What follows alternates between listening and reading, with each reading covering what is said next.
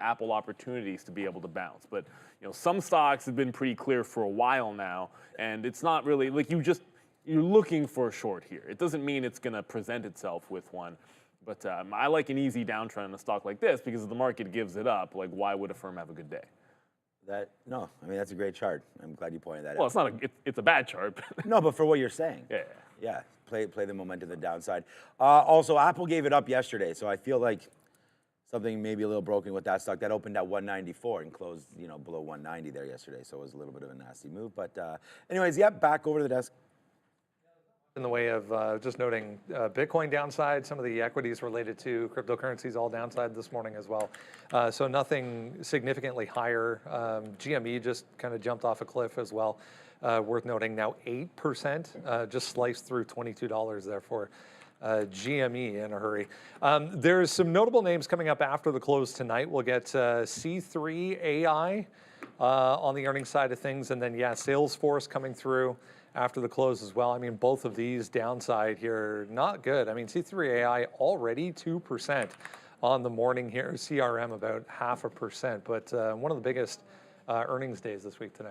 Yeah, Wedbush coming out with a comment today about the CRM and the upcoming earnings report. They have an outperform rating and a price target of 325.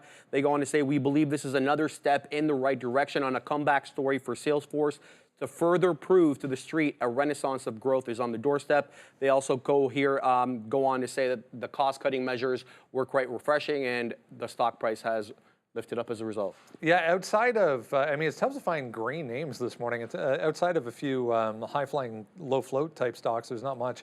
Unity also notably coming up as well with their earnings report. I saw a few people mentioning Chewy again. If anyone missed it, there was a share repurchase announced for Chewy, so it tags 1975 there. But another one, downside this morning ahead of its report. Kathy would sell a bunch Come on, of Brady, shares. you know Seattle Mobile's up huge? I mean, we're all invested in Seattle Mobile. I know for sure that I know. Shout out to Johnny Capo as well in the chat. Cava. Thank you so much for that, and we definitely appreciate the super chat. Hey, you know what? You're gonna throw a super chat on? Yeah, we're gonna. You gotta hit right the here. like on that. We're gonna show. I already hit the like. That like. Boom. Oh. Boom! There we go. We'll comment on that one. Right there. Hold on a second. Could you always do that? No, this is just a couple days ago. I saw someone do it before, and I was like, wait a second. And then I clicked on it now, and there it is. Boom. So there it goes. Thank you, Johnny Capo, for that right there. We go. Now, boom and holla. There we go. Like cool new feature, says Kyle Burdett. Yeah, so we'll be doing that. Kyle, just keep sending the super chats. You mentioned CRM there. I think that, honestly, this is one of those other names. We had Mike Edward on from True Trading Group. What a great opportunity that was to talk about support and resistance and things like that, and some names that we liked. We talked about Uber. We did talk about Nvidia. We talked about Moderna. And he's out of it, as you had mentioned. They're looking for some pullbacks. And then nice little dip down into 270 as well here for CRM. So I believe they're at risk of falling even further. Sometimes when stocks have this kind of a trend heading into report, someone knows something. Now, it hasn't been a great couple days, but that's been pretty bad. 290 down to 270 here for earnings. The market's been holding up. Obviously, today's a little bit of a different story. But CRM right now, a name I like. I like Einstein. HubSpot maybe taking some of their money away. You do have Teams and things like that with Microsoft. And AI, if we're going to talk about AI, Salesforce has to be one of those names. So I like the company, and I think that we could buy that one on dips. But don't buy anything before earnings. I mean, that's unless it's Nvidia, of course. Then you should buy that before every earnings report, apparently. But for right now, or just every day. Like it just bounced. It just went to 1133 there, Nvidia. Now right back up. And green again. Yeah. So it went down. I mean, it's going to be crazy to zoom into. I can't wait till this splits. 1135. When this thing splits to $100, Nvidia is going to be on this sticky note. I'm just going to send a sticky note to the printer and just have Nvidia on it. It's going to get traded every day by every trader. I'm already trading, and it's freaking $1,200. But anyways, Unity was a good one. Yeah, Kathy Wood did sell Unity shares. I'll have to find the exact number, but I can only imagine why. Like if you thought there was a downtrend it's a gentle, calming downtrend in a firm. There's nothing calm about it in Unity. It's pretty darn nasty. I got to go to a weekly chart here. I was just where do we think there's even some semblance of a level on Unity software as I scroll out? The answer might actually be nowhere. On the weekly chart, I have to go to 2020, you're not getting anything. Yeah, that's nasty. Forget it. If I have to go before 2020 and you're still not finding a low, there isn't a green candle since the middle of May 14th. Happy birthday, Dad. But super weak. I think on stocks like this, generally speaking, you're thinking short first. I don't wonder if there was a bunch of sell pressure, let's just say by ARC, if it's able to sort of reclaim. Let's just imagine a world in which the market bounces here today. If it's able to reclaim 19 after there was just a big dump, it would be interesting for some kind of a break, only because it has 11% short float. But underneath the 19 level, I think this is another weak one. So we talk about this, like short weak stocks, go long strong ones when you see downtrends. The reason I like the firm is because it has so much of a gap that if it starts failing underneath 29, it's pretty nasty. But Unity's chart is yuck on top of a whole lot more yuck there, Randy. As there's the refill. Oh, look at that. So you brought the lesson of the day mug. Good on you. What is the lesson of the day? The lesson of the day is don't own Faraday futures stock. I don't know. Well, generally speaking, the lesson of the day always is informed by something that happens that morning. It'd be like a trade that either went well or wrong, or a stock that set up or didn't, something the market taught us. See, there. You got to get your banana on, Randy. They're like it's like almost like the perfect level of ripeness. So. I had to go grab that banana. Cheers. Boom. Oh, Randy, he's a man of few words. What was Randy saying? Did his Polestar bid get filled there? Oh goodness, you don't want to look at Polestar. No, is it really? Is that bad? So I think PSNY is at 77 cents now. Isn't that actually, I thought it might have been worse than this actually. This isn't as bad as I thought. Isn't this a good opportunity because we see so many Polestars everywhere? You talked about Volvo. Yeah, forget about it. Let me check the one that I actually bought at $11 here, Rivian. Okay. Only down 10%. Yes. Holding up better. What are we even doing? Okay, I missed. What were you guys talking about before? Randy just came. And we're just like shooting. I was talking about Unity still. Oh right. Oh, how still nasty Unity. That chart looks. Coinbase, Bitfarm, Mara. Did you see some of that? Bitfarm rejected the offer. Okay, I saw that was in our note. So I don't know. I still think it could trade higher. Basically, they said it was undervalued. They believe in their company. They reaffirmed their guidance. I'm going to bid. That'll probably be on our rundown, support. actually. Yeah, you should be on the rundown, but I am on the bid a bit. Oh, you are on the bid. Yeah, and I was going to say Mara is another one. I mean, we will get to some crypto, but yesterday we were looking at this name at that $20 level, and it came right in real quick, man. Like a big 10% move that happened intraday on Mara. Like it was $22. It closed at 20. So the reason why it came to my mind is that that's such a key level, $20 psychologically, that I want to see if it can hold that. If we don't get too much happening as far as crypto movement today, 68 and 38 here, you can see on the downside for Bitcoin. Shout out to VinFast, by the way. Click on the QR code right there, get more information about VinFast. But I like Mara down there at $20. So I think there's some opportunities here as well. Live Nation, we traded Live Nation yesterday. Yeah. We could talk about that. Apparently, my wife's Taylor Swift tickets still are missing, so we'll have to figure that out. But let's go back over to Adara actually at the screen. Unacceptable. We have Apple here to kick off the list. This one getting an upgrade from Bank of America with a 220 price target. Norwegian Cruise Line, second upgrade in as many days. This one getting this upgrade from Truist Financial. They did have their shareholder meeting next week, so some positive analyst notes coming off that. We have Berkshire Hathaway getting this upgrade from Argus, and MindMed up about 5% getting an upgrade from Robert W. Baird. For downgrades kicking off the list, we do have American Airlines with this downgrade from Jefferies Financial. They also got a couple price target cuts. All of this coming on the heels of their decision to lower their Q2 forecast. So some analyst weakness coming from that decision there. We have some First Solar downgrade here from DZ Bank. Goldman Sachs getting a downgrade here from Wells Fargo. And last but not least, BMO Capital Markets downgrading CubeSmart, guys. I sense a fight. Wells Fargo downgrading Goldman Sachs.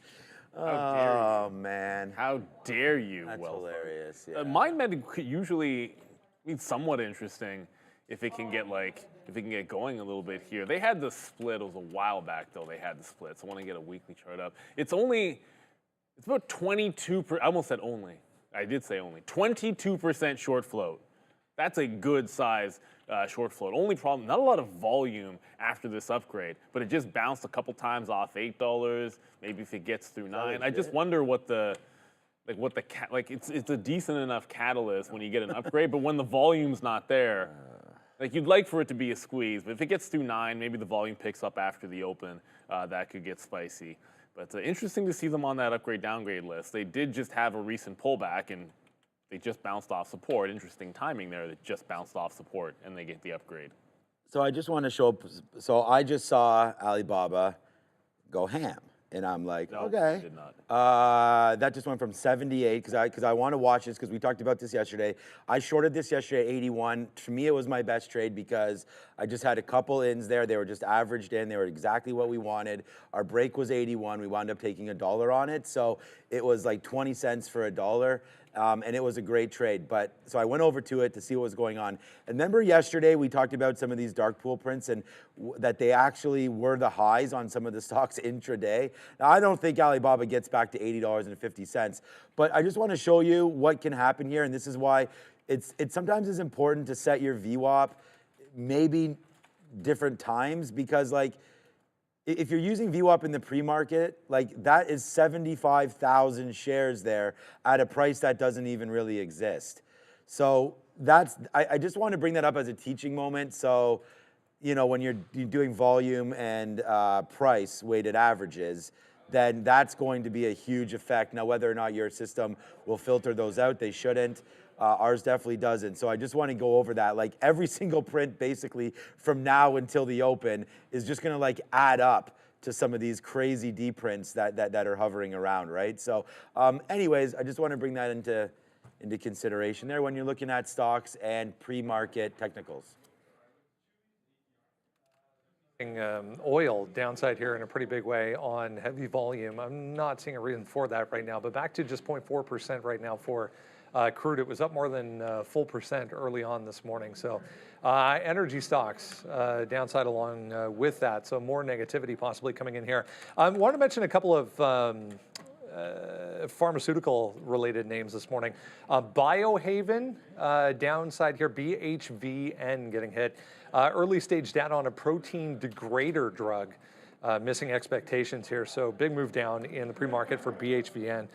J&J, if you go out to a daily chart on Johnson & Johnson, 3 days in a row here, this thing has given back basically all of the last month and a half to 2 months here. We got all the way back to 155 for J&J, but in 3 days we've given that back. We're gapping downside here again this morning for Johnson & Johnson. There's nothing really significant. There was some trial data for depression disorder drug that they released, but 3 days in a row here under significant pressure for J&J. Yeah, tough look here, especially with a phase 3 trial here coming a bit successfully. So usually that they get a good bump on that. It's for depression, guys. This is what the headline reads. That's the name of the drug, and it says here it meets its phase 3 goals. So we'll keep an eye on it right now. Down 0.4%. Yeah, there was they made an acquisition earlier. I guess it was late last week for a skin disorder drug, 1.25 billion on the acquisition. But I mean, this started end of last week here, guys. Downside for Johnson & Johnson. Yeah, I'm used to hearing, if you're going to pop a phase 3 positive news, stock being flat is not usually what you want to look at. And on top of that, at the bottoms, look, if J&J, they've had so much trouble. I guess if they get off this 144 level, it could be a bit of a bounce, but yuck is the first thing that's coming to my mind when I look at J&J. I mean, come on, if you were bouncing off 144 and you were trading, back up here on good news, I like it. I like when I tend to prefer when stocks respond positively to good news instead of being flat. So not a huge fan of that whatsoever with J&J. They have another deal closing today. I think that S-Wave deal closes. So they've been doing some acquisitions here and there. Yeah, if you're not bouncing the good news, I'm staying away from Johnson & Johnson here. Yeah, I think it's, I just Googled it, or perplexed it. Perplexed it. That's the right one. I just, Good save, good save. Perplexed it. That's a good one. What happens if you Gemini something? You gemmed it up? yeah, gemmed it up. You're still using chat the most. I think I'm using Perplexity the most. I think Well, you know Sharif's what? mentioned Gemini. I am all in on using it in WhatsApp, man. Oh, the WhatsApp one. Oh, yeah, sorry. You're Llama. It's Llama Llama, Mama. it's Llama 3, baby. You're about the llamas. I'm about something called Perplexity. I know Sharif's about Gemini. We'll get Brendan's. I think he's going back and forth. He might be back on the Gemini bandwagon. What I was getting at here is, okay, I think you want to just trade XLV. I think you want to take an opportunity to buy the healthcare sector Spider Fund. Right there, breaking now back down below the 50-period moving average. In this fund, of course, is 12% Eli Lilly. So you get some Eli Lilly, Boom. So that's good. 12% Eli Lilly, 8% UNH. So again, a stock that's been beat up. I've had some issues there with the government and some of that funding, but huge battle back. This is when me and Brendan and all of us were talking about the diamonds and the Dow and how low it was, getting beat up by some of these bigger names. So you're going to get UNH. Number 3 is J&J at 6%. Then you have AbbVie, Thermo Fisher, Abbott, a name that you like. Danaher is in here as well. So there's lots of opportunities. So where you're not picking your poison, you're just taking a sip of all of it. So if that's which is okay, you know. I mean, you know, we already talked about blue pill, red pill, black pill, you know, baby blue pill. I think if you like the space, it's really safe to just get one of these ETFs because then you're not single stock risk. And that's what I was getting at with J&J is they have these lawsuits, the talc, a bunch of they're bankrupting different. I was just watching Nvidia here trying to bounce off 1140 again, different divisions. Stay with DHR, J&J or XLV. J&J is only a 3% dividend, so I don't think you need to chase yield, especially in this rate environment where you can just give your money to the bank and get more than that. So, all right, it's 9 o'clock, almost rundown time. To a few other things we need to know here this morning. We'll kick it off as always with a look at the market. 53.25, guys. That's where we closed out yesterday. That key area of resistance, you can see that over here at the top of the crest, 53.37. So if we break through that or if we get to that level, look for it as a key level of resistance. So the downside as support will go to the low on the 23rd, which takes us down to 52.75. Great morning to talk about the watch list. If you haven't done so yet, make sure you grab that. It is absolutely free every single day. Go to the website, tradertv.live, wait for the pop-up, and then enter your email. It shows up then every morning for you in your inbox. And I say that because a couple of unlikely candidates here on a repurchase program. The first of which is Robinhood, $1 billion worth of a share buyback. Announced after the close yesterday. Obviously, huge move up to $22. We're all the way back, let's be honest. Yeah, it's a great year for Robinhood. There's no doubt about that. 61% up year to date, Brendo. It's still down, though, 58% from the highs that it put in August 2021. So keep an eye out for that level. Here's what the share buyback program is going to be. It's going to be to the tune of $1 billion. It's going to take over the span of 2 to 3 years. Is going to start in Q3 of this year. Essentially, the company believes its stock is overvalued and earnings have exceeded expectations now for 8 straight quarters. So that's a reason for the buyback. Yeah, context key. If you zoom out a little bit here, still a great look, guys. This is a weekly chart. Yeah, as you were saying, Hood with a monster year so far. Oh, yeah. And look, we talked about this several times when you're trying to catch falling knives to not do it. Because, you know, obviously Robinhood had that big, I'm not going to zoom out far enough. You just heard the guys talk about it at the desk. Nowhere near those highs from, you know, way back in like 2021. But if you let it make a base and then start breaking out, the moving averages start to catch up and trend back to the upside. Then it breaks out this key top around $14. You're not really worrying about, oh, the stock's still in a downward trend. Well, today, it feels like it just made the wick above the 52-week high and right back under. So would have been more interesting. I think if we're above 21.25, I was looking for this. I mean, after market last night, all I could think about, because we were long this in the afternoon when it was sort of bouncing back above VWAP with all the other crypto names, and I was thinking, okay, well, if this is going to break us above 21, we're just going to be looking longs above 21 tomorrow, and it gave it all back. So I don't mind the notion of getting back in through like 21 and a quarter. That's your 52-week high. Actually, in the open market, the break is only in the aftermarket, but it's that or 20. If you're going to bounce exactly off 20 yesterday and we get into a weak market, and I think it's a positive catalyst to buy back, it's an upward trending stock, I want to go dip buy at 20 on Robinhood if we're not actually going to get the breakout through 52-week highs. So just a bit of a pivot here.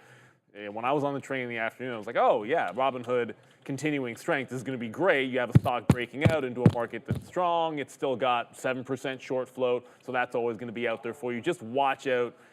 As the crypto names might pull back a little bit, you're going to have to be patient. If we go falling knife here, you want to see it bounce and then get in. We talked about that with rounded bottoms, finding it bounce, make a higher low, instead of always just sitting out in front of it as it's falling to the depths of hell. You know, you don't have to always sit on the bid. You can watch it bounce, miss the first 5 or 10 cents or something, and get yourself an entry on the way back in.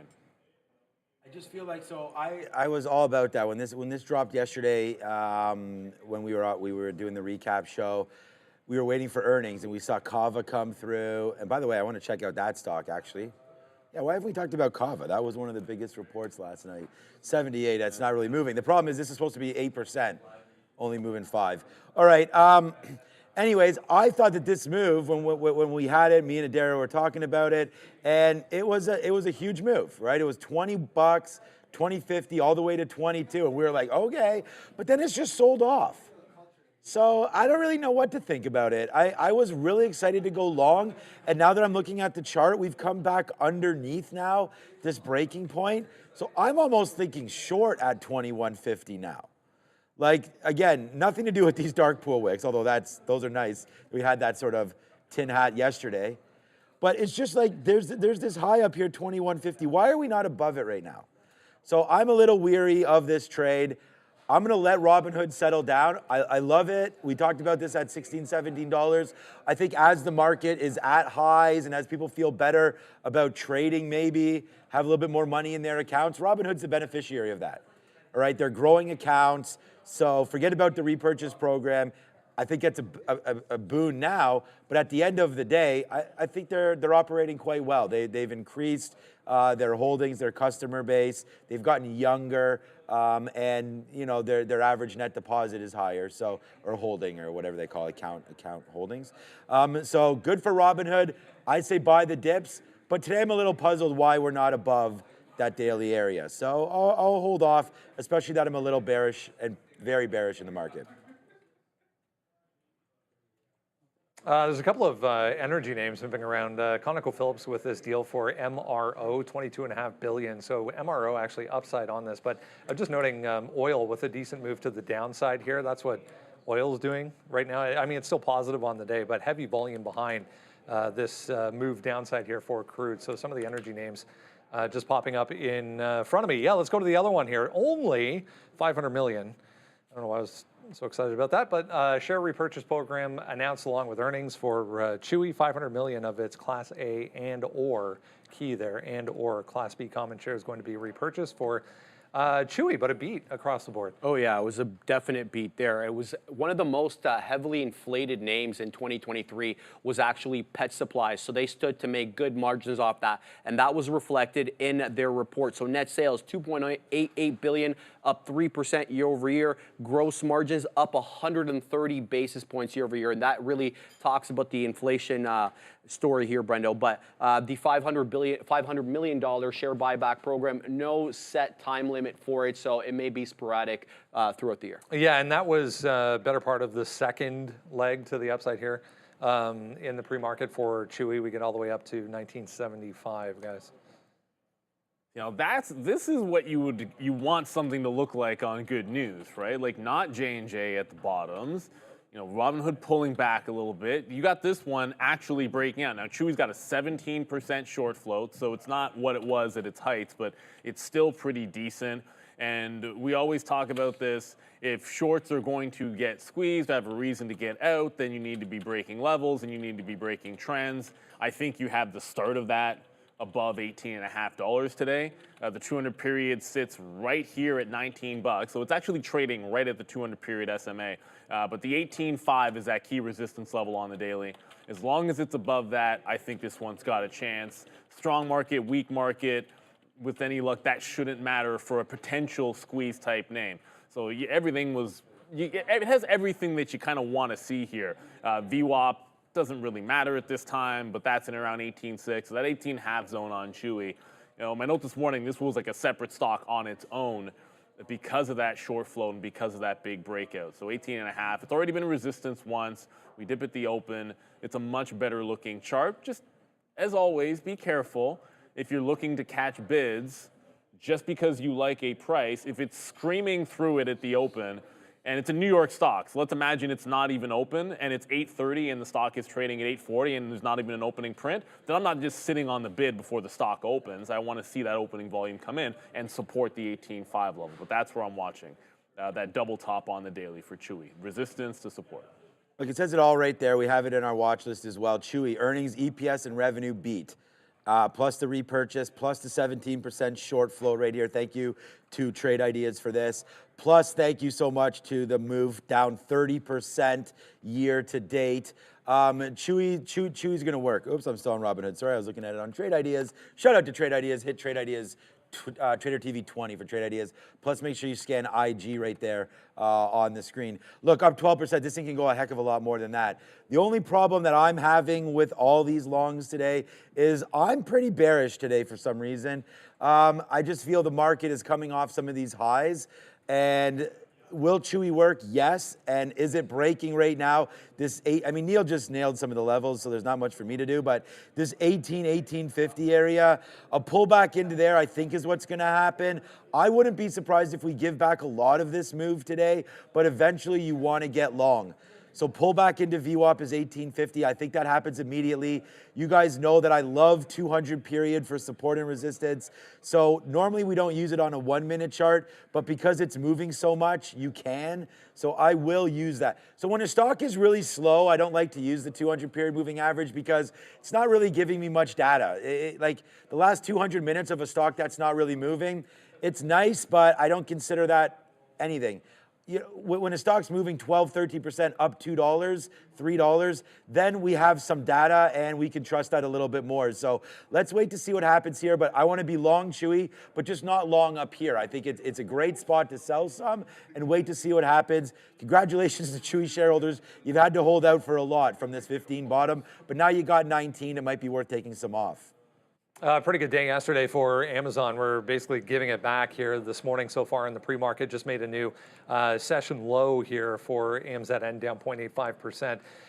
I'm kind of surprised that this lawsuit even had any kind of day in court, but if you missed it this morning, a U.S. district judge in Seattle has denied the company's request to dismiss an FTC lawsuit.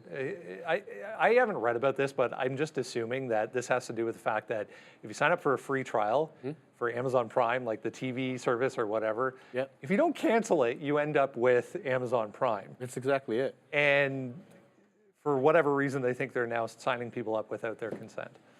Look, I've never been subject to it, so I really don't know what the complaints are, but the complaints that are being made by the government are enrolling millions into Prime without their consent, making cancellations difficult. I didn't experience that, and I've canceled Prime in the past, and using dark patterns, deceptive website designs to trick users. Not really sure what all this is, but it's a part of a broader government effort to regulate big tech. We've seen multiple lawsuits this year. I mean, trial in itself refers to a start and an end period. What happens after that? Anyway, Amazon, as we said, very, very positive yesterday, ended the day basically at session highs, but here we are giving it back today, guys. Just real quick here about Amazon. We were just talking about the ad-supported system as well here. All right, so I have it on here. Good luck. I have Amazon on here as a short. I just, it's on the sticky note. It is going to be my #1 trade idea. It was my #1 P&L name yesterday. We had Amazon, I think it was maybe even both ways, but you know, buying some of those dips down there were fantastic into 180, and then selling these tops at 182. And we even talked about that yesterday afternoon if you were watching the afternoon show. And I was like, you know what? Look at all of these tops. Like, we called this move right there. And at the end of the day, you know, we get the imbalances, and the market did make that little bit of a bump back up. So right there, 181, 182 there for Amazon. That would be an awesome short. Obviously, when we're writing this to things at 181, the market's being hidden down. So now I think forget about some of these levels. We'll try to wait for them early. We're not just going to jump in. But I'm thinking like 180, 150-ish might be decent somewhere in here. And I don't even really want to look too much at the other charts. I've just said that, you know, it's been a downturn. Sure, we've gotten some good retail numbers. We see ANF. And then Chewy, of course, being the, you know, the online retailer. Amazon's going to work. But maybe there's just too much negativity right now surrounding some of this stuff with the FTC. And it just needs to cool off. Microsoft had a cooling off period before blasting up to all-time highs again. Amazon's definitely doing that right now. Look at this trend. It does remind me a little bit about that Affirm that Neil brought up. I still say you go short on this name. It's just a matter of finding out where. I'll change to 182.50 because that's not coming into like 181.50 with like a 182 top. So you could easily get a dollar bump right now once the market opens. That's your 182. So that's what we're going to look for here. There's still 17 minutes. And I just heard like oil was ripping. We just had news that oil was going down. Like, so this market is definitely getting ready to do something right now. We're also hearing that Bitcoin's starting to move a little bit here again. So yeah, let's just wait for this market to open. But I'm a short on Amazon today. Yeah, I'm with you on short Amazon, but let's not be comparing Amazon to Affirm. Oh, the chart. No, I know. No, yeah. No, I mean, I'd much rather be invested in Affirm, of course. I mean, clearly, like, if you want value, if Amazon gets a 1.6 on it next time it gets down there, I'm buying my personal account. I don't want to miss the dip this time on Amazon. But it just rejected the 50 period on the daily, so that's like the first look why it's relatively weak. And then, you know, like Sean just mentioned, the double top at 182. I just think as long as it's underneath that price and not too tight to the 180 level, you're looking to find a short, like a rollover short. But it's a little bit, it's traveled away from it at this point. So if the market was strong and there had positive news, I'd be taking this level and thinking it's a breakout. But the market is weak and it's negative news. I just think you got to short that level on Amazon. There's probably a few things that'll be a little bit closer to prices at the open, but with 15 minutes to go, like Sean said, anything can happen. I'm not thinking it's as likely that we get a chance to short that exact level. So you might have to find something else, maybe like the halfway, Sean mentioned, like 181. But as long as it's underneath that double top Friday and yesterday and Tuesday's trade, I think you got to be short Amazon. Love the stock in the long term. I think we get an opportunity to dip by this if it continues this little downtrend. All right, not a good look for. Hi, Neil. Not a good look for American Airlines, downside to the tune of almost 10% here. Just made a session low with the overall market as well. Yeah, oil very volatile this morning. Back to the upside now. I keep seeing energy names flashing in front of me here, but $12 again, trying to hold as support for American Airlines. It's been a long, long time. There was also a Jefferies downgrade, but I mean, there's not many positives to mention here. It was a miss across the board for AAL. Yeah, tough look, man. I mean, they're guiding their unit revenue, I guess, decline year over year. They were guiding previously 3%. Now they're guiding 5 to 6. So almost double figures. Adjusted earnings per share also got revised to the downside. They were revising about 115 to 145. Negative now, a little bit more than that. The reason for the lowered guidance, they're trailing the competitors Delta and United in financial performance, and they changed their ticket distribution. You would be able to go on to third-party websites to be able to buy some of their business travel. Now you got to go directly onto them. So yeah. Smaller hedge. We basically gave back the entire month of May in a week and a half here. So, I mean, May starts here. We're right back to the beginning, like it never even happened, guys. That's $12. Yuck for AAL, but like I'm gonna give a shout out to a Ponzi Fonzie because he asked for it in the chat. How about a shout out for the Pons? I was caught a tornado yesterday, and I'm glad you're okay. Hopefully everybody's fine. I know there was one in Quebec here in Canada. Those are wild, man. Scary stuff. Oddly enough, my daughter and I are reading. Well, she's doing most of the reading. The Wizard of Oz, which is much darker than the movie, by the way. I didn't read the book as a kid. I just watched the movie. Like, wow, really? That's not a kid's story. It gets really dark.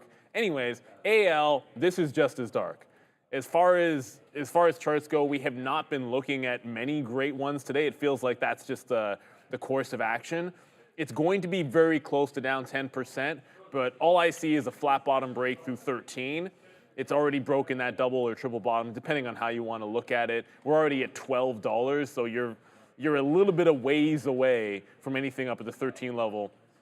I think I want to be looking to short pops into that, but like this would have to go big time to the upside. And it's so tight to the 10% down that I don't know if it's going to be a short right at the open, only because of that SSR. So we'll let this one play itself out in the open range, and then maybe work over to it. And we're gonna end with the chip, which is good because we got a few chip names to talk about, but not a good look for AAL. The airlines, in a general sense, I'm not a huge fan of them. I never really have been in the long term. That said, they are good trading vehicles when they get going. This is now giving it back up. I wouldn't be surprised if you retested the November lows from last year on American Airlines. All right. Yeah, look, it's in the watch list there. Neil just went over some levels there. I don't really trade the airlines, but I feel like down that 10%, you're going to get that SSR bounce. You've broken well below. We talked about that Jets ETF if you wanted to sort of pick up all 5 of them. All the 5 major airlines there, sprinkle in some Air Canada. But yeah, I mean, at some point you're going to get down to a level, and if you like it, it's about now. So I feel like if you're going to DCA something, it is rated and around now. But airlines are a very, very tough business, and I would just suggest, unless you know what you're doing here, it's tough to pick individual names, which is why I always sort of say this ETF here that, again, has moves and is down into the dumps as well. So if you're going to just sort of say, hey, I want to get something, and we talked yesterday, there's not too many names that are back to where they started at the beginning of the year. Well, this is getting pretty close right now. So if you can get some support down at the 200 period moving average, get United Airlines, American Airlines, Southwest, Delta, all of them wrapped up into Jets ETF. So JETS, Jets. That ETF right now, yeah, to the downside. You think, remember what I told you, Jets versus Bills, AFC East. I think that the Jets might be favored to win that. I'm going to double check that. I know it sounds ridiculous, but will Aaron Rodgers last more than 4 snaps? Well, I mean, that's an easy yes. He's also, they have the worst opening week of all time, I believe. He opens up in San Francisco. So he's going to have Bosa. Like, this guy might be done after game 1 again. So we'll see what happens. But no, I hope. You know what? The NFL would be wicked awesome if, and all sports, but more specifically the NFL, every year there's major dudes that get hurt. Like Burrow like, got hurt. Especially the quarterbacks. And then you get major injuries to running backs. And we know that because of fantasy. Yeah. But it takes away from the fun. It does hurt a little bit of the sport because you go there looking to see people. It's like you get season tickets and it's like, yes, Joe Burrow's my QB, that's my dog. And the next thing you know, whatever his name is going in, they're like, I don't even know who the Packers' backup quarterback is. That's pretty bad. I should actually look that up. I have no idea. I should look But nobody wanted to see Zach Wilson last year on the Jets. Nobody wanted to see the guy Cincinnati's Browning, or he actually played well. But like that's at the end of the day, you wanna beat the best. And like when you're playing, like I want to watch the best, but like I'm sure they all want to go up against and play against best, which is weird that they want to add more games to the schedule to make more of this. Another reason why the streamers are going to get spicy in the next little bit because they're all battling for that. And but apparently, if your mom hangs around the stadium as well, you don't want to see Zach Wilson either. So, okay. So by the way, Nvidia. No, I'm not. I like the 49ers. I think that they're probably. they're going to have one more run for sure. They got to get Debo and all that figured out, right? Nvidia just touched 130. So the reason why I bring that up is that there's that 1125 level. We're going to get to Nvidia right now. So let's go over to the desk and talk about it. But Nvidia is dancing here in the pre-market. Yeah, it was all about semiconductors yesterday to kick off the week here. Downside a little bit, 0.5% for Nvidia this morning. I mean, there's nothing monstrous or major to note. This was kind of interesting. Upgrading their packaging of one specific chip, GB200 at Taiwan Semi, to speed up the process because they can't keep up with just an unbelievable amount of demand. So, I mean, they're reinvesting back into the manufacturing side as well. Well, yeah, we kind of knew about that. We knew that there was a ridiculous amount of demand for the H100. It's probably going to be an equal amount of demand for the Blackwells as it really cuts down inference time. That's where it's getting complicated, guys. The training aspect of the large language models getting a little bit easier. The inference still a bit more complicated. There's another headline, though. Arista Networks looking to collaborate with Nvidia to build out their data centers. So ANET, A-N-E-T, on watch. All-time highs yesterday, as we mentioned, back downside here ever so slightly so far, guys. Yeah, the key pivot price, I guess you would call it, was a 1125 top in the morning that offered support twice in the afternoon, late morning and then the afternoon as well. So I think that's your line. If you hold 1125, I think Nvidia has a chance to get back into the green side. If it's underneath that price, I think it's a bit of a fade zone. We're trading, like ARM was the breakout for me yesterday through the 120 level. Okay, so half the day's kind of gone. Well, at least you can, all right, so I can tell you what happened in this day. It held the 120, it eventually got to like 124 and a half. But let's go over to the 15, which is on the daily, feeling 120 is a pretty key level. I think if ARM can hold on to that 120 on a dip, you can see the consolidation break. It's still in a bullish pattern. What doesn't look as good potentially is that AMD. Like AMD has now twice rejected $173, once fantastically. Today it's now so far away. Like when I sat down, it was like 170, and I thought, okay, even a modest pop, you get a lower high in a previous close, 171.5, 172. You're shorting it after this 173 break. Now it's about finding a way, if this is going to be now 2.5% to the downside, weaker than the overall market, weaker than everything else in the chip space. It's one I would want to be short underneath that 172. But it's starting to drift away from that price. So I do want to favor the short side on this. It's too tight to 165 to want to short the lows. I'll look at pre-market high 170 on any kind of a pop here in advanced micro devices. I just feel like if the market's going to be weak, the last time this rejected 173, we saw it in the 50s by the end of the day, and it rejected it yesterday. So I could see it getting back there, maybe not in one shot, but certainly the pullback somewhat warranted here if the market's going to give some up here on AMD. Yeah, look, I on the sticky note here today, you guys can go find it. It's at Trader TV, Sean. I put it up every single day. Today I have AMD. So I have Amazon and AMD and Alibaba's on there. Palantir's on there as well. Go see some of the levels. But I love that AMD level at 170. I feel like there is a pullback opportunity. But now we're just like, again, when we write this, like 8 o'clock, you see, when we're going on air, we're writing stuff. Like, we've really had to move down, so we might have to watch out for VWAP. So definitely on our mind is AMD. But let's just talk about Nvidia because that's what's on here. So the imbalances just came out. Remember, the NASDAQ imbalances come out at 925. So there's everybody's favorite. Oh, Palantir coming out as a sell. All right. There's Nvidia with a buy. So nice little move back up to the upside there for Nvidia. Palantir now leading the way with a sell. All right, so not much else going on right now, but there's FFIE right here, 84, 83 cents dancing around. But let's just go back to Nvidia and talk about that because we got 5 minutes. So look, if the market ever wants to bounce back today, which it's going to, like at some point, Nvidia's not even down. Like that's a flat open, minus 0.2. I mean, the NASDAQ is almost down 1% right now. So talk about like what's leading the NASDAQ. I mean, it's going to be Nvidia. It already is. Like if this name was down 1 or 2%, then you'd see the NASDAQ probably down that 2% itself, right? It's going to drag a lot of names with it in sympathy, but it's not actually even going down. So you got to play relative strength. So for me, I do not want to stand here and take 125, but I definitely want to watch to see what happens around 125. And if we can do base like this, then I feel like that's okay. This is 5 or so minutes of a base. Give me those bottom wicks that we can play off of. So I'm not looking short this name. And even if we zoom back in, I probably shouldn't have zoomed out there. Even if we zoom back in, even early on, you see, this is only 1 minute. That's hard. You're going to have to believe the sell-off is over to catch that. I'm not even trying to do that. This is also a sell-off to the 50. So that could be something, sell-offs back to 50 period. But that this is the trade that I should have. Right here, base, base, base, base, base, bump. So what does it matter if I catch the bottom down here on 100 shares, or you have more confidence when you see something like this and you put on 200 or 300 shares? Because sure, you don't get the dramatic move, but you make it up with more shares and more confidence because you have an out.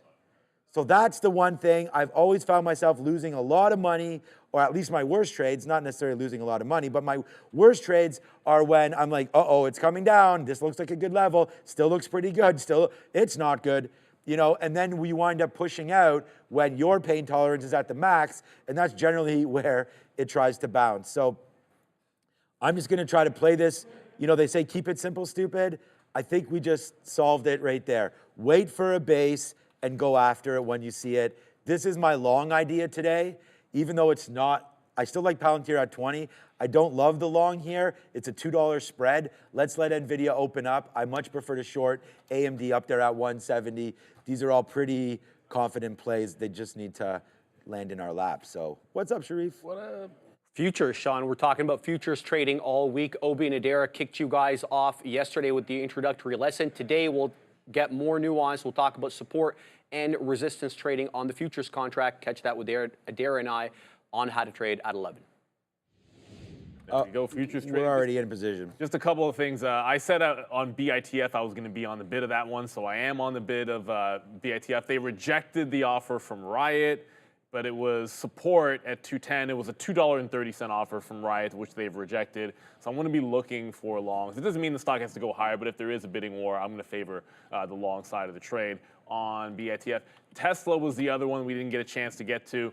Look, if we get back up to 178 or 180, either one of those two levels, I'm going to like them both for shorts. 180 was the one we wanted yesterday. 178 is where it bounced from, or sorry, bounced down to on Tesla. So on any pop looking to fade Tesla, still looking relatively weak, down 1.5% into a, I mean, I was going to say into a flat market, but it's not. It's a 1% down market, but worse than the overall market. The imbalances weren't much of anything, but if you look at it, as Sean had mentioned, like FFI was there, AMC is a small sell, Palantir is a small sell. Faraday, if it gets back to $1, they're trying to close it above $1. So that level is going to be back into play here. Seconds. With only 30 seconds to go. I don't have any levels on Faraday. Thank you, want to Randy. play that one by ear. Going to try and find some levels as the day develops outside of the $1 on Faraday, down 30% after their numbers were a shocking disappointment, I suppose, although I don't think people were that surprised. So some concern there for them. Let's get this hump day market started in 5, 4, 3, 2, and ring it. All right, here we go. So we're in, and we're ready to go. So, okay. We're in Amazon. So Amazon right here, we'll take that short. Again, we were looking at this up at 182, 182.50. Look what Amazon's doing while the market is downside, down 0.8. Amazon rips up to 182, so we'll say thank you, come again on this one. Put a little bit more shares on here just to see. We have that 183. Like I said, Holy Chewy. Chewy's going ham upside.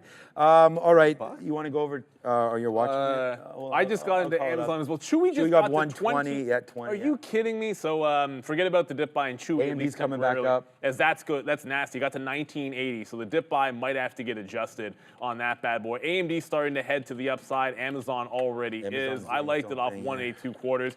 We're looking 170 on AMD, and if it breaks through that, we get out and we look for 173. Tesla, no bounce to the upside on Tesla, and just very quickly, Nvidia bouncing instantly off of 1130. So that 1125 and 1100, we're just going to have to wait around for patiently. Not much happening over there in a firm. And then FFIE, it made a bit of a run to the upside, but still a bit of a 2-cent spread every now and then. So watch out for FFIE. Looking for it to challenge $1, and if it fails $1, I'm looking to fade it. All right, so we just did what we always, not what we always do, but we're trying to get shares on a stock that we like. So we're into Amazon right now, and it just went into the money for us about a dime. It's in the money now a dime. We're trying to take 20. So hopefully it can come back into that 180, 150 area. See like how crazy this is off the open? Liquidity is not the greatest. Like we were just at 180, 160 and I didn't get filled. I was at 61 thinking we're getting filled, and now it's Rip City here on Amazon and on the market. So watch out as the market's coming right back up. We put in our note, we'd have to watch out for 18.8. So here's that 50 level right now on Amazon coming into play hot.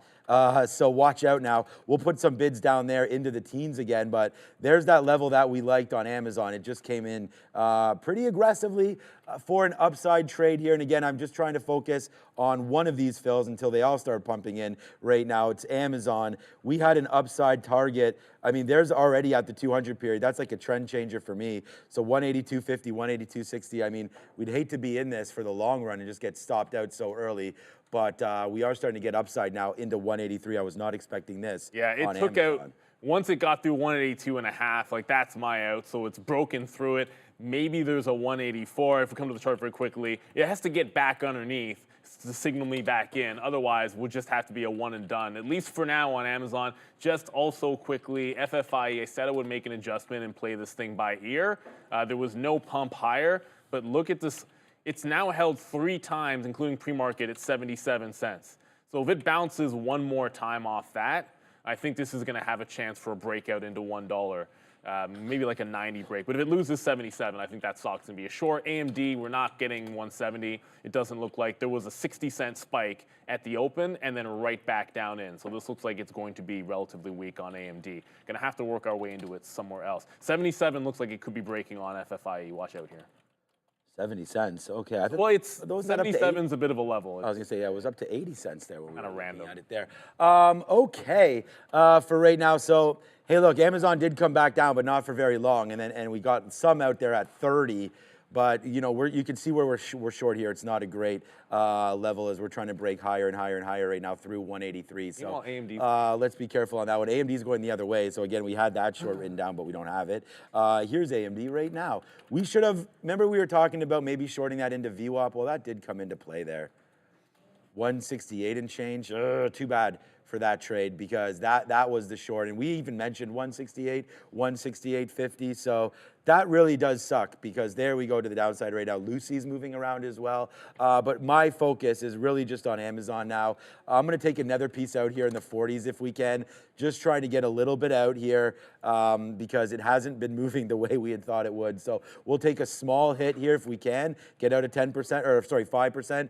And now we'll wait to see if, darn it, I wish it was 10%. Now let's see if it comes back in here. If this market collapses, we could be into something. The other play was Alibaba. That's, what? Alibaba's literally not moving, so that could be something to watch out for after a bit. And then Tesla was a downside note on our watch list, but I didn't look at it short. And this one's also ripping up to 176 there. So a couple names doing a little different things here today than I expected. Yeah, and FFIE being short sell restricted means you can't hit the bid. So I'm going to have to get picked up on the way.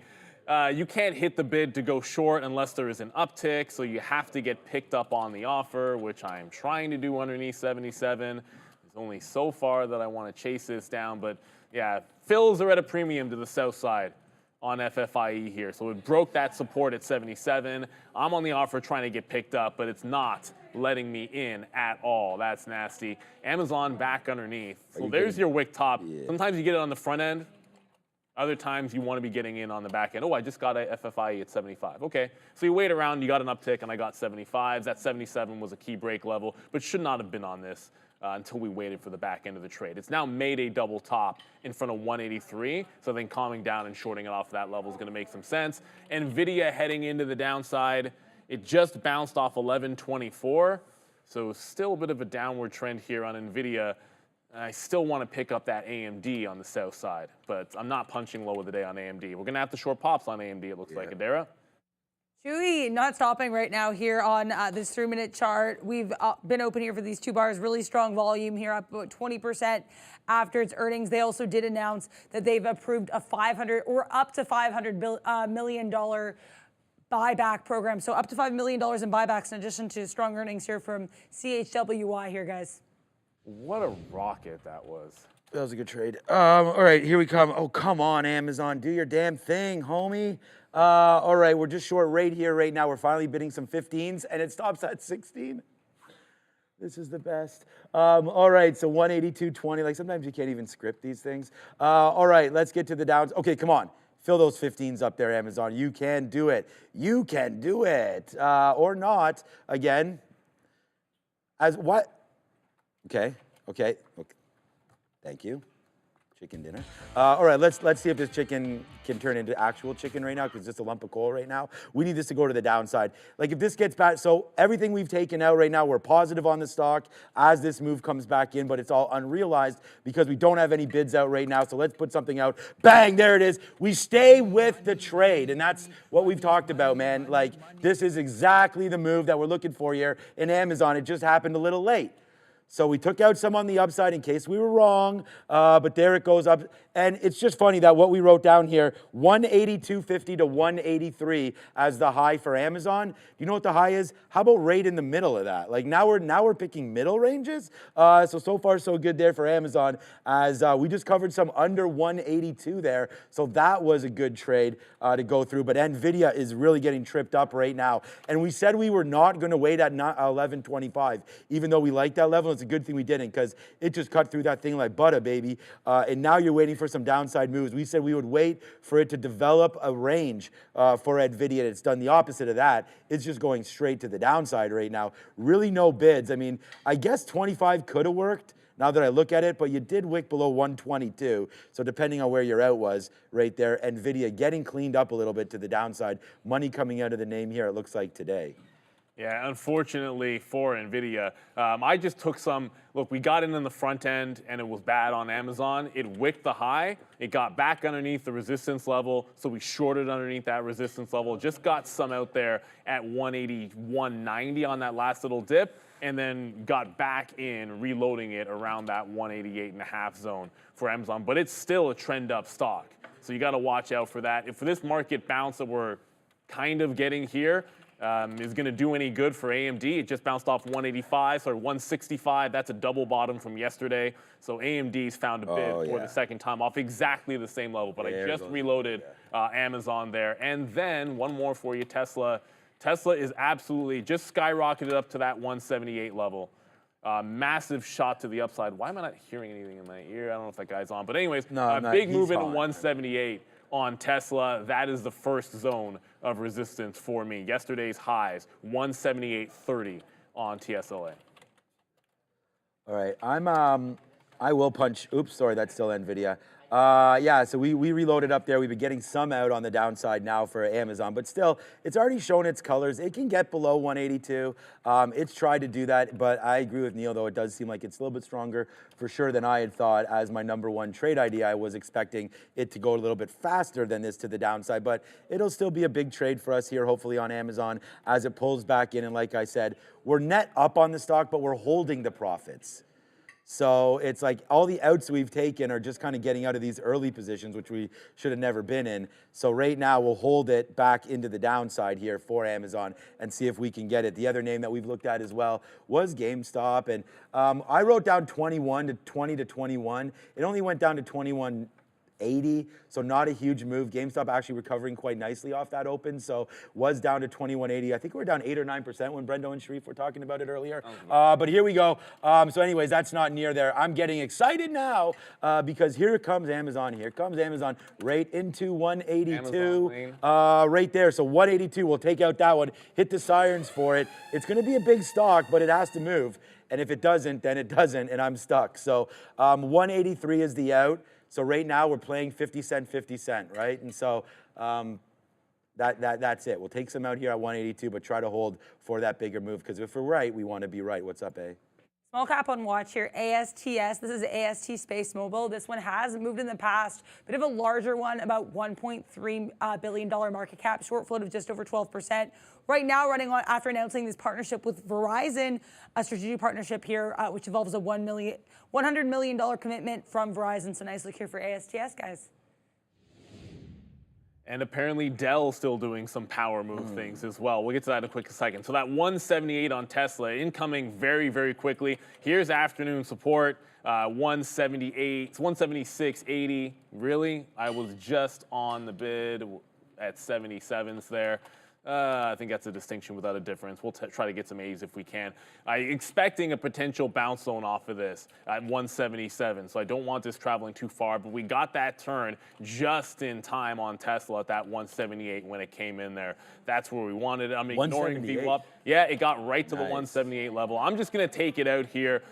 The market, it made a big bounce. But if you look at what actually happened here, we got right up to overnight resistance and not even close to it, and then faded off. So Tesla, relatively strong. So we play the pullback, 178, back into 177. I'm just going to take it and run. If you look at where the shorts have been going, where we like the short pops, not falling like we like to see. Like two stocks that I like the short pops on, one of them in an upward channel still, that's Amazon, and also Tesla as well. Here comes AMD, 165 a second time through. I think this time it breaks it to the downside.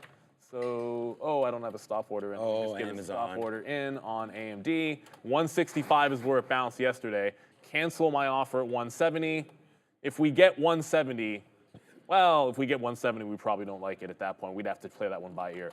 So it just broke. I just got 99s. I'm going to give it to the quarters on advanced micro devices. I like that trade. We'll hit sirens up. We have a new trade alert. And by the way, so it's short Apple. But by the way, right now, this Amazon is making them sing right here because this is a nice move back into the downside right now for AMZN. We talked about the futures falling down, and honestly, guys, that's another one because this is we did this yesterday, or I think it was yesterday, where we were holding on to Apple. We were talking about it. We were trying to justify why we were only looking at Apple or whatever the play was, and this is why. I mean, this is, it was our idea to short this name. We shorted it, and now it's pay dirt. So, yeah, man, we have to like what we're doing right now. Hold on, my mouse just keeps on flipping back over here. All right, let's go over to Adara as there's Amazon. We just got that bid at 61, did we? Yes, we did. So look at that, Phil. All the way where we started. Roller coaster ride, Adara. What's up? Keep an eye on Apple here, AAPL, the information releasing this report here on Apple apparently planning to use its custom chips for some confidential computing techniques. So basically what this means is that with its AI conference coming up, so people are concerned about how it will integrate AI in Siri without violating customer privacy. Well, basically what they're going to be doing is conducting this AI in a virtual black box. This has to do with its previously reported AC/DC or Apple chips and data centers project, which will basically allow it to, through confidential computing measures, keep customers' privacy safe while doing AI. So just interesting note here with regards to Apple ahead of that developer conference on June 10th, guys.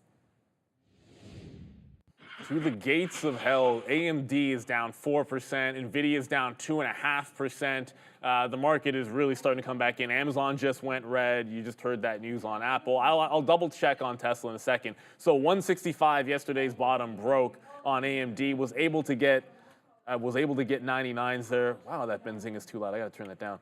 So 164.5, first level, we take some out. I think you can see 162.25. That's this level in here. Amazon, for me, is still going to be a red stock because we got in on the front end at a bad price. It needs to get back down into 181. Still holding a bit of a bull flag there on Amazon. And then going back to Tesla, we got out because it looked strong.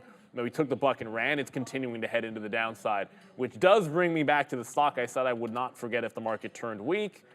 Firm 29. Just rejected 29 even by like 5 cents. If it gets into VWAP, I want to look to short pop and just get into position. I said if the market's weak in any sense that I wanted to short this name. So as the market's bouncing here, if we roll over at VWAP, I'm getting into AFRM. All right. So I just got out of Apple. So because we got out for flat. So we were short, actually, literally for flat, actually. Yeah.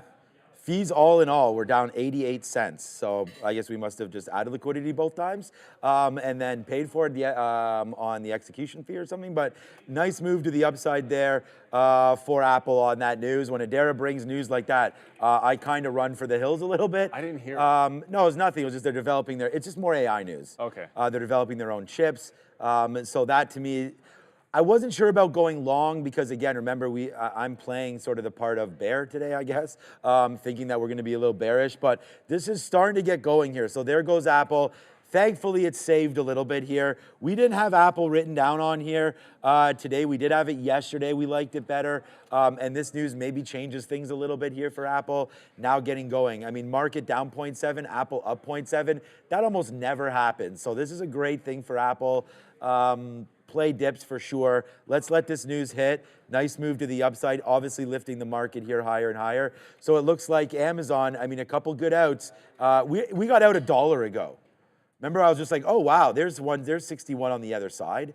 And yeah, within 3 minutes, remember we said that the liquidity is pretty dried up. Whoa. So we get out at 181.60, then 3 minutes later we're shorting 40s, 4 minutes later we're shorting $1 higher. So right now we're short at 47s, and we'll see if we can get something out in the 30s as this name is very, there it is, very, very aggressive. There we go, we'll take some bids. So there it goes. We'll take a dime right now, looking for lower, of course.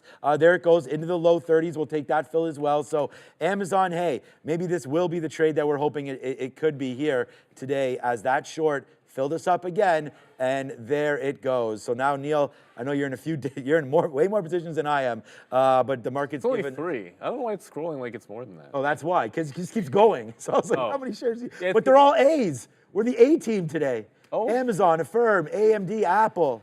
All right, that's what else we got that starts with a name. It's literally just those stocks. Abercrombie, A&F. Get an A&F immediately. You don't want punch to short long. You don't want to short A&F. Right, just punch long. Do it. A&F, you want to be going in the other direction. Look, A&F is up 14% right now. No chance. I'm not shorting the stock. You could turn from here and drop $5. You're not going to see me. It's an absolute runaway freight train. This is the best. I mean, it's the best stock that nobody talks about enough. That's the only way to think about it. It's an absolute rocket ship. A&F's a home run, all of that good stuff. Affirm was the first position. Non-AMD and Amazon. We just shorted off VWAP. It just tagged 28.5. We have 75. Amazon was a reload, and that continues to test higher. I'm trying to get something underneath VWAP in here. If it makes another high, we just got to jump out of it. And AMD's on trail time now. It's a dump city. I have a 163 bid that, yeah, no, my plan was to take it. 65 to 63. I'm going to take the 163 out. This one's still heading to the downside. I know Lucy's making some moves, but what I just saw in chip space is at that 63 level, you've already made a bounce in Nvidia. So I'm going to trail this to the quarters here on AMD as we're going to Adara, I think I heard. Yep. Another earnings name here to the upside. DKS, going to be Dick's Sporting Goods, beating estimates across the board and actually raising their full year or their fiscal year 2024 guidance across the board. So nice look here for DKS up about 16%, guys. I pity the fool that doesn't hit the like and subscribe button.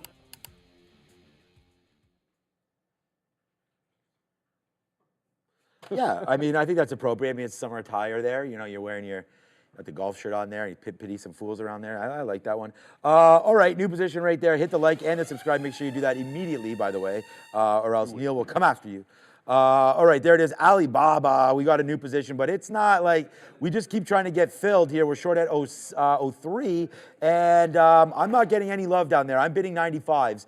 Bounced off of that a couple times. We're trying to take a dime or so on it. Let's watch out for Alibaba. We're at the 200 period. It's down 2%. For me, this is actually exactly the kind of trade that I'm looking for here. A stock that's underneath. We have Alibaba written down here. Like if this breaks, first of all, if this breaks 70, now the market's going above 18.8. So things are starting to change now as far as the market is concerned, but let's not get it too twisted. I'm still trying to get the short and we just got loaded up now on on Amazon, because that's at our 83 level. So we're trying to put a trade on here. We have one on, and it is Amazon to the upside right now. Watch out for 183 break, and we're out of this. The NASDAQ is, Neil's really going. Right now flying. Nvidia's flying as well. So, yeah, so we're going to get stopped out of Amazon. We're back at the highs on the NASDAQ. No, it didn't break evens, did it?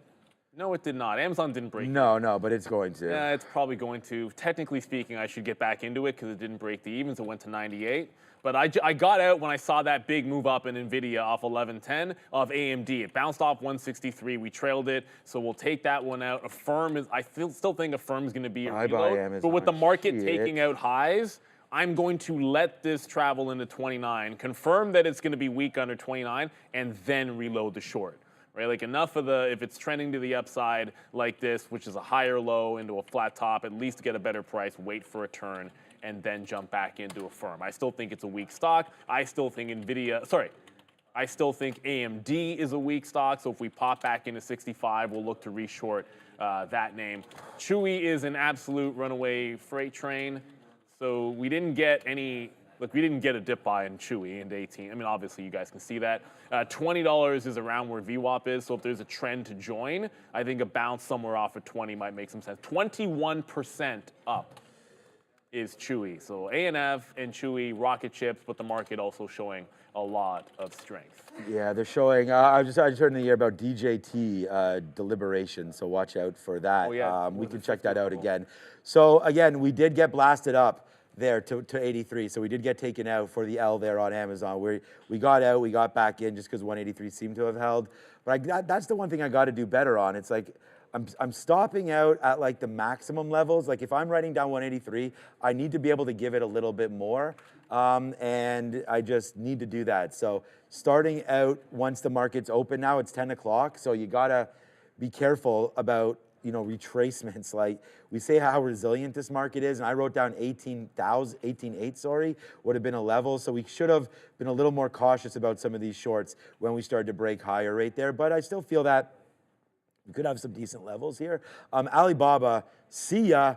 That was, again, it's going to be a fail. That's an L. So we're not going to be like, oh my God, we should have held it, because we shouldn't have. Alibaba is really aggressive now, back up to the upside. So just be careful if you're going to short this name. I feel now we'll be a little more responsible and wait for the level that we wrote down of $80. But I like the fact that it came right up to that 200 period. If the market does fall down there, maybe we do have something. Today, we do have economic numbers coming out, as you can see right here. On our watch list and tweeted out right here, Fed Richmond Composite Index looking at -7 right here. So we're going to watch out for that at 10 o'clock. We had some consumer confidence numbers recently, or yesterday's number was Michigan, or I forget what it was yesterday, but which was it? CD? Oh, okay. CB Consumer Confidence. Thank you, Adara, for that one.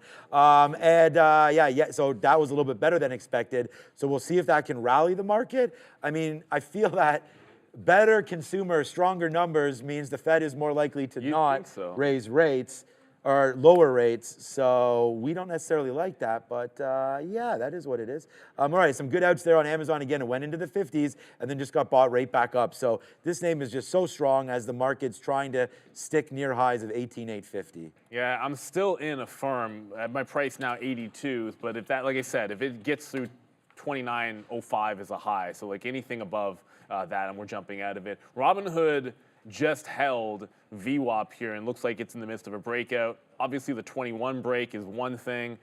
We never dipped down into 20 even. It got to 20 and a quarter. But with the market starting to break back out, if we consolidate off VWAP, I'm going to look long VWAP on Robinhood. We do like it to the long side. Chewy, I don't know if there's going to be a solid path into that stock. It's just, you might have to wait for that to calm down, like lunch or in the first, like 10:30, something like that. AMD, I thought we'd get 165s again in this market bounce. Going to give it some time as the market's really strong and going hammer to the upside. I don't want to be just picking a random level. It's 65 we like. That was double bottom. We're going to wait for it to get there and then jump into the short. So we're just in Affirm.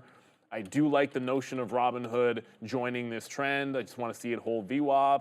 You're starting to see that now, so we'll maybe nibble in above the 60s here.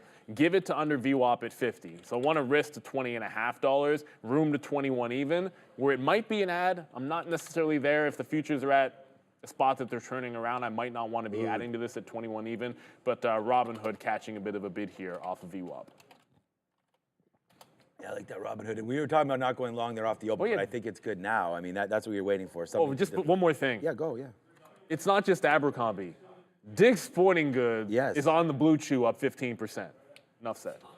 Yeah, that was a good one there. Yeah, look, I was going to say that earlier. Yeah, Adara brought that. I mean, some of these retail names are starting to get real heated up here, and unfortunately, the one that we chose to go short was Amazon. So right now, we will see where Amazon's going. We're still short it. We just shorted again at 183. We put another short on. It did go down into 50s and 60 land. We just covered some more at 70s or 80s. There, I do have some more bids to cover 74s. There it is. We just got that fill. Okay, that was nice. Let's put another bid down there. Take advantage of this move down. Although I still like the short up here. This is the level that we wrote down, 183. So let's try to see if we can hold it. I do have a new position that's in the building right now. It's Uber against this level. Oh. Again, just a nice move up for Uber. We talked about this with TTG yesterday and Mike Edward. I like the short here. Just looking at where we are. I mean, that high, I'll just respect it. If we break 90s, then we'll get out. But like that looks pretty good to me off of yesterday, especially on the market move higher. Let's short Uber right now, but this is working out for us, Amazon. And put another bid just to get some out here. We've been wrong on it, but if we could sort of patch up the wound a little bit with some of these back end shorts, then we will do that. What's up, A? We have Kintara Therapeutics on watch here, KTRA. This one initially moved a little bit yesterday on some speculation that a Florida congresswoman made a $100,000, $250,000 convertible promissory note investment in this Tuhara Biosciences company, which Kintara is looking to merge with. So KTRA moving on a report of a potential investment in the company it's looking to merge with. Nice look here for KTRA, up about 24%. Yeah, good look there. I just realized I haven't even double checked. I'm on the bid of that BTF. Oh, Bitfarm is also dual listed, so that just came up in Toronto, which is not where I want to trade it. So it's actually holding higher. I'm just going to cancel 16s. I think the range looks pretty good above yesterday's top. So if it's going to do this, I might as well just sit on the bid at the 20s, give it to 220. I'm just making an adjustment on this name. If it's a scalp trade, it's a scalp trade. I really don't mind doing that, but I want to buy dips in it if we get a chance. AMD, it's not fair, but you know, it just went to 164, like I think 89, and I was waiting at 95 and did not get to fill back into 65. So lower high starting to get put in on advanced micro devices. I might just move it into the 80s if it gets up there again. Give it to that 185 level, sorry, 165 level. If it gets to 185, we're in some serious trouble on AMD. And one more for you guys. Look, you know what's going on in all of those upward moving names that reported earnings. Cava could go SSR. It's down 9%. Really? Yeah, it's down 9%. I'm not saying it's going to go down 10%, but if it does, this would be a potential SSR bounce play. So watching for another like dollar move to the downside. If that happens, I'll look for a retrace to an even dollar on Cava. Not everything that reported is good today. This one getting punked a little bit. That's too bad. I mean, I do like Cava. I've never been into beat- that didn't they name. beat And that was the another top name, yeah, that we talked about with Mike. He really likes that. We don't have any Cava here, but the Mediterranean CMG, Chipotle is how he described it. So, all right, we'll ring the register a little bit. Oh my God. Oh my God, what's going on with Uber? Not much. We're short here, 73. We just covered 53, so we'll take 20 cents there on Uber and be pretty happy about it. So let's just wait to see what happens now with this move. I'm bidding more at 63.50. Maybe we can get something out. We just got a 50 take here. I'm gonna put another bid here at whatever, 57, 58. We'll just take that, Phil. We're 40 cents of the money on Amazon, where my stop is just above the high of the day, so 183.10. So it's 10 cents worth of risk, but we've already lost on this. We talked about that where we weren't very pleased with how we wound up trading that, but we did get punched out there at 183 and got right back in. So we do have that red mark on the account there for Amazon, but you know, this move is making it feel a little bit better as we come back in. Richard Manufacturing Index, let's go to Adara.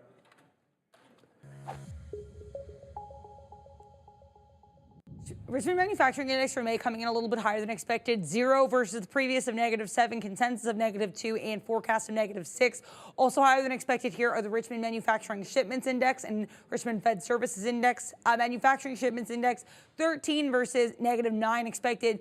Services Index 3 versus -12 expected. So these are all pretty positive here. SPY erecting. Kind of continuing on its upward move a little bit here, but all of these numbers here for Richmond Fed coming in higher than expected. We do have quite a few names on watch today, including some earnings plays. Abercrombie and Fitch continuing its upward trajectory here, up about 17% on an earnings beat across the board, continuing its strong performance in 2024. We also have Chewy here on watch, CHWY. This one did beat earnings expectations and announced a share buyback program of up to $500 million. So nice look here for some of these earnings, retail earnings, guys. I mean, the retail earnings are the story today. The market's strong, but they're all insane. We thought maybe Chewy would give you 20s on a dip in here to VWAP. It goes to 2020. You're right back at the highs already. I got to watch out for Firm, which is catching some of this wave. I mean, if Amazon's blowing it out today and all the retail names are strong, I reloaded at 90s here, and it's probably going to take out the top. Do not want to be fighting this one. Trend good, but like everything else, it's stair step up. You've just made another higher low at VWAP at 2880. So again, do not want to be fighting this. Robinhood's the only thing that I am long off of VWAP here. Have an offer in front of 80s. I'm going to have an offer in front of 21. Still undecided as to whether or not this is an ad through 21 even on Robinhood. The market is pretty strong. It looks pretty solid. When it gets up there, if the market still looks strong, I'll probably jump back into this one, adding back on a long. AMD holding down 4%, still at 164.5. We haven't found our way back into a reload off of VWAP, as this is continuing to trend down. I mean, AMD is certainly a weak name that we can dig into. Yeah, we knew that. Well, I mean, again, it's like we write down the price targets. Like we wrote down 170 on AMD. It gets to 168, 169. And it's like, you know, ARM's also weak. This has been happening to us. Like we like the 160 long. It goes down to 160. It's up $9. It's like sometimes you just got to step in there and say, you know what, price doesn't matter with some of these names, especially like AMD, because if you just catch the right direction, sometimes like what's going to matter, like. Do you think Neil or I care if we were short right now 166 or 165.50? I mean, at the end of the day, it's continuously bleeding. If it's falling, it's falling. That's what I mean. So like a name like this, we've seen it happen. Look at the trend here. Does it matter? I'm not even looking at what prices these are. You just got to get long. You know, the day before that, does it really matter? No, we called 160. Yesterday we called 166. It goes down to 165. Does it matter? You know, so right here today, we like the short, and you could see wherever you took it. You're waiting for 170. I mean, take 160. Anyways, you guys can see the story. But here we go right now. Let's go. We got another one on right here, and that's going to be Uber. So let's just talk about the good trades. We only have 3 trades today. BABA. Oh, yeah, the Apple trade I'm not going to count. Actually, I'm going to get back into that probably. These 2 trades. Uber right there. Good level. We think we found it. We just got short again. We'll offer this. If this comes down, we really do like that. The reason why I said Apple doesn't really count is because we were short. I like that short 191, but then we got out for flat, if not a little bit of a, I think you said we made 88 cents there. But then it paid 88 cents. And then it goes up to 192 on that AI news. So we're going to change the script on that one and not trade it, right? Because again, if you are waiting for a move to happen and then news comes out, possibly contrary to your belief, then you got to kind of flip it up and go that other way. So we'll wait there for Apple and see what happens. Possibly a nice play to the downside for AAPL. Yeah, no play to the downside on Chewy. It's another high of the day. Hasn't broken $21 yet, but it feels like it's just a matter of time. Maybe the next dip is going to be the only one. So it's pulling back in off a double top. This could be the only chance to get in on the next available dip. Here comes to the upside, however, AMD. So that's been trending in the right direction if you're looking shorts. Another push into 165. I think we have a chance to get into that bad boy. Wow, it's unbelievable. But like Tesla, I just saw his chart. If Tesla gets to 178, we'll look short again. But Tesla just bounced with this wick at 175. Like 175 even, it goes down 15 cents underneath. That is like a golden reversal. Too late now. If it gets to 178, that's going to be the next trade. We wait for our key price level. We got it once, only took $1. At that point, the market looked strong, and Tesla looked like a name that was holding up and about to make another leg higher. So we wait for the 168 level, 178 level on Tesla. Is what it is. But that's a big miss at that 175. Look at the wick at 174, 10 cents under. ramp at the open, 175, 15 cents under, and then another ramp job. If it does the same thing at 176, I mean, it's probably worth trying it as it bounces into here. It's VWAP as well. So, I mean, it's kind of funny because it's 10:05 right now. The market's not doing a whole heck of a lot, and it's like we're taking profit but still trying to hold on for bigger moves. And it's just like right now there isn't too many bigger moves happening. Uber is a nice trade. I feel like it's a nice short up here, but we almost got taken out again right there. So I don't know. We're still trying to be as patient as we can with these, and we've gotten some out, and we're trying to wait for it. And that's the story of my Amazon as well. So let's look somewhere else. What about DraftKings? I mean, DraftKings yesterday, again, had that sort of negative news about the tax situation there in the state of Illinois. That's probably wrong. It was Illinois. Was it? Okay. 100, well, 99.9%. Chi-town. We should have asked Frank about Because we were talking about the downtown. That's right. Okay, so either way, I feel like there's some more negativity coming for DraftKings. I don't think it changes a whole heck of a lot, but it definitely does change sort of the opinion, I guess, on the street of the stock. If the customers are going to have to pay more tax simply by using their product, that's going to be a problem. You know, I don't think it's, I already said this, I don't think it's necessarily, as a gambler myself and things like that, I don't gamble in that huge amounts where that would really matter, of course, but, you know, you got to be careful with income as a, you know, gambling as an income versus you got to work for Shohei, gambling and as, then you'll be able to gamble. Yeah, exactly. It's probably Shohei's fault. I mean, he was probably using DraftKings right there, and they investigated But he it. wasn't gambling. Right, of course not. So right there, what would we be thinking there? But anyways, DraftKings a nice downside move there. But now the market's trying to go back up. So Amazon, by the way, just took out 183. So we did pretty good. Like, again, 2 minutes ago, we were getting filled in the 30s and 40s and 50s, and then we just got taken out to the upside. So let's stop shorting Amazon right now. Done well, but got taken out both times. So we don't need to be in that trade. We're going to hold on for that. I do like DraftKings short, just got to pop up a little bit. And Uber's still working, but just 10 cents in the money. Yeah, it's sort of the same thing. Same two for me. We haven't gotten Apple's anything yet at 165 AMD. Doesn't seem like it wants to come in. Nvidia is bouncing, so I do expect, you know, it's getting above VWAP, holding that 1125 could come into play. But if we roll back under VWAP, I might have to just jump in here in the consolidation of AMD instead of getting anchored to the notion of 165 in VWAP. If we're going to curl here, I might short it off the 164.5. Hood's at the money, Affirm's out of the money by 5 cents, but it's not doing crazy things just yet. I do feel like if the market rolls from here, Affirm should be a good short. We've been saying that for a while. So I'm going to go with the half on AMD, just a little bit of an adjustment, as it doesn't seem to want to break into just tried to get these short highs Tesla. of the day. Where did Tesla get to? It only got to 176.50. Oh, I just tried to short that. I just put an offer at 25s. For those watching, DJT broke 50, went to 52. It's pulling back now. Okay. Still on the run to the upside. Deliberations, I think you already mentioned, were going on with DJT. It is a ramp job to the upside, but no crazier than Chewy, which fundamentally speaking, I mean, these guys reported out a quarter. I'd feel much more comfortable buying dips in Chewy than I would DJT, but that's just me. All right. 120. Get down, Affirm. Oh, man. Affirm's forgotten that it's Affirm at this moment. That's the problem. See, now if they remembered they were Affirm, then we'd be down at like 28.5. And then we'd be absolutely chilling at this moment. Dix is a strong stock as well. And then I'm looking at AAL. It's down 15%. And if it gets to $11 even, I might look for an SSR bounce on this stock as well. So Cava is getting it, you know, Cava is not having a good day.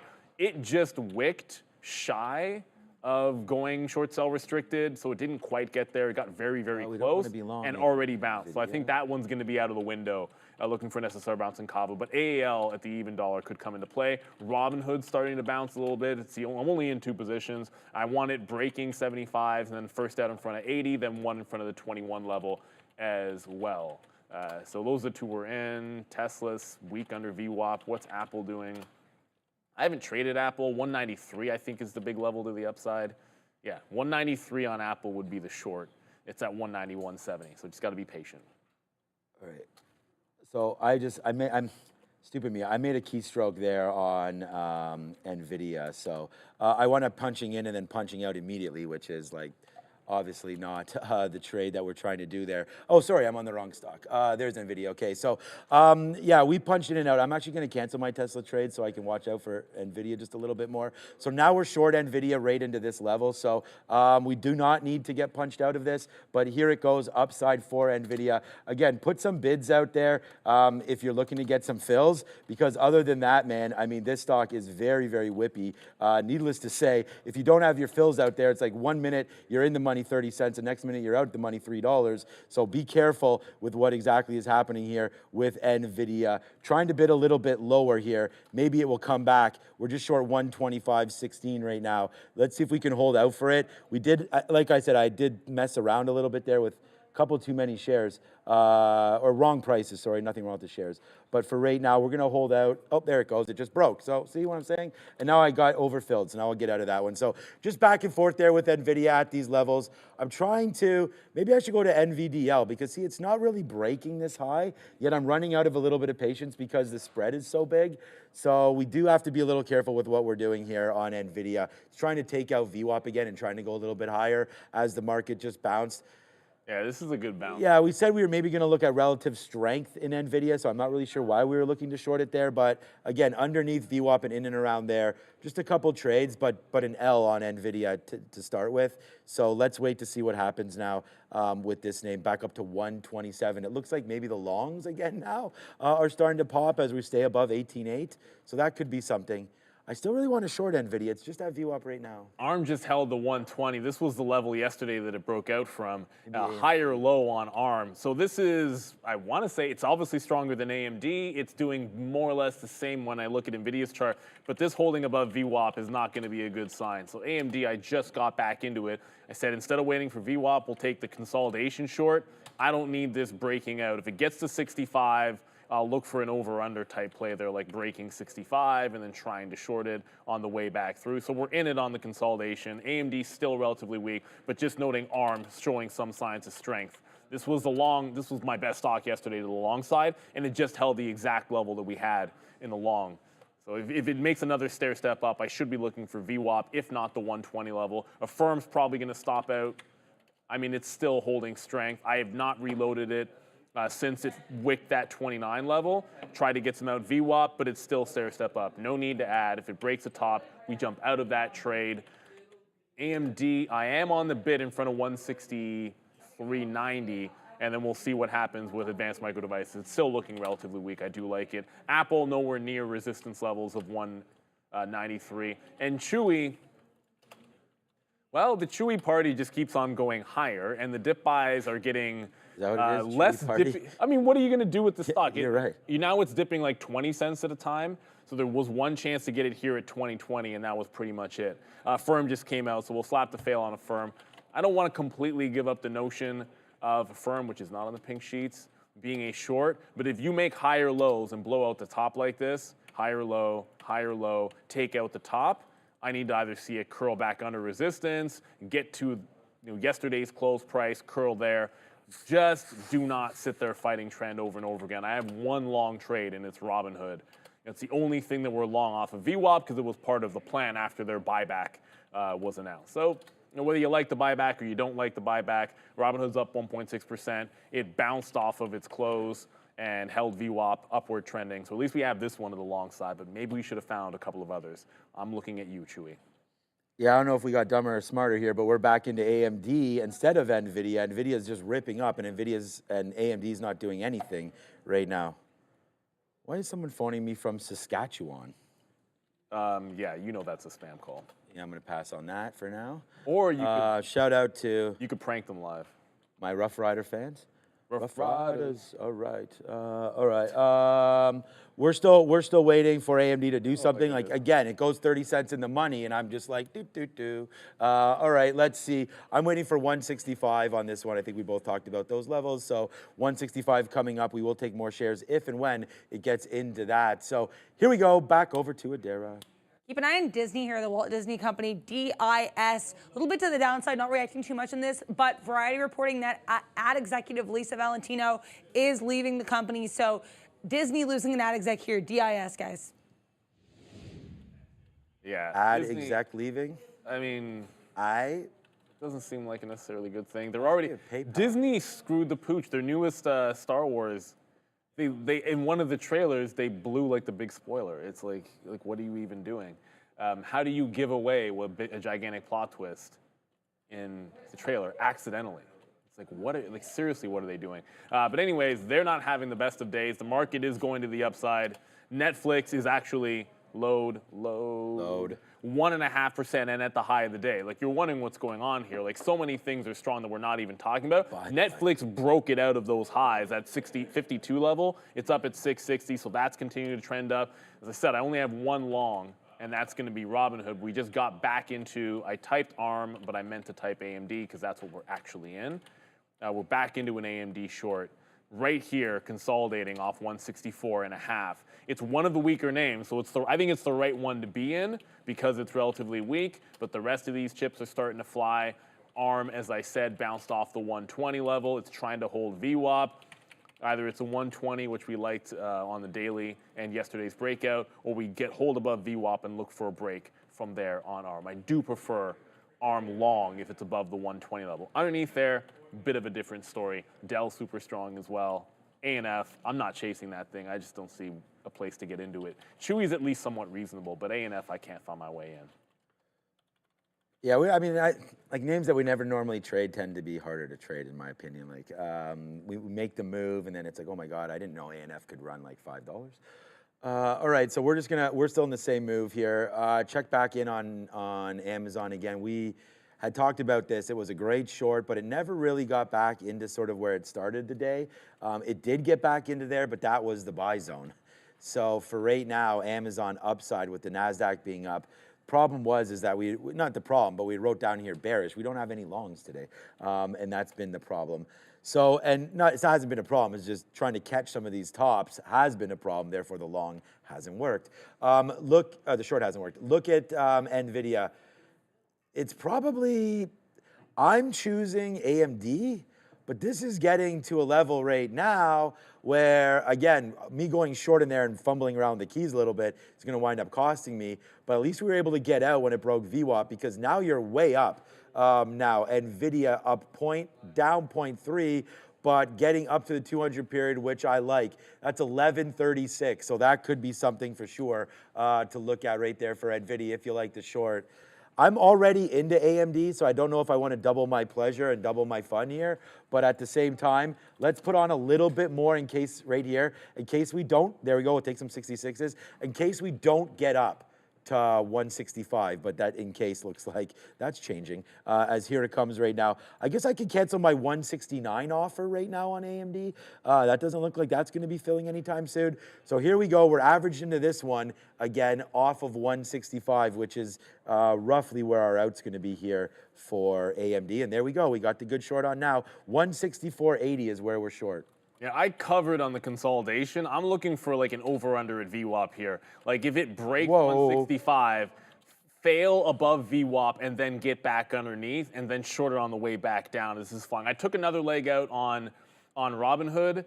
What I'm thinking I'm going to do is if Robinhood breaks 21, someone asked what my target was. If it breaks 21, I'm going to add on 21 and then trail it to like 90. So if 21 breaks on Robinhood, it's halfway there. I'm adding to it on the long, and then I'm going to trail at 2090 is the current plan with the market looking relatively strong. So here's the push into VWAP. AMD just tagged VWAP pretty much exactly for what it's worth at 165.10. So I'm getting back in underneath, give it to the quarter, and then see if this continues to be the weakest of the chip names. When I say the weakest, I really just mean the weakest of the ones we're looking at. I haven't even taken a glimpse at Intel today. I haven't taken a glimpse at Micron today. I'm just talking Nvidia, AMD. I have looked at ARM. I haven't looked at like Qualcomm. I'm going to make the assumption Intel's probably, okay, Intel's down 1.8%. It's right in the middle of the pack. So 1.8% to the downside at VWAP. I just think AMD was much weaker at the open and is trying to hold the trend into the downside here.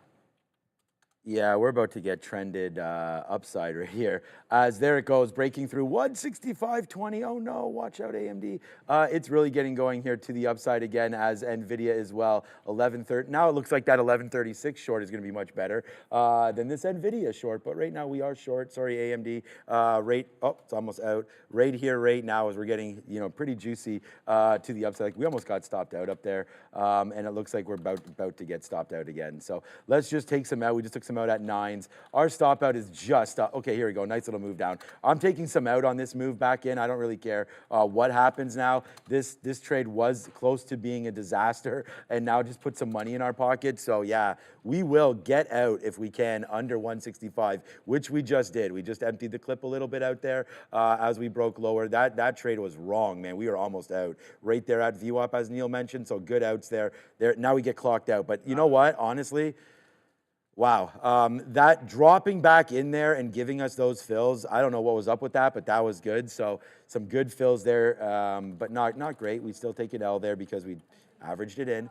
But right now, AMD upside, wow. So that name didn't really work. The market is relentless. For me. Straight upside there, and as Nvidia is trying to do the same thing. Am I going to be crazy enough to short this Nvidia? I don't know. At the 200 period right now. All right, let's go over to it, Darren. We'll think about it. Time to take a look at some of the small caps, see how these ones are moving today. We have with the IWM here down about 1%, but curling back to the upside here in a bit of a double bottom. So this 202 area could be one to watch. Small caps to look at today include Brand Engagement Network. BNAI is the ticker for this one, currently in an upward channel here, up about 70% and closing a $4.95 million private placement and appointing a new co-CEO. We also have ASTS here, AST Space Mobile, announcing a partnership with Verizon, up about 33% right now. And last but not least, this one, much like that ASTS has been running over the last few days, could be LUCI, Innovative Eyewear. Yesterday, a little bit weaker after pricing this $2.5 million offering of 5.2 million shares. Now recovering, continuing its upward trajectory here, up about 80%. And we are brought to you by VinFast. VinFast's VF8 SUV has earned 5 top safety awards from the New Car Assessment Program for Southeast Asia, including Best Overall and Best SUV. Competing against 15 major automakers, VinFast's VF8 was recognized for its outstanding safety features, like forward collision warning and blind spot detection. This accomplishment underscores VinFast's commitment to safety and innovation in electrified mobility. Congrats to VinFast for setting new standards in automotive safety. Stay tuned for more updates.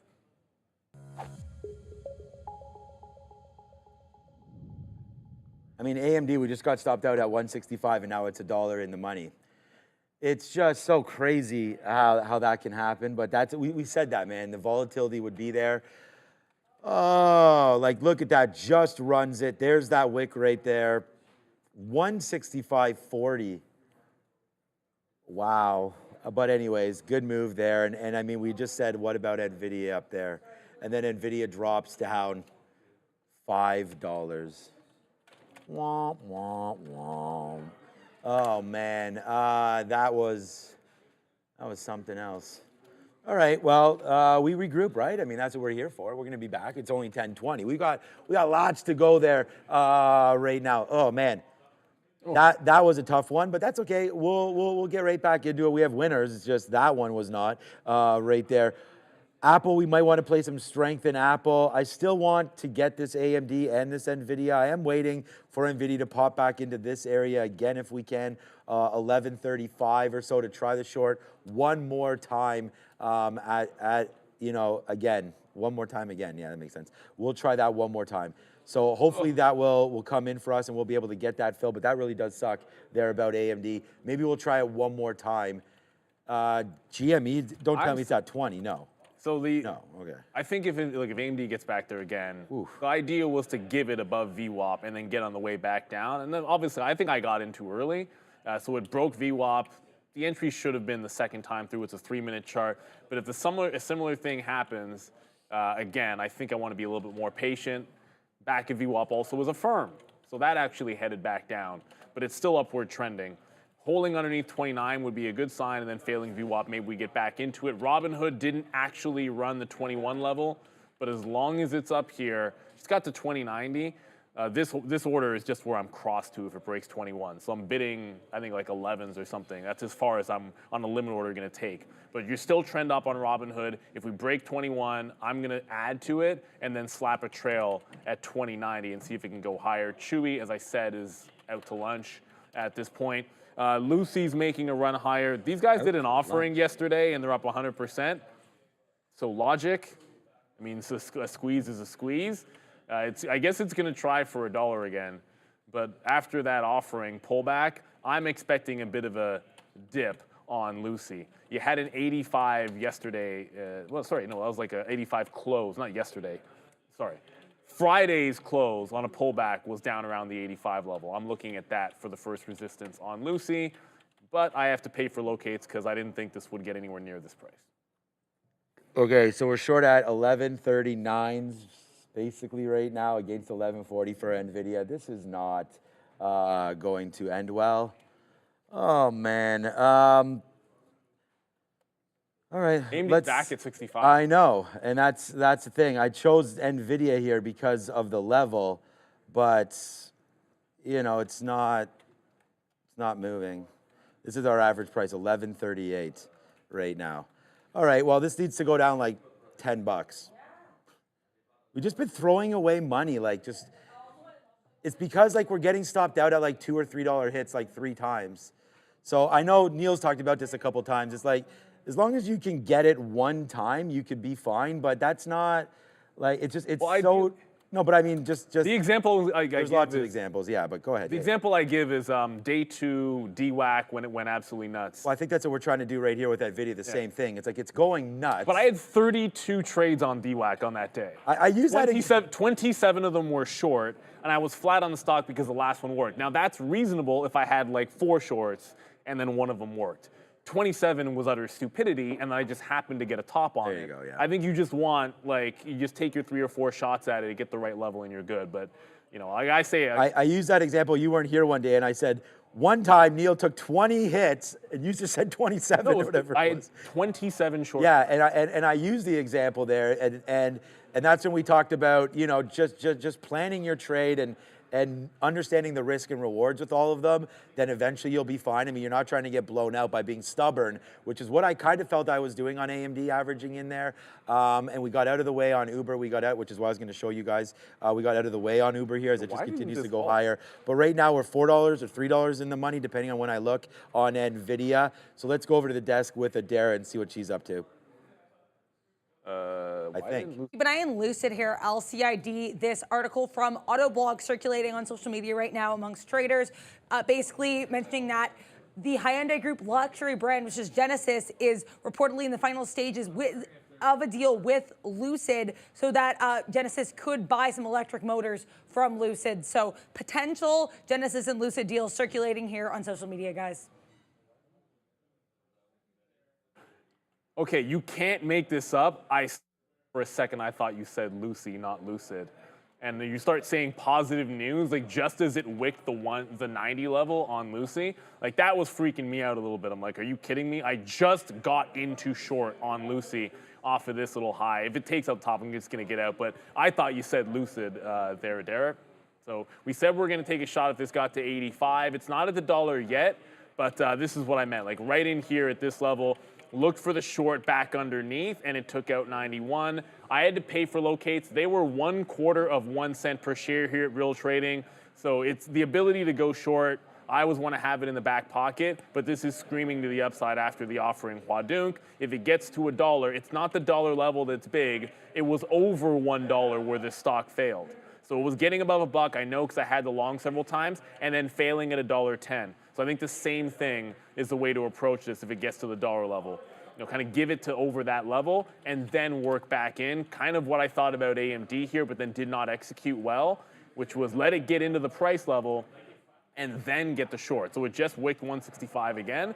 I jump right back into it. I'm giving it to 165 half. 164 seems like clear support on AMD. So I want to make sure we get some bids out. Robinhood still not doing a heck of a lot. We're long at 60. It's at 80. It can't seem to make that next push into the even dollar on Robinhood. Thought I'd flip to that chart. It just got to 90s again on Robinhood. I feel like I should be, if I'm gonna add on a 21 break, I should just take it out at 90 and then buy the dip. And if it breaks, fair enough. But Robinhood's still trending into the upside. As I said, Lucy on watch now that it's very close to that dollar level, within 5 cents. But let's go to Adara for the crypto update. Yeah, why not? Interesting story here in the world of crypto and crypto exchanges. Gemini, which was the exchange of the Winklevoss twins, were known for the Facebook situation, basically now apparently returning $2.2 billion to users, actually saying as well, if anyone invested in their Earn program, they will actually also get the value of the investment if it increased in the time being. So this is nice. This actually comes after 18 months after pausing withdrawals. So interesting update here for the Gemini exchange of the Winklevoss twins. We have Bitcoin here on the daily chart continuing to kind of slope down here, initially finding resistance on the daily at that 72,000 level, now continuing to reject off that $69,000, $68,000 level. Currently for Bitcoin, we are below that $68,000 level, around 67.7. Ethereum here holding up decently, just below that 3,800 level here, but down about 2.5% on the day. Solana also weak here, but Dogecoin up 1% and a bit here. Cardano up about 2/3%. And Shiba Inu up 4+%. So not a bad look for all these crypto names, guys. Shiba. Yeah, Shiba Inu, eh? Doing its as usual, obviously. Tesla, just one note on Tesla. I haven't gotten back into Tesla, but unlike the market, it's actually making lower highs. The only reason I go back to AMD is because it's still holding a lower high. If it breaks 165.5, that's that level of wick above VWAP. Tesla's looking rather similar at the 177 level. I am making the pivot on Robinhood to cover where there's clear resistance at 90s. Look at this chart in the last 15 minutes. It's like 20 cents at a time. Just bouncing 70 to 90 to 70 to 90. This time I'm getting out. I'm going to take a break long at 21 anyways, so I might as well just go ahead and do that. GME before we move on here. GameStop, lower highs into 22 instead of 21. So yesterday it was $21. That was the big bounce zone after the morning. Look at the morning consolidation on GME, and then it breaks out. Today, morning consolidation at 22, not 21. I'm not saying it's going to break out, but this has been the pattern on GameStop in the days where it doesn't look strong at the open, is allow it to consolidate, grab the long off support, and then you want to make that secondary move into the afternoon. That's what I'm seeing here on GameStop down 6%. Oh man, I mean it's a lot of fun trading these chip names, but it doesn't mean it's profitable. I mean right there, Nvidia. This trade was actually okay because it's still not okay because it winds up going up through 140. But you see, we were short here at 138.50. We took out a bid at 135, and we put that in the chat. And then it just ripped through. Again, we shorted 139.50, or even higher than that maybe. Then we got stopped out. And the price we actually got was pretty good on the out. We got 21s. So that's not bad, like 20 cents worth of slippage, I think is pretty good. But here we go, now you're starting to rip up higher, so it's just so funny. I remember we were like, oh no, the name we want to play long is gonna be Nvidia on any strength. Oh my God, and all these purples are shorts. All right, well, not good, so that's not been good. That sucks, man. To throw that away, that's okay. So we wind up losing more there on Nvidia than we actually wind up losing on AMD, this is Amazon, on AMD. I don't want to short Amazon. Again, I guess we've just been wrong on that one because it's up 0.8% now when the market's only up down 0.4. I thought it would be relatively weak. Yeah, Meta, I've seen people talk about it. Ethereum, again, 67.6. Yeah, you are starting to go to the downside. I did not pay for shorts today in ETHE, so maybe I should do that. I was just sort of like, it's not expensive at all, but I don't really want to put my attention here if not much is happening. So I'm still like ears to the ground trying to see if Ethereum is going to move at some point. But for right now, nice upside move. You're basically at highs despite ETH itself only being at 3,800. So again, just the premium's built in to the Ethereum trust. So yeah, watch Coinbase rejected 240 again. Coinbase rejected, okay. So you've just made another, and again, patience would have been a little bit better with this. I might have 20 cents better of a price on AMD if we wait for this move into that lower high, 165.5. But we're in it. If it breaks the top, we get out of it.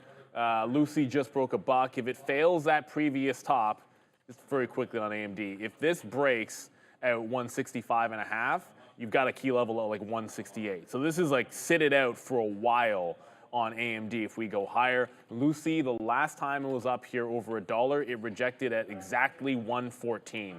So if it fails 115 or does some kind of a halt and then fail back underneath, it actually has not halted today, which is weird. And I think it can be one last shot. It's going into a halt band at 114, so it could halt 114. I'm not taking this halt to the upside on Lucy. When it halted at 99 cents, it was a fail and then opened back up at 85. So I have a bit of a plan of action if it opens down after a potential. There it goes. It just halted to the upside on Lucy. The current tap is flat at $1.15. If it opens down, I'd look at the $1 level. But AMD is the thing that we got to be concerned with as the market continues to blast higher. It's now back underneath VWAP. This one at least looks relatively weak, but we gave back what we made short in the first short on the next two. This is now number 4 on AMD, and still nothing for Robinhood breaking out. Like it's holding higher lows, but it's not breaking out that top. If we do get a shot at Chewy, as I said, I think it's going to be a vastly different trade than I was anticipating, or just probably not going to happen at all. It's now up 27%. I think we just stick a fork in it. We miss Chewy, slap a fail on it. There are no dips to be had. It's so far away from VWAP. It's like $1.30 away and just continuing to fly higher. Okay, yeah, Chewy was a great trade. Well, I mean, yeah, I didn't have it. No, I just mean it was a great trade. Like, I didn't have it either. But was a great name to trade today, potentially. All right, we just got some bids there on AMD. But I just saw someone say like AMD is kind of a waste of everyone's time. And yeah, it seems like it's not moving around that much right now, but that's okay. Nvidia is the much better long. I mean, Nvidia long has been so hot fire. It's crazy how good that's been off that 1125 area. And we even talked about that earlier on. Like, wait for it to base. Remember? Like, frustrating. We had talked over and over about what the plan of action was here. We even used examples, 3 or 4 examples from the past couple days on when to go long Nvidia. Wait for it to base out and give yourself some confidence on some of those levels. So you could have had, instead of me going short 11.25, we could have just gone long, giving it that $5 bottom. But again, and I was saying this actually to Sharif back there, is like, I'm still trading, and I said this to him, I'm still trading Nvidia like it's like an $800-900 name. It's not moving like that. It's way, way higher, way more expensive. And like, now you're having to put in your stops. It's now 6 digits. Like, it's a completely different game. And I'm not using market orders because when it opens up, I fear that it opens up too big. Like, that's why we only got a 20-cent slippage last time, which I was pretty happy with. But again, basing out on Nvidia is what we should have waited for. And even now, I don't think it's a short at all. So it might be even basing out right here at 11.43, 11.44. So yeah, we're short AMD, end of story, but I don't know. Like, I don't know. I think Nvidia, Neil just keeps on getting bought up, and unfortunately, I know you're short AMD now, and we're both short AMD. We've been short for a while. I think the answer is exactly what Carpe Diem just said there. Just go long Nvidia and forget about it, because it's making us look silly here going short everything, I feel like. Yeah, I missed I think I missed a shot on Nvidia, but at the same time, I liked ARM, and I keep typing AMD when I mean to go into ARM. I did miss the shot at the 120 on ARM, but there wasn't much of a consolidation off of VWAP. There was like a dip, under, and then just starts shooting into the upside. So if we continue to go higher, I mean, the NASDAQ's not green yet. ARM's down 2%. It's above 120, which reason why I keep saying 120. You guys can see on the daily chart, big breakdown level, big breakout yesterday. I think it's a bullish stock above. So we're going to try to buy some dips there. You're going to be open in about 2 minutes on that Lucy stock. And it's still indicating a flat open on Lucy. Robinhood, as I said, I adjusted my plan, which is to just get out at this high.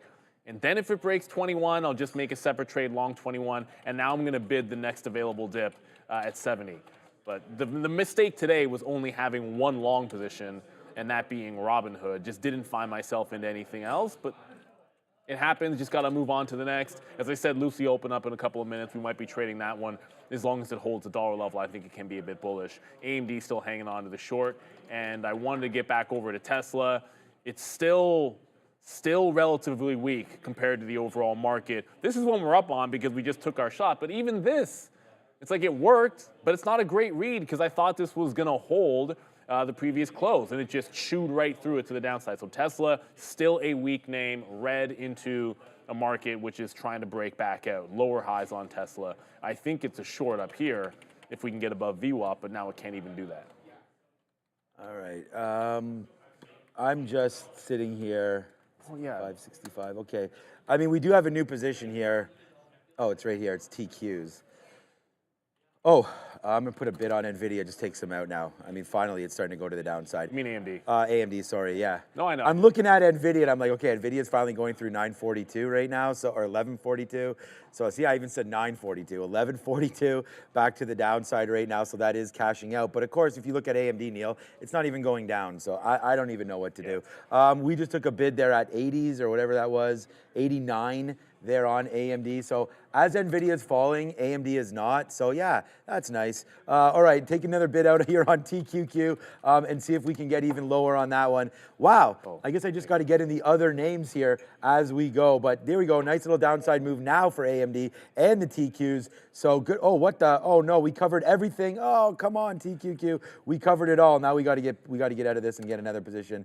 So far, so good there. Nice short on the market. Decent short here on AMD, wishing it would fall a little bit further. What's up, Randy? Oh, Lucy's going to halt again. Back over to Thank you, Adara, Randy. Sector Watch. Not really much positivity to speak of on this sector board today. It is worth noting Apple, one of the few standouts here in this electronic technology sector. We have the information with this report providing a few more details on that Apple chips and data center or AC/DC project. So just take a look for AAPL as we head into that developers conference coming on June 10th. Amazon also fairly positive in retail trade, but the general sector is pretty weak. We also have some bright spots in the technology services sector. Specifically, keep an eye here on CRM. They're reporting tonight, so that could be one to watch out for. Health technology, a little bit more mixed here. Finance right across the board. Producer manufacturing, consumer services, energy minerals weak with the exception of MRO and that ConocoPhillips deal. Everything else here pretty much decisively to the downside.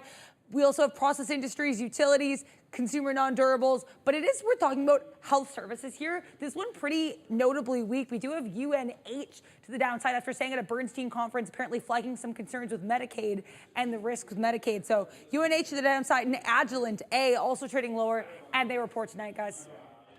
Yeah, Moderna got moked again here. It's down another 7%, just so everybody knows. It's not just that in healthcare. Lucy did halt and reopened, got to 135. It just resisted a pull back into the previous halt price at 113. If it holds on to 105, I'll look for a bounce long, but you don't want to get trapped in halts in that stock. So if it holds on to this halt bottom, which it doesn't look like it's going to halt 05, cancel.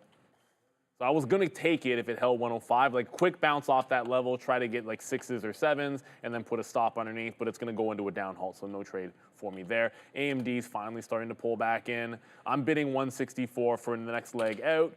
And Robinhood, we are looking to catch a bid off of VWAP. As I said, I took it out at 2090. We're looking for a dip back into VWAP to go into the long. GameStop, we had also mentioned holding higher lows, and I wanted to go long off this 2180 bottom. Not really doing much. So let's step away from that for a hot minute. But finally, AMD starting to work back into the downside. It's just been relatively weak, down that 4%, resisting VWAP. I think we could see low of the day if you get some kind of a significant turn in this market, which is trending up. There's no question about it. Apple, still not at the 193. It's triple top. You had one shot to get in a dip at VWAP, and that wasn't even that realistic. So I'm not touching it in the middle of the range. It's going to be either we get a dip into VWAP or we wait for $193 up here. That was just at the open yesterday where Apple happened to turn. So looking for that level for a short on Apple and nothing in between. Yeah, I think it's about time you get a little more. We get a little bit more specific with some of the prices. So I like that one for sure because it's 1044 right now. So we can pick and choose what we want. We don't have to like be jumping around and trying to find the you know, the ultimate trade. You can take your time, look for something, and be able to focus on that. So we just got some out on AMD there at 66s or whatever at that 50-period moving average. So we're going to wait there again. We did get some more out on the TQs. We shorted. We got out of them all there. So that was just a short at 38 and a cover at 28. So, you know, good cover it turns out to be, but again, it was a keystroke error, so we had to get back in. So now we have a little bit of a less price. But 65.25, waiting for that to come through. And look at AMD. Come on, mamma mia. Nvidia not doing anything, and if anything, trying to go lower right now. And AMD just pops right back up, like, and is like, okay, well, now you're in a losing trade all of a sudden. Like, what? We were just covering this thing down here in the 60s, and then this is happening now to us. So, yeah, I feel like we're just a little bit off on the prices and what we're looking for here today. So that kind of sucks, but that's okay. We'll just regroup it all, and that's why we went back over it, in all honesty. That's why we went right over to the futures. The futures have been my #1 trade for a while now, and so we're going to do that. Nice trade off of 40. Let's see if we get a downside push now in the futures. And here goes AMD. Again, I don't know. Like, you do not want to stay in the way of this when it starts to go. So, and here it goes. That out is, I guess, 50s. It's right at 50 right now. So I guess if you want to hold it and dance, you can, but this is a little dangerous right now. 165.12 is where we're short. I'm out if that thing breaks. Yeah, that's actually the only question I'm asking myself is, why not take a breakout long, scalp to 166.5 on AMD if it takes out this level? Like, it just wicked it again. So either it's going to, this short here is going to work, or if the market continues higher and we see strength in the chips, this could just be a break right back into 166.5. There it goes. Wow. I was just about to decide whether I want to. You can still. I can't believe we covered some down there. Oh no, that was priced incorrectly. You see how dangerous it is? Like, this is just how fast it's moving around. It's like you get back above 50. Yeah, you put above your, would you flip long? Nothing No, yet? not yet. Okay. It's still underneath. It wicked right back underneath the 50 No, I'm level. watching it. I'm in this name. By the way, Lucy, someone asked me if I'm taking it short at the open. No, that's not the plan. I don't have any orders out on Lucy. I'm going to let it play itself out after it reopens and just try to find a level. It's now tapping $1. If we get back above 165.5, that high where I got stopped, I think it's 63 is the actual top. If it makes a fresh high on AMD, I think it can be a scalp breakout. Yeah, I think AMD is very, very strong. Needless to say, we just got some more fills on that break back down below. We talked about that, but it's right at that level right now. So we've stopped out at key levels and then been upset that we did exactly do that. So I think 166. We can just wait a little bit for this. Obviously, we're going to have to pack our patience here. The market looks like it's trying to get back up, and it's just so frustrating because we talked about wanting this market down at 18.8, and as long as we're above that, then it's probably going to be a long and a short below. We tried to make it as simple as possible, but we got carried away looking at just how volatile some of these names have been here today. So that's been something. And again, what's just been so strong for me? I'm going to hit bang, even though we're in a losing AMD trade now. We got back into TQs. We're short this name. It's been printing for us. It's been a good one, and at least we're trading the futures a little bit better than these other names. We're only short AMD here at 20s, so it's not like, or 15s. It's not the end of the world, and we could even average into it. But again, definitely a slippery slope here, as we'll put some bids again down near 165 just to take some profit if it comes back in again. But at the end of the day, this name needs to get in. And if it doesn't come back to 163, what is this level? That's 164. Then yeah, this is going to be a losing trade because I'm going to get stopped out. So let's see if this comes back in right now. The TQ's motoring to the downside. Chewy. Did you pay?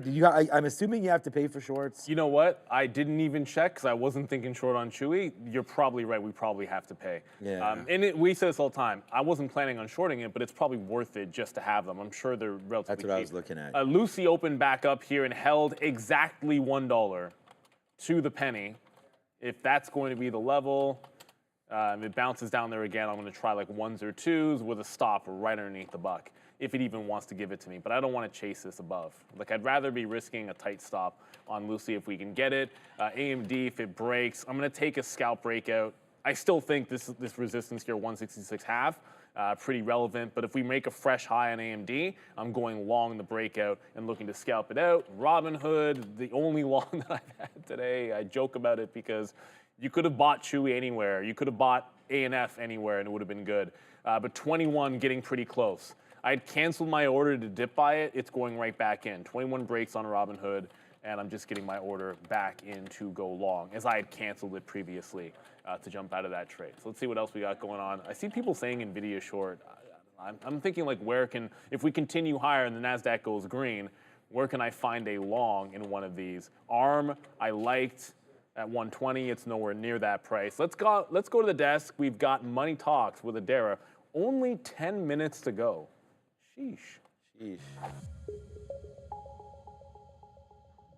Nice look for the DXY here on the daily chart, building off that nice little candle of support we got yesterday. Pretty bullish look. Right now, we are hurtling towards that 105 area for the DXY. So nice look here, just coming into that previous area of support and resistance. We've got the Richmond Manufacturing Index coming in for May. This came in a little bit hotter than expected here, 0 versus -6 estimated and -7 prior. But some more numbers to keep an eye out for. We do get, or some more economic data pieces. We get Fed's Williams speaking at 1:45. We'll get Fed's Bostic speaking after market close at 7 p.m. Also at 2 p.m. here, we're going to be getting the Fed's beige book, so certainly something to keep an eye on here as well. And some more, of course, we do get that GDP revision. Last GDP number we got was a lot lower than expected, so this will certainly be one to keep an eye out for, especially with the PCE coming out on Friday. Also, one interesting thing to note here as well, we are getting a new Fed member, so it's just been announced here that Fed's master will be retiring in June and to be replaced by Goldman Sachs executive here, Beth Hammock. So this will be the new Cleveland Fed president effective August 21st. In the interim, there will be the Cleveland vice president taking over. So interesting look, new Fed here, Beth Hammock, guys. Wow. You're allowed to be part of the Fed if you're under like 75 years old? That's great. 52 years old. Congratulations. Will she be? Again, Goldman Sachs. I mean, come on. Bernanke, all these guys just keep on being Goldman It's like Sachs. the minor leagues for the, that's not even the way to think about it. It's not the minor leagues. No, the major leagues is Nvidia here. But at the end of the day, It's ripping. Loretta Mester sometimes moves the markets, but I'm curious whether or not, we'll see what happens when it comes to voting members. It's not that non-voting members don't matter, but when you're paying attention to who's talking and what their views are, it matters a heck of a lot more in the cycle if they are a voting member right off the bat. Probably not going to be. And AMD just broke out that local high. You can scalp them at 166 if it even gets there, and 166.5 is the top of the range. I think if we get there, I'm probably looking shorts again. Still not there on Hood. Lucy still holding the dollar. I thought we'd get a bid off of 1 even on Lucy. I can tell you that has not happened a second time through. So hard? It just made that dip pretty much exactly the same time we're over on AMD getting that fill. Lucy dipped into 102, and there's going to halt to the upside. So AMD better work because AMD's working. this is annoying. No, like that, you could have been long twos with a 99 stop, and Lucy just went to 118. So AMD better go. We picked the wheel we picked. I said I was taking that break. When it came in is when Lucy dipped. You can only be on one level 2 at a time when you're looking to get orders in. I wanted to make sure I got my stop underneath the 50 on advanced micro devices here. Because to me, this is a scalp trade. It's taking it station to station, 66 to 66.5. All right, just real quick, we did short the market here again as it does pop up a little bit. I'm going to take a little bit out at 36 if we can. There it goes. We do get that in. So we will short the TQs again one more time as we go to the upside. Nice break there long on AMD. I mean, that's what's supposed to happen, man. Trade strong stocks to the long side. Don't do as I do, averaging it in. Nvidia's at 50 and won't break. I know. Nvidia's at 1146 right now. Did it get up to 50 there? 49. Yeah, so wow. Yeah. I mean, they are trading hand in hand here, but I mean, we sat there and watched one of them go down and the other one going up. So I don't really know what to think right now, but there's AMD right back into that level of the breakout. So we are short right now. Let's just put some bids out. I don't even have any bids out, to be honest with you. At these levels, we have them a little bit lower. So right there, nice fade back in for AMD, but then bought the dip again. So yeah, it looks like we want to keep going higher. Obviously, it's going to break 166 if and when Nvidia goes boom. So we'll have to wait for that. But what is making me money right now? Why the heck do I trade anything but this, guys? The futures, again, the TQs, we're here right now. It's a good trade. The disaster that strikes in the chip names for me is definitely making me feel a little bit better here trading the futures as we shorted that top again and it's starting to pull back. So like levels are just working better on the market right now than on individual stocks for me. So good thing to note anyways moving forward, but might be a little too late. We've already sort of made our bed here with AMD being short right now at 165.50, waiting for that move higher. So here it comes. Let's just take some out if we can. Bring it back in. Let's see if we can break 50 and then get some out as we're both just sort of, I don't know, figuring this out with AMD, it seems like. Just one. Like we could have just got out there again. 5 minutes to go here. I forgot about FFIE. We had that tight stop at the open, the Faraday and I futures, didn't take it the second time. We had broke that 77 level. The second it got back above it, we just punched right out. Like 2-cent hit, 2.5-cent hit. A little slippage is going to happen on that stock, 0.5 cent. But it just failed back under fresh lows and is trending back into the downside. So this is Faraday with earnings not good overnight, all that stuff. Shorting it to VWAP in here, 77, the same level that we liked early in the morning. I'm just going to fade back into it. So if it gets back above 70, I'm going to take something in the 74 range in here, try to get a fill. It's short sell restricted, so you do have to sit on the offer. Like I didn't get this fill on the way down. I had to take this when it came back through. So I'm going to need it to pop up and give me a chance to get in. For those that are watching loosely, it's holding 114. The long at one was a good one. And ARM. So I said I've had one long trade today. Well, got into AMD. Hood was the only one we were really long for most of the morning. ARM, a nice bounce off 120. It just held VWAP as well. If it can hold on to 121, I'll probably take a shot long. Shot in the ARM, long off 121. Yeah, you know, the puns have been few and far between here today. Top VoIP saying ASTS is up 43%. I'm going to imagine there are a few small caps that I didn't look at while we were staring at AMD all morning. This one, breaking high. Look at this. I mean, it's just, that makes sense. It's almost too linear at this particular point the settings. On ASTS. He had one big move early. It's a 27% short float with 125 million float. It's done about a third of that.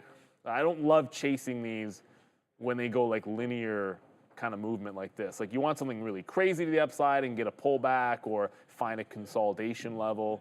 This one needs to settle down a bit. So I did get one fill on AMD, but it's starting to pull right back in. So this could fail the breakout on advanced micro devices. If I get a short position, though, it should be FFIE next. That's at least the plan, as it continues to fall. Yeah, AMD, like so crazy. If I just put the same amount of risk in the futures as I'm doing in AMD, man, we'd be having infinitely better day because look at the futures falling down, falling down, snowflakes or some sort of a song that all the kids sing. But here we go, nice little move to the downside. It's like at every Christmas concert that I've been to ever. Snowflakes, I'll find it out. It's really, all right, good memories, I mean, great memories. I don't, huh? All right, here goes, don't know that. people would probably know it. If you might hear it eventually. All right, so AMD now falling back in just a little bit. And remember, this is where we're short, so we're not like celebrating this, but we did take some out again because, hey, less of a hit is better than grande hit. So right there, we will do that. This is not a Starbucks order. We don't need a venti rate up in here. We just need to get out if this does come back in. So we did do that. We did cover some down there for flattish. Now we're a little bit better in the money here as the TQQs keep going. But the one thing that everybody wants that I can't believe we left for this long was what the heck is for lunch? Yes. All right, so today is basically a big winner. In my opinion, individually wrapped assorted sandwiches. Let's go. I mean, finally, that's a diamond hander there. You grab one of those and hold on to it. Sandwiches assorted with creamy potato salad as the side. Potato salads can be hit or miss, but at the end of the day, that's a good lunch. Sandwiches for all, and to all, a good night. I'm not complaining about that at all. No, we've been getting a heck of a lot of tuna, I noticed, on the salad, so that's been good lately. And we'll see what's on there today. I'm hoping for egg salad. As long as the salad doesn't have spaghetti on top of it. Oh God, I think I had an upset stomach all day. I think that might have been why. I told you I wasn't eating that spaghetti, and then on the afternoon show I was still hungry, so I had to. And thank you to Yanni for going and grabbing me a Snickers bar. Yeah. I brought some actual like protein healthy bars just in case I get peckish again. DJK just said Affirm is a dangerous short at these levels. I don't disagree. I'm sitting this one out. I was short all morning. We got one good look at 28.5. It just needs to get back. If it gets back to like 29.5, that's where you close. That's previous resistance. Just let it get there, man. In a strong market, on a stock which made a wick bottom, if you're going to short into it, at least wait for the level that you like. And so that's probably another 30 cents to the upside. Oh, here comes Lucy at that dollar again. It's still at 10:59, so we're going to get out of here. We're back at 2 o'clock, but Lucy's trying to bounce off that $1 level a second time here, and I didn't have a stop order to protect me, and I'm never trading this stock again or anything like it without a stop order before I get into position. We talked about this once before, where I forget which one it was. It was FFIE. I was like making money on it all day long, and then there was like one trade that I took where I didn't have my stop order in. I got into position first and then through the stop. By then, big time 10% move, and everything else was tight stops for myself, like 1 or 2%, and I lost everything in one shot. It was like 8 winning trades all gone in one shot. So stop order is always first. Let's get on to it. It is Sharif back at the helm with Adara for Learn to Trade. We'll be back at 2 as everybody's in the baby blue today, I think. Oh, yeah, they got a good baby blue show over there. Okay. Yes. What is up, beautiful people? Welcome to How to Trade, formerly known as That Midday Show. That is your girl Adara, and I am Sharif, and we already have Big Kyle Burdett hanging out with us in the chat, as well as one of the OGs there, Darwin. What's up, my man? Callum Mitchell Miller making his presence felt, as well as Chucky. What's going on, Chucky? How are you? We'll wait for some other people to come in from the other stream. We already have 4 lats with a bit of a happy face there. What's up to you, my man? Hope you're doing well. Hope your trading day be going as smooth as possible. A lot of good trades for this market today. We'll get to them very shortly. All right, 1320 Wolf. We got TH, Kyle Taylor, Aaron, and Joanna Brewster. We got Odyssey fights as well as Stock Up with Jason Walcott and Day Trader Cuts. Starvin' Lake, FFTB, and Big Boy Fiddleback as well is in the house, as well as Atif. Good morning, Adair. Good morning. How are you? Happy belated birthday. Thank also, you. I feel like we're not wearing the same color in real life, but it looks like we are in the camera, so it's pretty funny. Yeah, a little bit different. They're pretty close. Yours I like, is a little lighter. I like the pattern.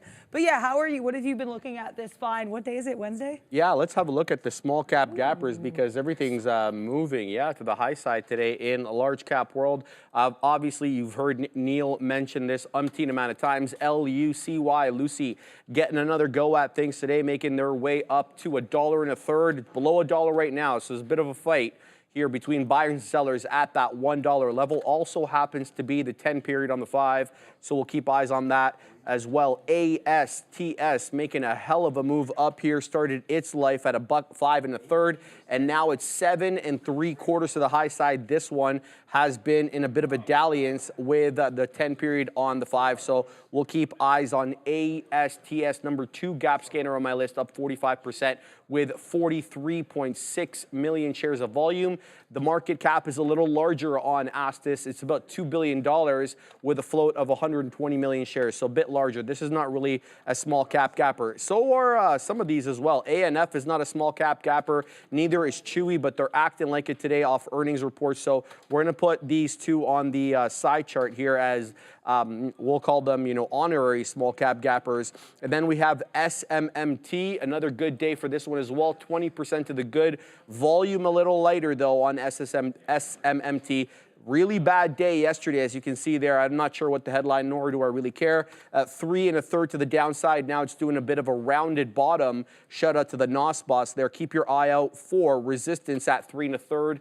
That was where we closed out yesterday. So SMMT on watch today. This one, another non-small cap gapper. This is $2 billion market cap with a float of 83.25 million shares. So a lot of these names on the side chart today don't exactly fit the profile. Last but not least, BNAI 76% in the clear now. This one's really getting to go at things here. It was above the volume weighted average price, but look, this one doesn't seem to be respecting anything to do with VWAP. So I'm not going to be trading this with the same kind of setup that I typically take with my small cap gappers, like, above that pre-market high, trading above the volume weighted average price. This one is not really showing you its propensity to respect those levels. So I'll trade it as an upward channel if I do trade it, because that's exactly how it's looking at these moments. At this moment, look for rejection off the high and a bounce off this low end of the trend line there. Yeah, I mean, also Kyle Burdett has given a lovely welcome back super chat here. Appreciate $2. Big Kyle. Thank you so much, Kyle Burdett. Big Kyle. Yeah, with lots of exclamation points. Thank you to Kyle Burdett. Speaking of Kyle Burdett, he was actually mentioning SBUX in the chat, and I liked it, and I like that it's kind of below VWAP. Do I think there's a range here? Yeah. Have I gotten involved? That would also be a yes. So thank you, Kyle, for mentioning this. I want to see us keep projecting that 77.80. So I'm just getting about 12 pennies. I want minimum into the bottom of this range here around that 77.50s, at least on a wick basis. I think that could be a nice little look here. I've been actually involved already in a few trades, even though I've been sitting here for about 15 minutes, so I guess we're pretty excitable today. One of these was Apple, which honestly I'll still play this, because to me there's like a really clear defined range here. This is what I like. I think we could be rejecting it here, so I want to wait for some confirmation. Got involved at the bottom, got out kind of as we got near the top. I wanted to add more to this. I wasn't able to add. It was what it was. No complaints, no regrets. So shout out there to that one. Also Tesla, this was an interesting one. So I initially got involved in this short. I liked it because we were at that point rejecting 177.50. I was like, or 175.50. I was like, cool, let's take the short. I get involved and it violently pops into exactly where I wanted to get out, that 175.80. I was like, perfect, get out while you can. Pops up another like 20 pennies and then it kind of stagnates. And I noticed where it's having the stagnation is A, a lower high, and B, kind of that area we keep rejecting around 176. So I said, Adara, take this short. It was a quick scalp. We're just kind of get back into the swing of things in the world of scalping. So not too bad there. I think my biggest issue yesterday, as I kind of mentioned, was having ideas that were okay and building them, which is always great, but paper handing them, which was less great. So we're going to work less on paper handing and more on, like, you can commit to ideas for longer, but as long as you have a commitment in terms of profit taking, because that's the whole point. So there we go. But you know what else is great? Trading futures. All right, let's get to the lesson of the day. We're talking about futures trading all week. Thank you to Obi for stepping in and covering yesterday. Today, we're going to talk about trading futures off key areas of support and resistance. So this lesson dives into using support and resistance zones for intraday futures trading. We'll identify key factors to assess potential breakouts or reversals at said level. So let's get right to it. So as we typically do, we'll just start off by summarizing some of the key concepts we're going to discuss. What is support and resistance? Most of us will know what this is. So imagine a tug of war between buyers, which is demand, and sellers, which is the supply. Support is a price area where buyers tend to step in, pushing the price back up. Conversely, resistance is where sellers become active, halting the price increase and potentially reversing the trend. Visualize these areas on a price chart. As you can see here, thank you, Adair, for adding this in. You have resistance to the high side every time the price action on what this, I believe is SMH, comes into this price level here. It seems to be met with a wall of selling. Conversely, when it comes into that price here, it seems to be met with exuberant buying. So very clear cut. Typically in real life, it's not so clear cut, but that's kind of what we're trying to get at here, okay? Identifying areas of support and resistance, super important, obviously, to this type of trade. So there are various methods to identify support and resistance. Firstly, you guys always see me charting the closing print of the prior day on the intraday chart. I don't care if it's futures, a small cap gapper, a large cap name. I will always put a horizontal line on the closing print from yesterday. The money that is hanging out at the close is the more committed money. It's the money that I want to have notice of, okay? So that's what I always chart that. But you should always be charting as well the prior day high and the prior day low, because that is clear areas of support and resistance on an intraday basis. Horizontal lines as well. If there is a specific price that has nothing to do with the close or the open or the high or the low, but seems to be coming in on the 4-hour chart over and over and over, in the daily chart over and over and over. Chart it, especially if you're close to it. You never know exactly how it'll factor in. So horizontal lines of key areas of support and resistance should absolutely be charted. Go to the wider time frames to get a better look as well. And trend lines. You always see me draw these as well. We talked about the trend, the downward channel on Li Auto. In fact, it's still holding to this day. I'm going to take this opportunity to show it to you now because I might get back into this name, because it's absolutely holding up this daily resistance low. Here's the look on Li Auto. This is not by accident, guys. I mean, this was over here. This was an outlying event. This was an earnings report that got sold off super quick. But look, for the exception of that one-off event, it's really held it to the T. So this bottom end of the channel is at, 1, 2, 3. Now the 4th time it's holding up here. So this is exactly what I'm talking about. Keep your, draw your trend lines as far as they will go, because you never know how they'll factor in at a later point, okay? So those are the 3 things: your prior day high, close, and low, your horizontal lines on the wider time frame, as well as your trend lines. And here are examples of some over here. There is your horizontal lines showing a key area of support on the SPY at that 163 level. That was like a long time ago. SPY's in $400 territory now.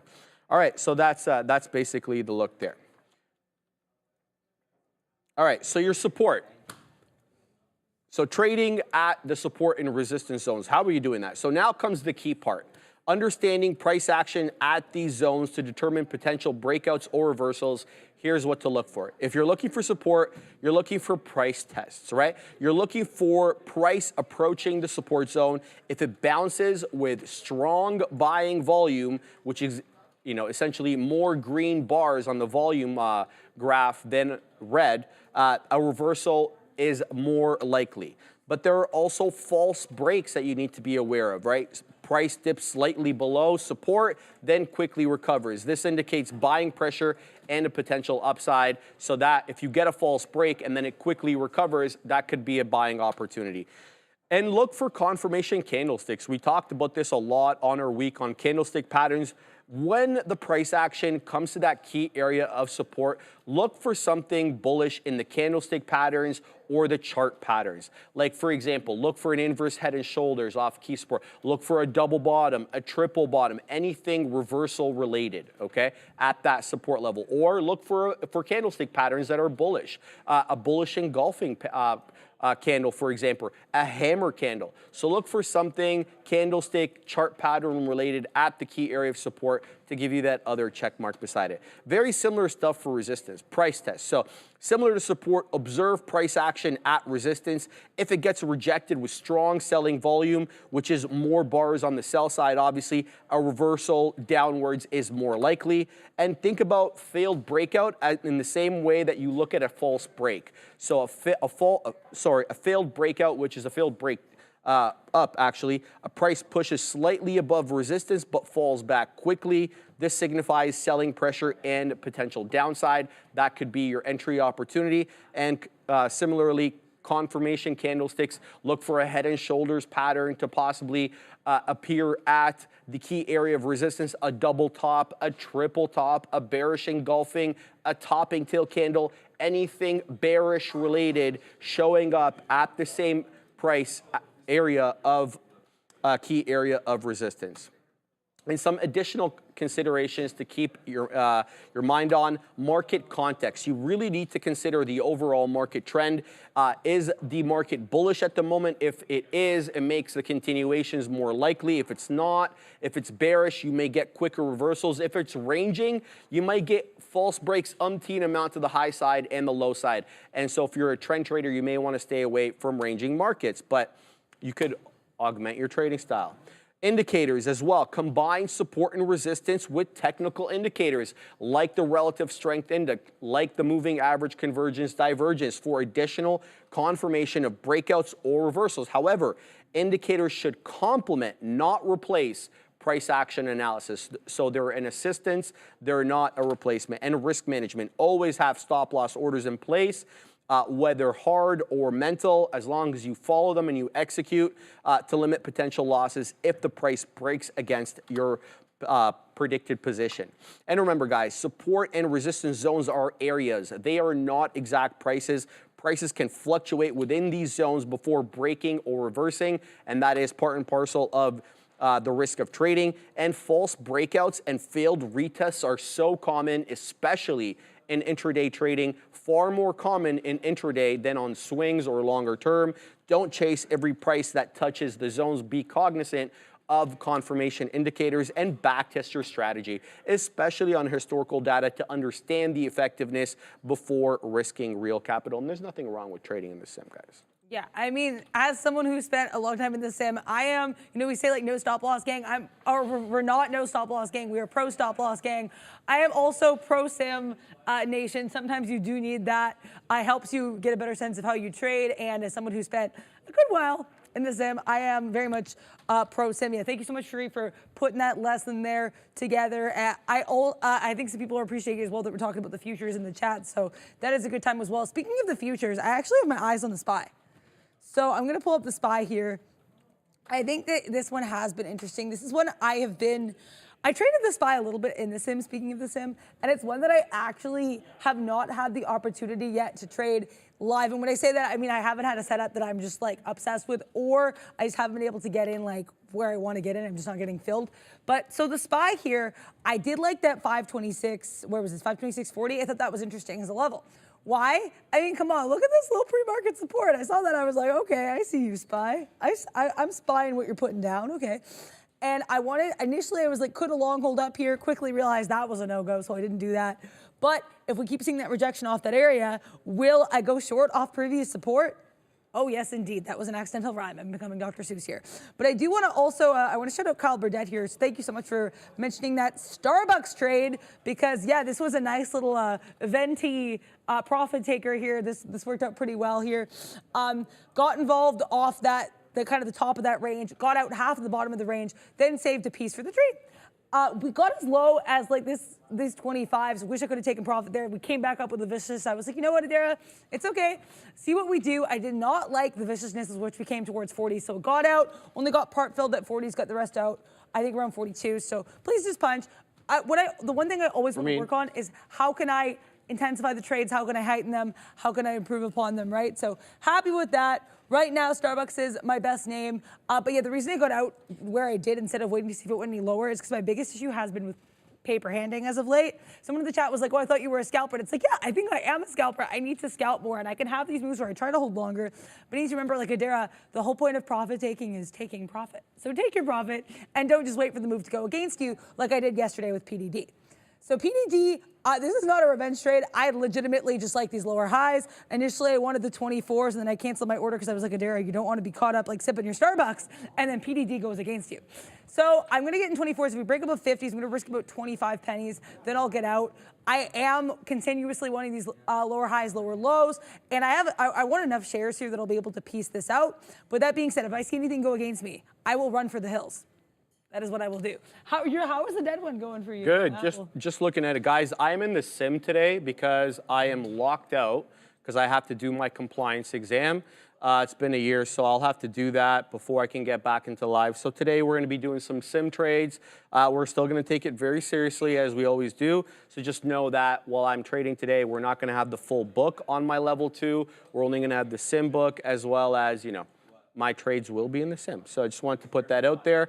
I'm looking at Softy right now because the soft one is right at the volume weighted average price, and it's been not a strong name today, but definitely a lot higher off the bottom. 425.5 was where we got there in the pre-market, and we made our way all the way back up into 430.70. We put in a whole bunch of topping tail candles at that same area that we came into yesterday and had the same rejection. Now we're at the volume weighted average price. We're at the 50. I want to see exactly what we do here. I was actually looking at Apple for a hold at VWAP as well. And by the time I logged out of my live and logged back into the sim, it had basically come all the way down below the volume weighted average price. So I won't base a trade on Apple at VWAP at this level. I wanted to take something on Apple because it has been strong. It has a headline today, multiple headlines. You know, there's a whole article that I read this morning about the iPhone 16 and how it's going to create a super cycle. I'm not going to go into that again, but there's actual headlines with Bank of America as well as this other thing that came in midday. What was this thing over here? The AC/DC thing. Yeah, whatever that is. Oh, and there's also this headline out of China, too. Wow, I did not expect this. A Chinese court has dismissed a local consumer's case against Apple. Commission on purpose through its App Store, Bloomberg Report. I did not think Apple would be winning anything legal in China, but there you go, guys. So Shanghai court rules in favor of Apple in App Store fees legal battle. Probably won't win that on this side of the ocean, but in any event, coming down now off high, so that's not enough to keep Apple elevated, coming down into that 191, so we'll keep eyes on that. I'm still interested in this Microsoft hold here at 429. That's a nice look on Microsoft. I am making the maybe eyebrow-raising decision to short Tesla. And I say that, and I'm like, actually, no, I don't hate the Tesla short. I just think my attempts on the Tesla short earlier were like, like the Scooby-Doo face moment. And I say that because, so like the second short was fine, whatever, but I should have held it for longer than I did. I took a cool pennies and was like, okay, I'm gonna yeet and look at other charts, which is maybe not the vibe, but it's all good. The second short, proud of the management, not proud of the idea. I should have waited to see us test that 176 and sitting in, getting involved at 175.50s. When we saw that previous support area. So I think there are some opportunities here. I just think at this point it would be kind of chasing waterfalls if I try to get involved until before seeing another rejection. And, you know, we don't want to go chasing waterfalls over here. PDD, I was not invited. I am displeased as punch because I wanted to get involved at 152. And in retrospect, I should have just kept my order open at 152.25, but I was like, Dara, you're looking at Starbucks. Like, what if you forget? And I don't know what that voice was. But yeah, so I mean, if we continue seeing lower highs and the next level I'm targeting is going to be around 152s, then I'm interested. But if I don't have that opportunity, then I will not be interested. Because I just want to wait. I want to be patient. I want to wait. I really just want to be targeting and looking at specific names. Speaking of which, the SPY is coming to that area I've been spying, and that's going to be around 526.40. So I might bat that fly in the SPY to the downside, and I'm going to stop rhyming now. But yeah, good times over here in these here markets. And yeah, I mean, this SPY, I do like this look. What's everyone else looking at here? Lucy going, says Richard V. Let's take a look at that Lucy. But we also have something else we're going to be looking at in a little bit here as well. Let's take a quick look at, oh wow, Lucy. Oh my God, I see you see, we all see Lucy. Oh my gosh, this bounce off that $1 level. This $1 level is crazy support. I might have to keep an eye on that. But you know what else you should keep an eye on is going to be our friends over here at the VinFast. Yes. So we're going to look at them. Thank you so much to VinFast. Yes, VinFast VF8 SUV has earned 5 top safety awards from the new car assessment program for Southeast Asia, including Best Overall and Best SUV. Competing against 15 major automakers, VinFast VF8 was recognized for its outstanding safety features like forward collision warning and blind spot detection. This accomplishment underscores VinFast's commitment to safety and innovation in electrified mobility. Congratulations to VinFast for setting new standards in automotive safety. Stay tuned for more updates. And that is the VF8, in case you're wondering, right there. And that is the Canadian price. So interesting look there. Shout out to our sponsors, VinFast, for sponsoring this segment. All right, guys, I am long Microsoft. I know that the position board was showing something else. Again, guys, I am in the sim today until I can figure out my compliance exam. So long softy here for the dip onto the volume weighted average price. It did break 429 ever so briefly, was able to make it its way back into 429.5, but being the spready one that Microsoft is, it did cross, but I was not able to get filled. We're long at 429.15, looking for a possible move back up, at least into the closing print yesterday,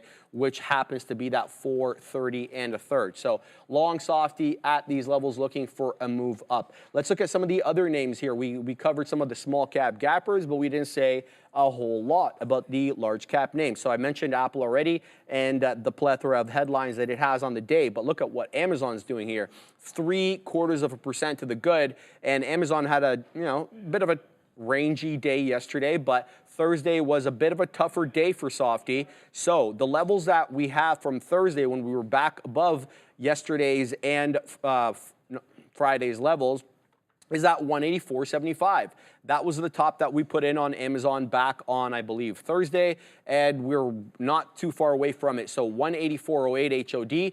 We're about to come back into 184, at least it looks like right now, 183.5 and change. So if we make it back into that 184 and 2/3, 184 and 3/4, that will be an interesting level off which to get short. Great looking bull flag today for AMZN, and a quick dip there, 182, mid 80s into the volume weighted average price, got bought up quite quickly there, and that ended up in a hammer candle. So good look for Amazon on the day.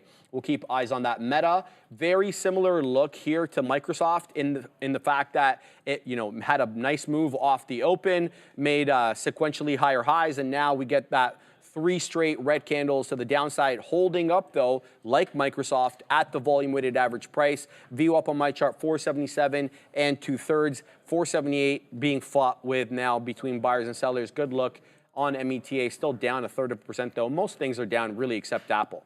So we'll keep eyes on that. A nice recovery off NVDA there, but this is what's interesting to me here about Nvidia is that we came into those pre-market highs at around that we put in around 7:50, 8 a.m., which was essentially $1,150, and we still haven't been able to break $1,150. We didn't break it yesterday, and we're having trouble with it today. So 1150, all eyes on 1150 or thereabouts. It's a $1,150 name. So when I say 1150, it should really mean like 1140 to 1150. So we'll keep eyes on that name because it's been having a whole lot of trouble breaking through that level. You know what's also wild about Nvidia, and I was saying this to Obi yesterday, how can Nvidia be like $1,100 and have a better spread than Meta? I don't get it. I do not understand. Right now, the spread's a little like spreadier. It's about like 40 pennies, but yesterday, Nvidia had like, I swear, an under 10-cent spread at times, and Meta was over here with like 20 to 30 pennies. So right now, Meta, your spread's actually better, so that's nice. Meta bouncing off VWAP, actually. I literally only brought this up so I could clown on its spread, and yet I'm actually really liking these VWAP bounces. That being said, we're having a lower high, so I want to be cognizant of that, but I do like how we're bouncing off VWAP here pretty nicely, especially with that kind of bottoming tail candle here, so I do not mind Meta at all. Going to be watching out for that. Tesla, I don't know why I'm so determined to short you. Actually, I do. You keep having like rejection at certain areas. Oh, I'm talking to the stock now here. But I like that 175.50. And as I say that, Tesla's like, nah, I'm going to go lower. So happy I didn't rush into it, though, because the last time I tried to take a Tesla 175.50 short, that did not work. Now this might be the time, and this is why I also don't want to rush in, because I don't want it to be like I'm revenge trading this. I do like this level. I just need for it to materialize in the way I like. I still think the better short here is 176, but if 176.50 is what you get what you get, and you don't get upset. I also want to pull up AMD here. Shout out to Kyle Burdett for mentioning AMD. AMD is like, I wouldn't say it's a regular resident on my side chart, but it has it rents. It's got like a timeshare. It'll be there semi-frequently. But so this 167 level I think is really interesting. If you look at kind of where we had in the pre-market heading right into the open, we kind of come up to 167. AMD is on a really nice, beautiful upturn, but I think if there are places we could head to the downside, I think 170, why do I keep saying 170? 167 and 167.50, both kind of interesting levels for me personally. So this could be, although as Sebastian is saying, AMD is in fact climbing, so I want to be cognizant of that. I don't know why I'm so short biased. It is kind of might be my kryptonite. Sometimes it works. Sometimes you got to switch that bias, turn that upside down. I am proud of what I did in this buy short, though. Obviously, happy I got it where I did, risked about 10 pennies, lost about 10 pennies. Please just punch. I did still like that 526.40 level because of that previous support.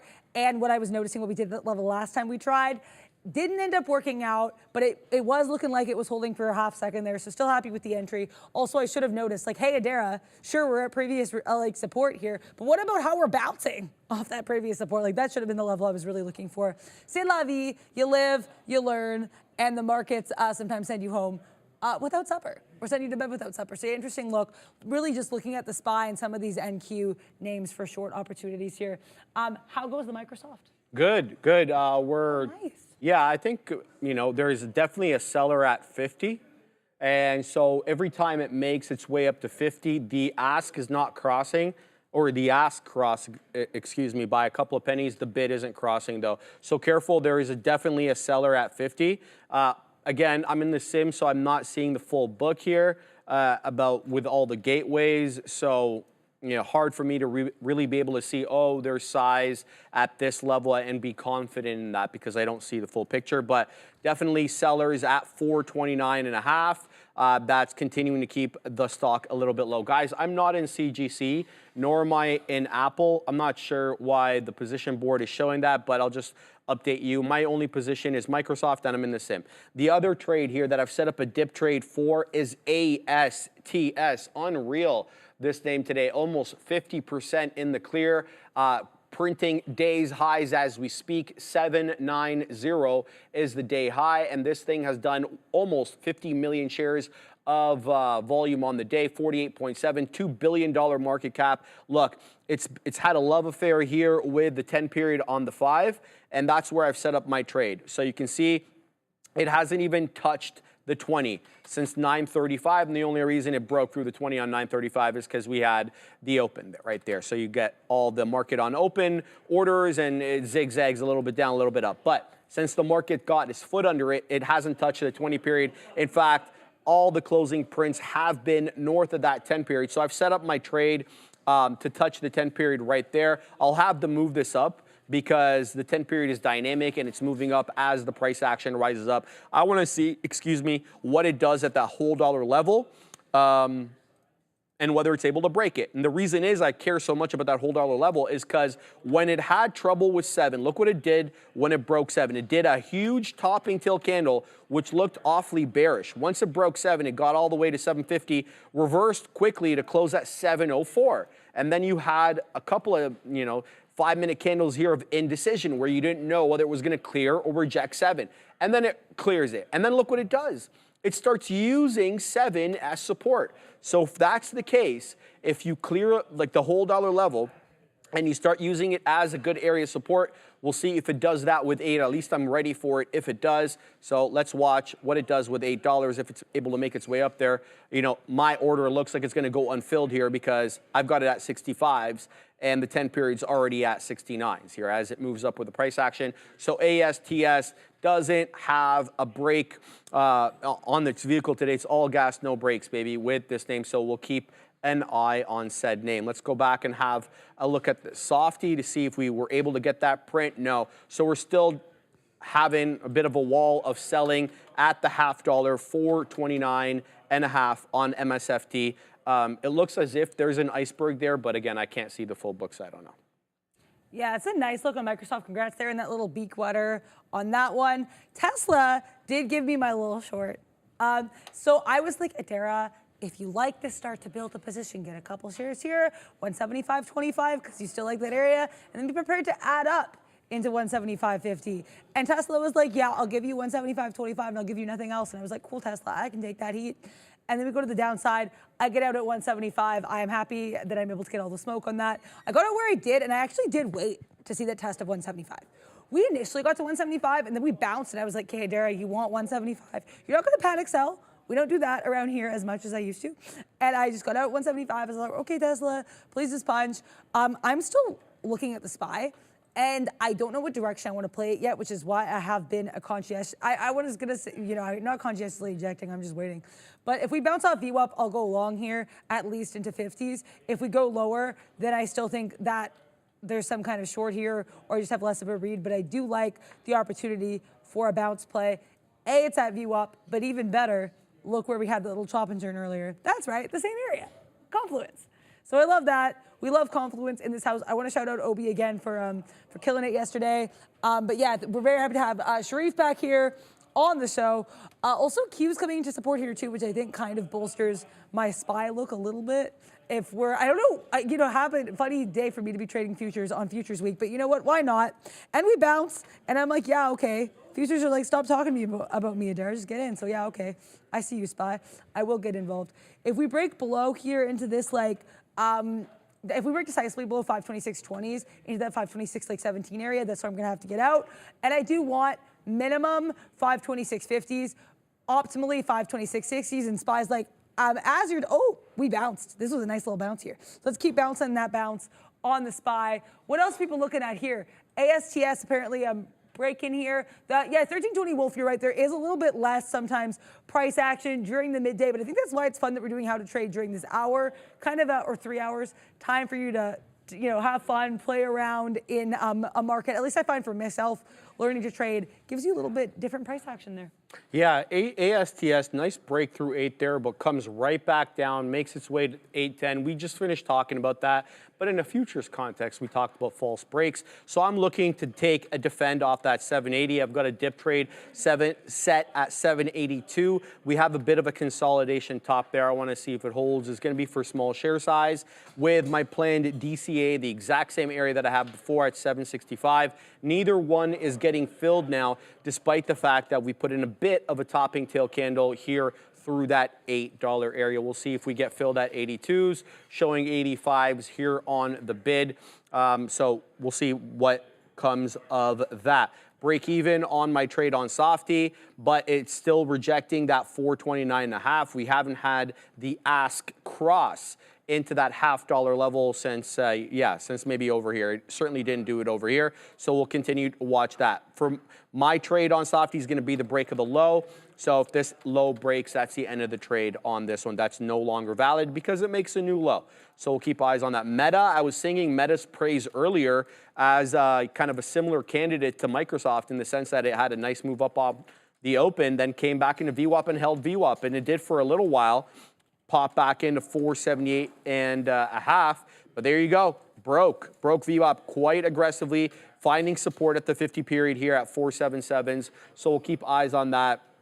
I'm not going to take it randomly off the 50 period because it hasn't featured with the 50 period on the day. Until it does, until it proves it to me, that's just another random wiggly line on my chart until it proves importance. Tesla as well, multiple rejections off yesterday's closing print, 176.75, and it's putting in that rounded top. Look for support at that 174 area. Tesla would be an interesting short here, especially if it's able to break this low end of the range. So you had a couple of holdups here since the bell rang. What's up? Sorry, just the mic, it's down. I think she just needs to fix the mic or something. Oh, should I just talk? Oh, okay, like that? Okay. So this area over here on Tesla, 174.85, essentially 175. Look for 175 to break on a closing basis. We broke in the pre, but we really reclaimed 175 and then have been using it as support, but now we're putting incrementally lower highs. You have the highest of the highs, that IB high there at 178.15, then it's followed by another successive lower high at 176.75, and then 176 and 2/3, and then 176 and a quarter. You get where this is going, then 176, lower high, lower high, lower high, lower high, flat bottom break. So we'll see if that one comes in. Keep your eye on a decided close below 175, and then look for support at 174 because that was the pre-market low. So if there's going to be buying in and around there, definitely want to be covering at that spot. But Microsoft, as I anticipated, absolutely flying to the high side. So we'll wet our beak some more here, and we're almost $1 in the money on this name. It is sim trade. I am in the sim today, but we're taking it as seriously as we would a regular trade. Microsoft coming into 430 at day's high. Wow, that's beautiful. The Bill Gates just opened there for that one. It's a great look. Shout out to, sure, he's doing that dancing like Steve Ballmer at the convention there. Great look. Shout out to you. Also, shout out to the SPY. I took 20 pennies on this name and I'm pleased as punch. Is this like a massive victory? No. But is it something that I'm proud of with how I manage it? Yes.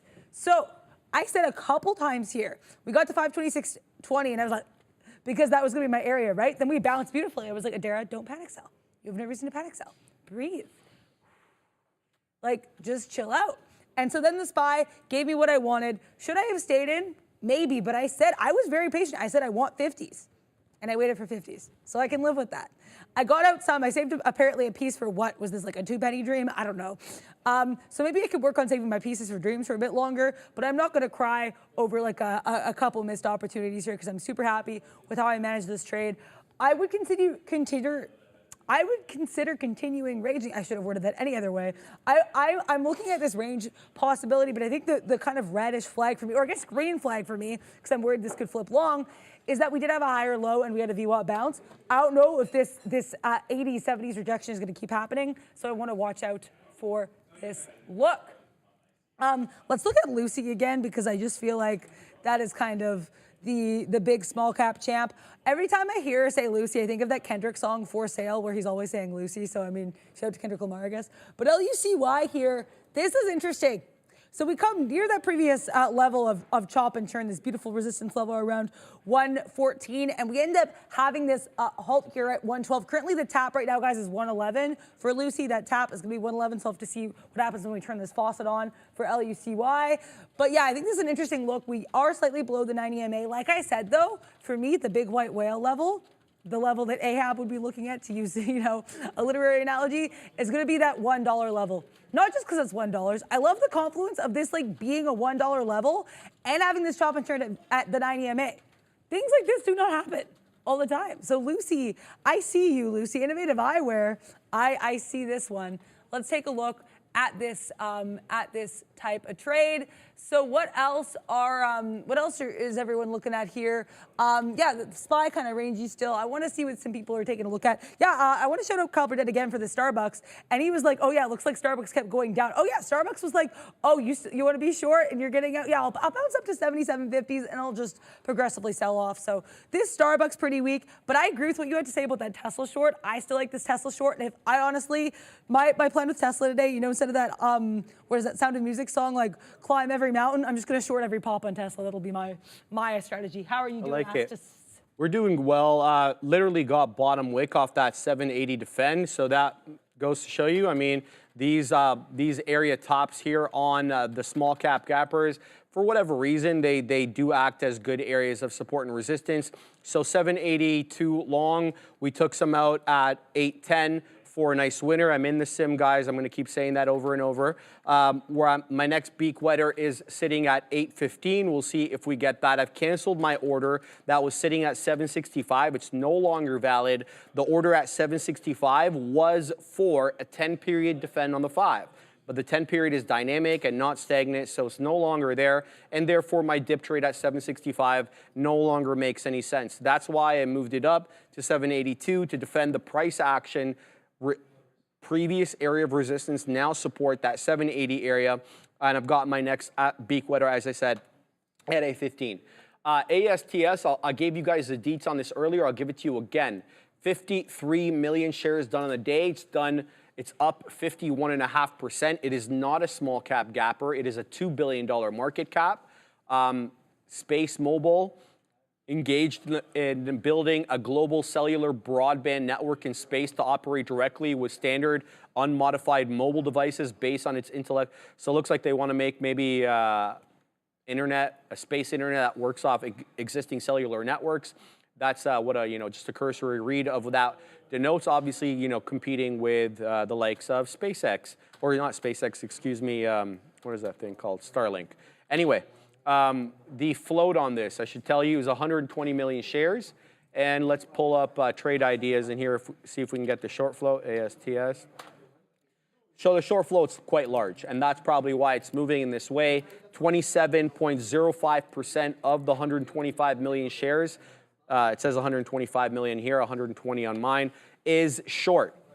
So over a quarter of the float on ASTS is short, so this one could absolutely become parabolic. Keep your eye on it, and we've been getting a lot more of these lately ever since GameStop and AMC started running again. Everyone's looking for these high floated names. They're hunting for them, looking to see if you can get squeeze plays out of them ever since that whole Roaring Kitty thing came back into play. Ron Wild, 199 super chat, thank you very much.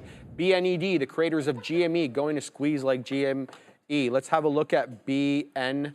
I think this one showed up on my scanner earlier. Let's have a look here. Yeah, and this one is a former runner. As I've already put the ticker on there for it. You can see it really started running in the middle part of the month. It had its best day, best green day on the 21st. Gave back a lot of that on the 22nd. Very big red day on the 23rd, and we're definitely ensconced with that within that price action currently. Today, very zigzaggy. As you can see, a candle of indecision. We haven't closed on the day, but the low is right there at 57 penny, and the high at 87 and change. So a big range day for BNED. The name is as follows: $36 million market cap, 5.5 million shares done on the day, 39-ish million share float.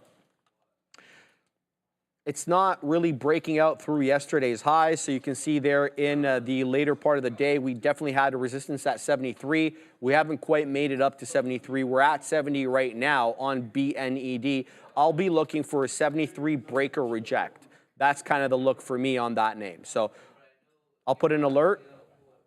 See if we can put an alert around 72.5 pennies. If it makes its way up there, then we can take a decision at that point. But yeah, good look. BNED. Definitely a couple of great days this month for, but today, Ron, it's quite rangy. Look for that 73 touch though, Ron. That could spell a short. I don't know if you're a long or short this name, but yeah, there's definitely a trade to be had possibly at 73. That's a great look there, that 73 level in BNED.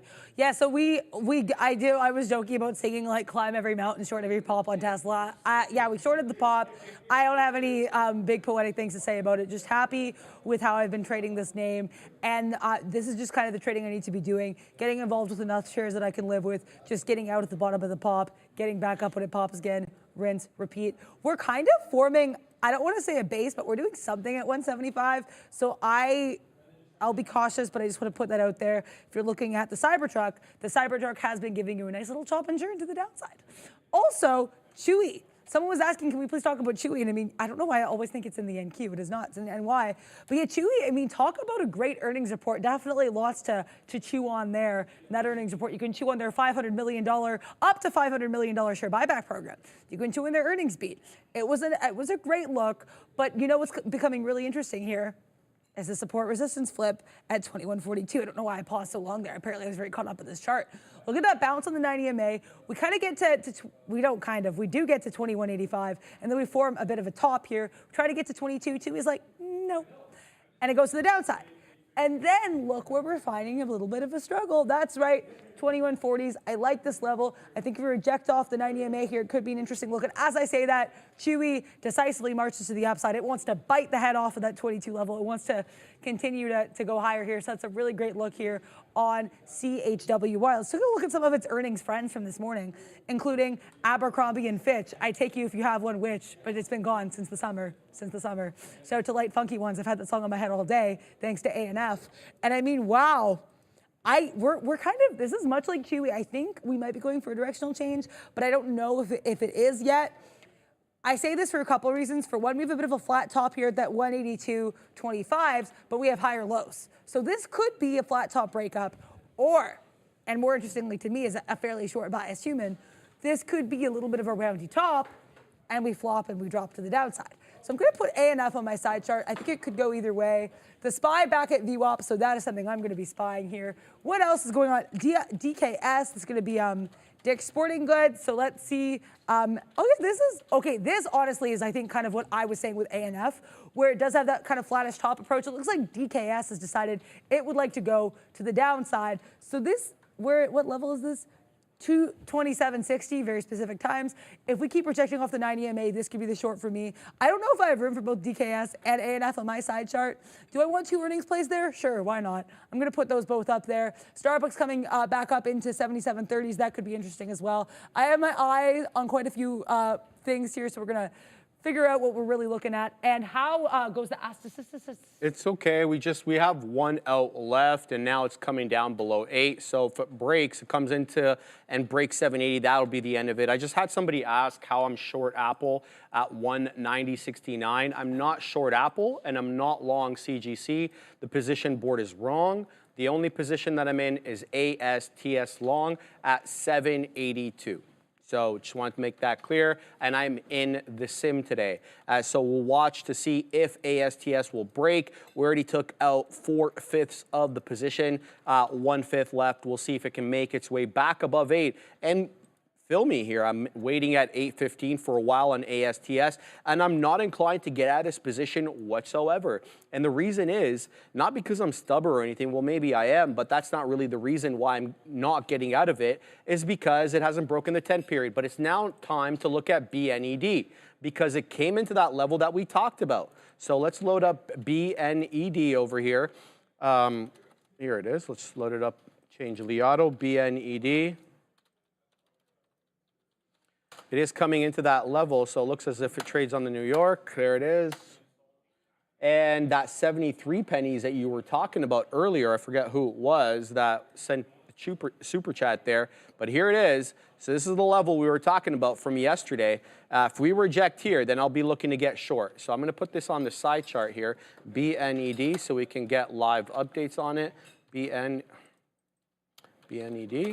there we go. Barnes and Noble. At 73 pennies, high of day, it's stuck there at the moment. It's not halted, but it is SSR, okay? So BNED is SSR. If you're looking to short it, I'm not. I wouldn't mind shorting it here if it does reject 73 pennies. So we'll have to watch and see whether this one does reject or whether it breaks through. If it breaks 73 pennies and holds onto it, then definitely I will be looking for the long. Let's look at what it's doing in the actual price action over here. So this one just dipped aggressively for whatever reason. I just saw prints coming here, and they're not dark pool prints. They were on T, and they dipped aggressively into 69. I got that on my platform as well. It just dipped into 68 1/3 off 73 pennies. So there's a lot of bamboozlement happening here, and I'm not surprised because it is exactly the level that we came into yesterday, 73 pennies, and rejected. And yet again, we come into that level, and yet again, we dip down into 68.5 here. But it's not the end of the story. We could break 73. Just because we reject it off at once doesn't mean anything. So let's keep an eye on this name. It's already up 14% to the good. Shorting it at these levels would definitely be a counter trend trade, and that's not really my modus operandi. So let's keep, here's 73 again. And again, I'm in the sim, guys, so I can't see the full size on that level, but I can get a general idea of whether there's big size or not, and there is at 73. A lot of wattage at there. Let's see if it can break above it. 15% to the good today, and it's chopping and churning, and you haven't even gotten one print above 73 pennies quite yet. So keep your eye on that level. Oh yeah, that's consolidated. Also, I like a lot of wattage. I like that. But AMD here, Brad Gober's mentioning AMD. This one looks kind of bearish. I will say, shout out to, I think Cal Burdett was saying he shorted this one off, I think near that 167 level. This was quite the look. But now we're kind of, I don't want to say this is a high or low situation, but we didn't get all the way back to VWAP. We did have a slightly higher low, I think, at the 166.50. What I'm trying to say here is I think right now AMD could go in either AM direction. I think it needs to figure that out right now. I don't know if we're going to make this higher high back into 167. Right now, it looks like we're struggling with 166.30s. And of course, as I say that, AMD's like, I'm going to go higher. So I'll try not to speak on your name, AMD. You do what you need to do. But I think this could be interesting. I think this could maybe compress a little bit. Like I'm trying to say, that I don't really have a clear read on this. And I think AMD needs to kind of sort itself out. It's very much down on the day. I think if we keep rejecting that 167, but staying above VWAP, we might see a skosh of consolidation. That would be my take. Also, Lulu. I've seen a couple people mention Lulu today, including Compass RX right here. And Lululemon reports earnings next week. I am very excited for this earnings report. It's not like I'm involved in the name. I just, I think Lulu is a really interesting one. I know they just have a new one opening at the Well, which is this new kind of outdoorish mall situation in Toronto. I say outdoors because it's not fully outdoor.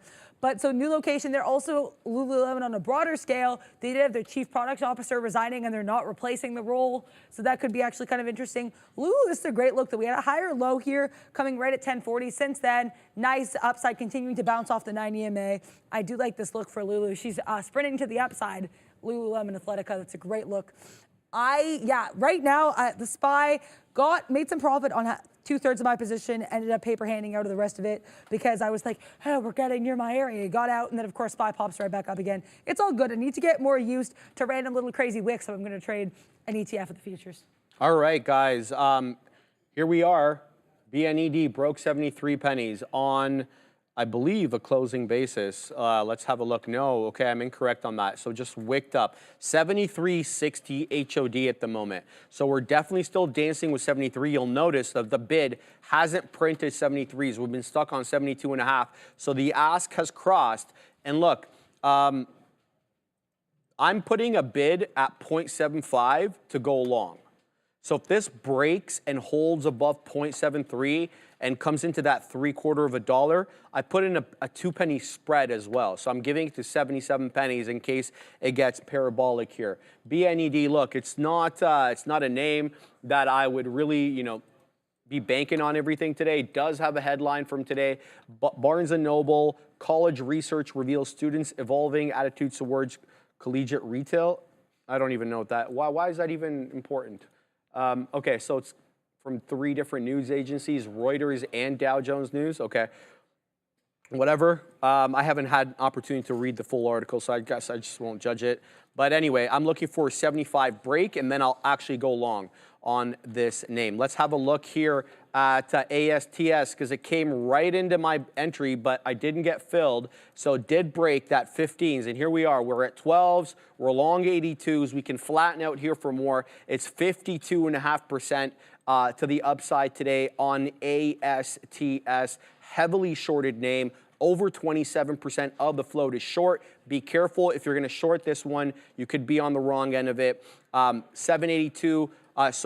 Took this long, 782, because it was a top area consolidation. We cleared it, and so then I used it as support. This one apparently made its way up to 20, but I had my order at 15. I'm in the sim, so whether or not I get filled or not, these aren't real fills anyway, so let's not judge this too quickly. Here we go, 14 showing up. 15s now on the ask. Can it print above? It seems to be some selling here on 15, because every time we make it up to 15, we're met with a wall of selling. So there is size at 15, but I would submit to you that there's likely an iceberg there as well. Just not enough size to keep it, and there it goes. So breaks through 15s, and here's 20.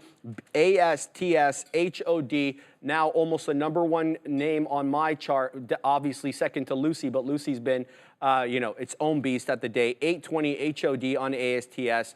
Let's do some charting on the day and see where we could encounter resistance on this name. Let's go to the 4-hour. Like I said, this one's really been running the past little while.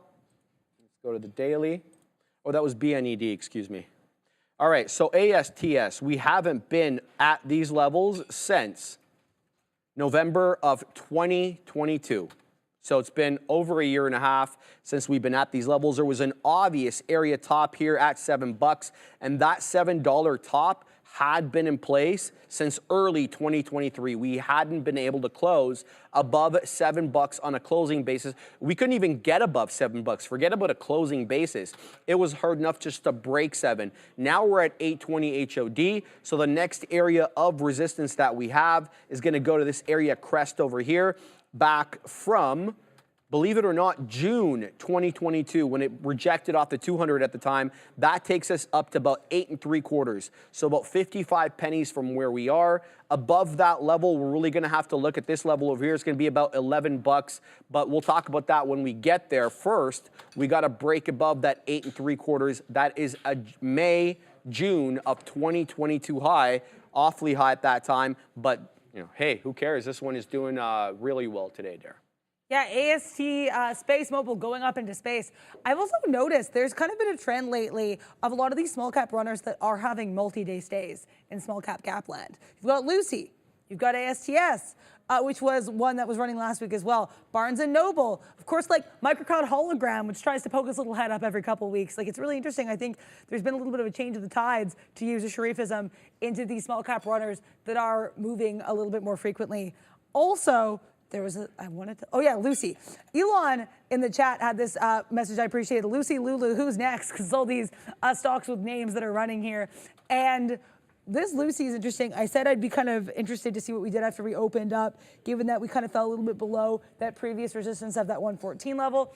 Continuing to top and churn around that 9 EMA. I still like the $1 level. I don't know if I'd get involved. This is, and I don't mean like because it's a small cap. I have traded small caps, so there's setups I like.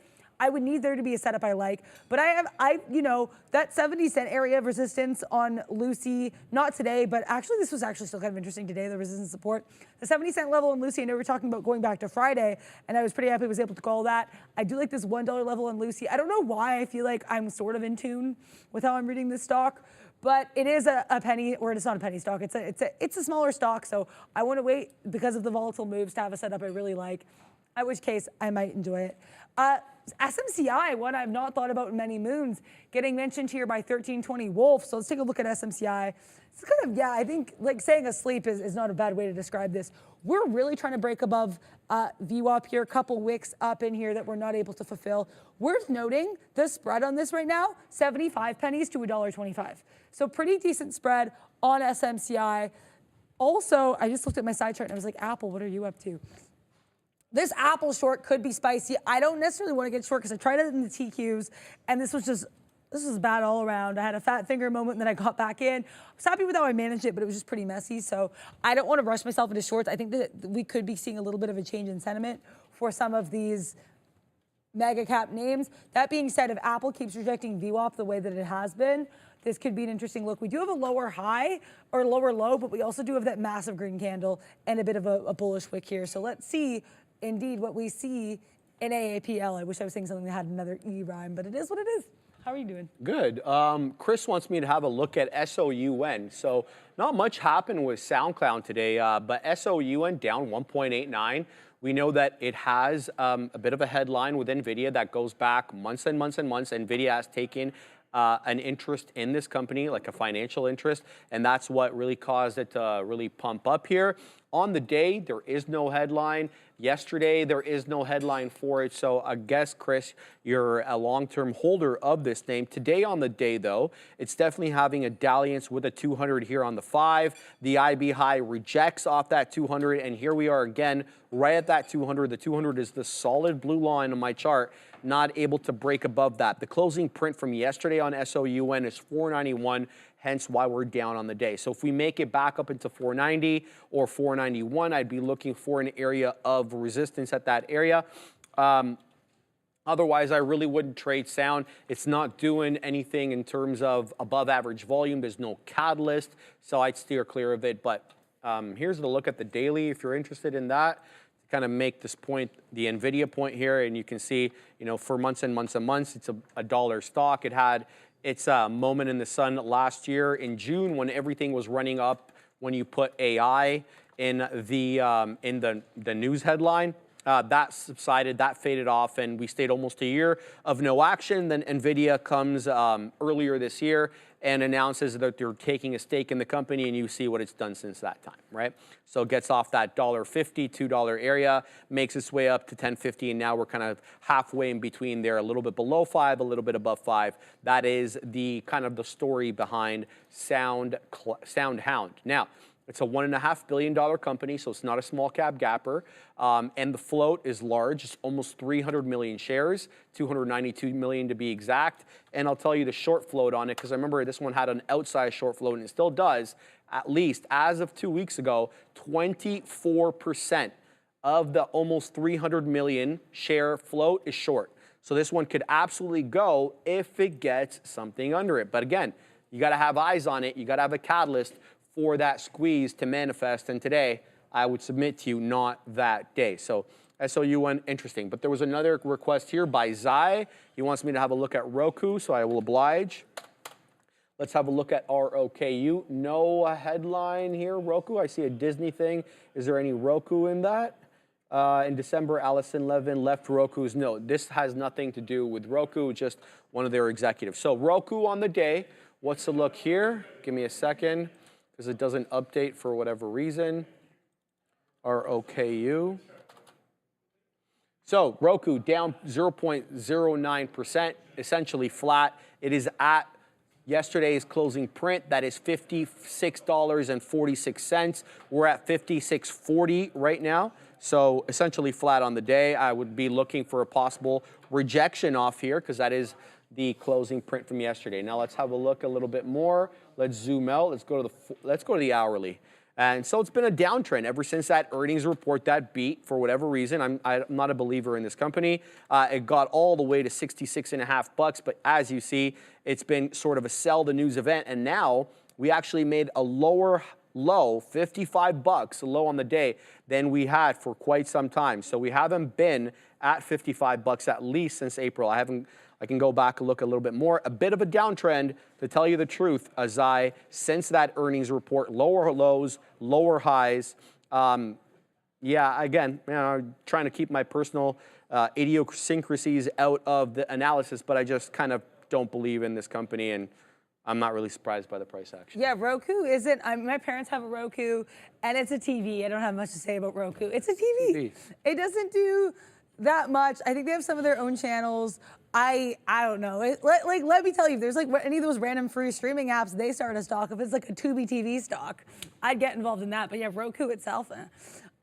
Also, Gaurav here mentioning Nike. So I mean, we'll pull up Nike. Yeah, I think you were mentioning a swing play on this. So Nike right now for me, we had that really great run up here, bouncing off the 90 EMA. Then we have what I think is a pretty nice, not nice, it's a clear, to me, topping tail candle coming into that 92.70s. Then we have a lower high. Still have that 90 EMA bounce, mind you, but now we're having lower highs, lower lows. So NKE right now in the daily chart looking like it has having a little bit of a run to the downside. Also, so yeah, on like a daily basis, I think there is a clear base here at that 88 area. Look at, ooh, I got excited. Bottom, is this a double bottom I see on the daily chart? Late September 2023, coming into early April 2024. We're seeing this bottom twice. Now, since that double bottom, Nike has done not very much. We did get to the 96 level. We had a little bit of a rejection off that previous resistance area, and then just kind of seeing this consolidation since then. So yeah, I gotta tell you, Gaurav, I think breaking above that 96 would probably be pretty interesting to me. Right now, it just seems like we're having a little bit of a consolidation with no clear direction in which we're gonna resolve. I think that bounce off the 88 is nice, but it'd be nicer if it kind of did something to really follow up. Let's take a look at Dell as well. I think you mentioned this one earlier as well, Gaurav, and I know Dell will be really interesting heading into the earnings tomorrow. Dell has decided it has no chill heading up to these earnings. It's like, I will be, oh, this VWAP bounce. Dell's like, I will be on everyone's minds. I mean, right now, Dell, you're on my mind. Look at this range, 168.50, whoop, 170, whoop. I like this look. Gives you at least $1.50, if not $2. I think this is a really fun look. I think the thing is, too, to be cognizant of is we do have this kind of bear flaggish look on with bouncing off VWAP. So thank you, Gaurav, for putting this out. Should have looked at this one earlier. But yeah, Dell, really interesting heading into earnings. Let's see how the computers end up going on Dell. That was a pun that might have worked in my head and didn't. Amazon too. I know Joanna Brewster mentioning this. Some other people mentioning AMZ as well. I think B. Davis maybe mentioning Amazon or someone else mentioning it here. But this could be, yeah, it was B. Davis. This is an interesting look here in Amazon. We're getting your VWAP, but also look where we had that previous chop and churn. That's right, 182.85. I think what we do here beyond, I would say confluence with VWAP and this earlier little chop and churn, this could be an interesting area here for AMZN. Let's see what kind of express delivery Amazon gives. Will it be for the longs or will it be for the shorts? Only time will tell. Oh yeah, well, you know what, ASTS here, wow. So this was a mistake to get out of this one because it is just rocketing up there. Here comes a $0.50. And look, I'm looking to get back in. I'm looking for a top area consolidation, dip long, exactly the same way that I did at 782 when we took that 780 flat top defend. There is, in my estimation here, a bit of a flat top at 810. We got into 810 3 times before breaking it. So if we do retrace, I'd like a dip trade. It also, it's also basically the same area as the 10 EMA on the 5, but the 10 EMA is dynamic. It could be there now and be somewhere else in a few minutes. So ASTS, this thing is really rocketing up now, 56% to the good. So we'll keep eyes on that. The other thing that I want to mention super quick there in, actually, I'll mention it when I get back. But the other one that I want to mention, META. So this is doing something here that's awfully, you know, attention catching. Let's call it that, because I'm unsure what to make of it. Look at these rounded bottoming tails. So we put lower high, lower low, lower low, lower low, but the shape of the the candlestick, and this is the 5-minute chart. This is not a 1 minute. So this is, you know, almost half an hour of price action that it's been doing this. This to me is awfully suspicious. Okay, I'm not exactly sure what to make. Usually these bottoming tail candles into an area of support, you kind of make the assessment that the buyers are, telling sellers, no, that's enough, and usually start curling back up.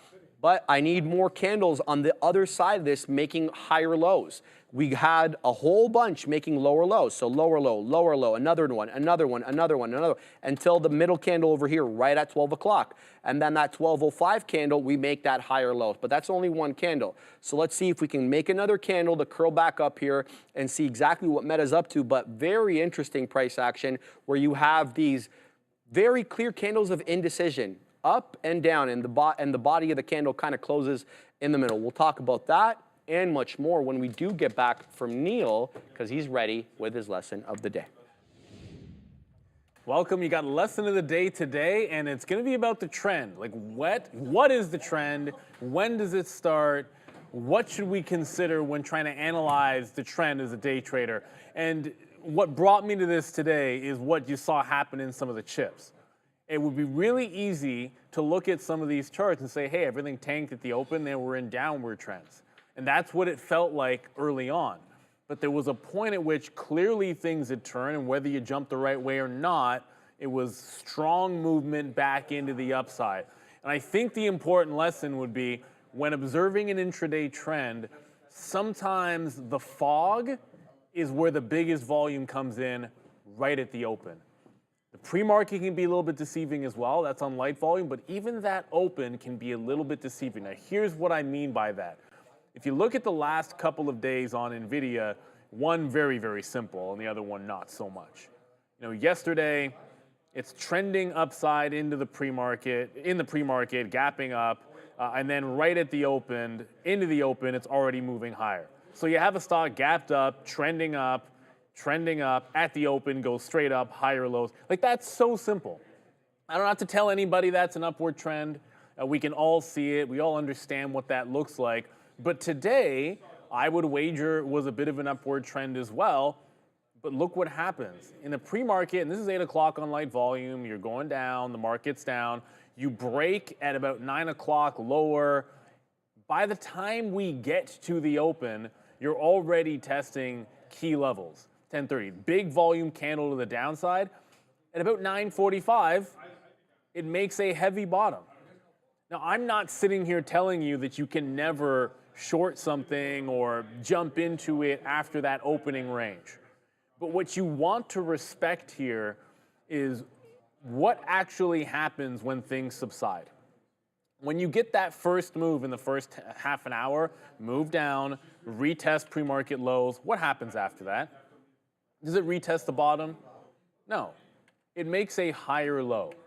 After that higher low, it breaks it out. It's not an exact science when you can start to consider this is no longer a downward trend that you had all pre-market. I would argue that when this makes this consolidation and breaks a higher low, you've broken the trend at that point. There's your opening 10 o'clock range. There's where it tried to pull back off a price support level. At that point, you don't want to be fighting it. And the example of AMD here, one that I was in, again, I don't have an issue with it's trending down, you've gapped down, you're trending down, lower high at the open, breaks a double bottom to the downside. But then look what happens at the end of the first hour. You get a wick bottom, higher low, and then right here it breaks out one level, and then that double bottom 165, it breaks it out again. Then what right in here, it's easier to say you're now in an upward trend. Yes, it's still lower highs, technically speaking, but sometimes you've got to be able to pivot, whether or not you go long into a reverse or just simply say, I'm not fighting it at these levels anymore because it's shown me a wipeout wick bottom and then several higher lows after that, including getting through the opening range double bottom at 165. You can see a very clean upward trend since then. In advanced micro devices, it's not always going to be simple or clean or clear or anything along those lines. But I think at times, you don't want to throw out what happens in that first 5-10 minutes of volume But if it's really extreme, have a look at the reversal and ask yourself what's been going on since then and how should I be treating it. A good example of that here, like I showed you a bad one on AMD because I think we fought it 1 or 2 times too much, but I'll give you an example of a good one here on Tesla.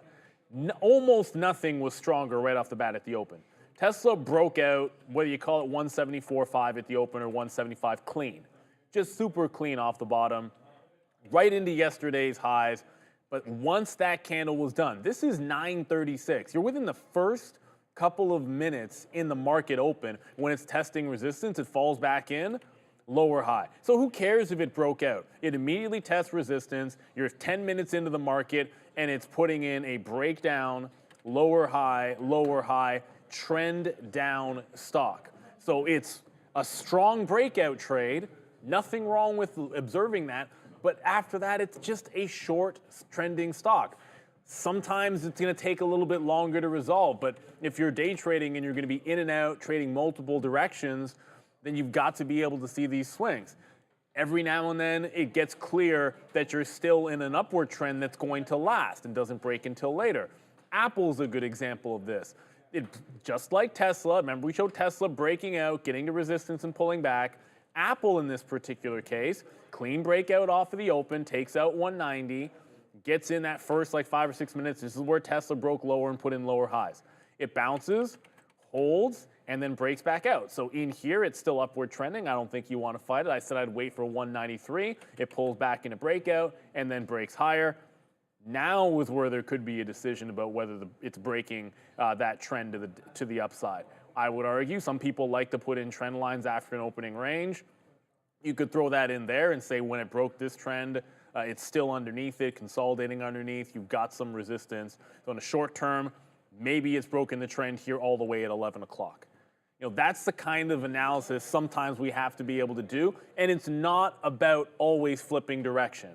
It's sometimes just about preserving capital and not overreacting to that initial move that you see in the market. There are times when you get that immediate confirmation and maybe you can find a breakout long here or a dip buy long in something like an Apple there. Maybe you can find yourself not fighting Tesla, assuming, hey, this stock is strong, it's gonna bounce off VWAP. But when you see that lower high, start thinking to yourself, okay, there's 1, there's 2, maybe it's a short here because that clearly broke that trend. That's the kind of thing that you want to sink yourself into. Learned the lesson because I feel like there was 1 too many shorts on AMD and then just not enough confidence in the long when it eventually started to go. That's what the bias does to you on a stock like this. So strong to the downside early, but wipe out bottom on volume, higher low, higher low, higher low, breakout. Like that's when I should be all over. I'm stopping out break even, getting back in. I'm scalping it for 50 cents instead of holding it for $1.50 because I'm still in the back of my mind not convinced that we're into a breakout long situation when clearly the trend has reversed. It's easy to anchor yourself to your first data point, and that open is huge volume, it's big moves. It's always going to give you something to anchor to, and you've got to find a way to take a step back, observe the trend after it's calmed down, and try not to be fighting the actual trend since about whether it's 9:40, 9:45, sometimes 10 o'clock. Be sure that you're on the right side of things, or at least stepping away when it's no longer trending the way you like it. That's your lesson of the day. Sometimes you get bamboozled by that open, and you've got to take that step back, observe the trend as it is after the open rush. Thank you very much, Neil. Eloquent, informative, and awesome as always. Neil Roberts, guys, every day around noon, he drops his lesson of the day, so make sure to be around to catch it. So thank you again for that, Neil.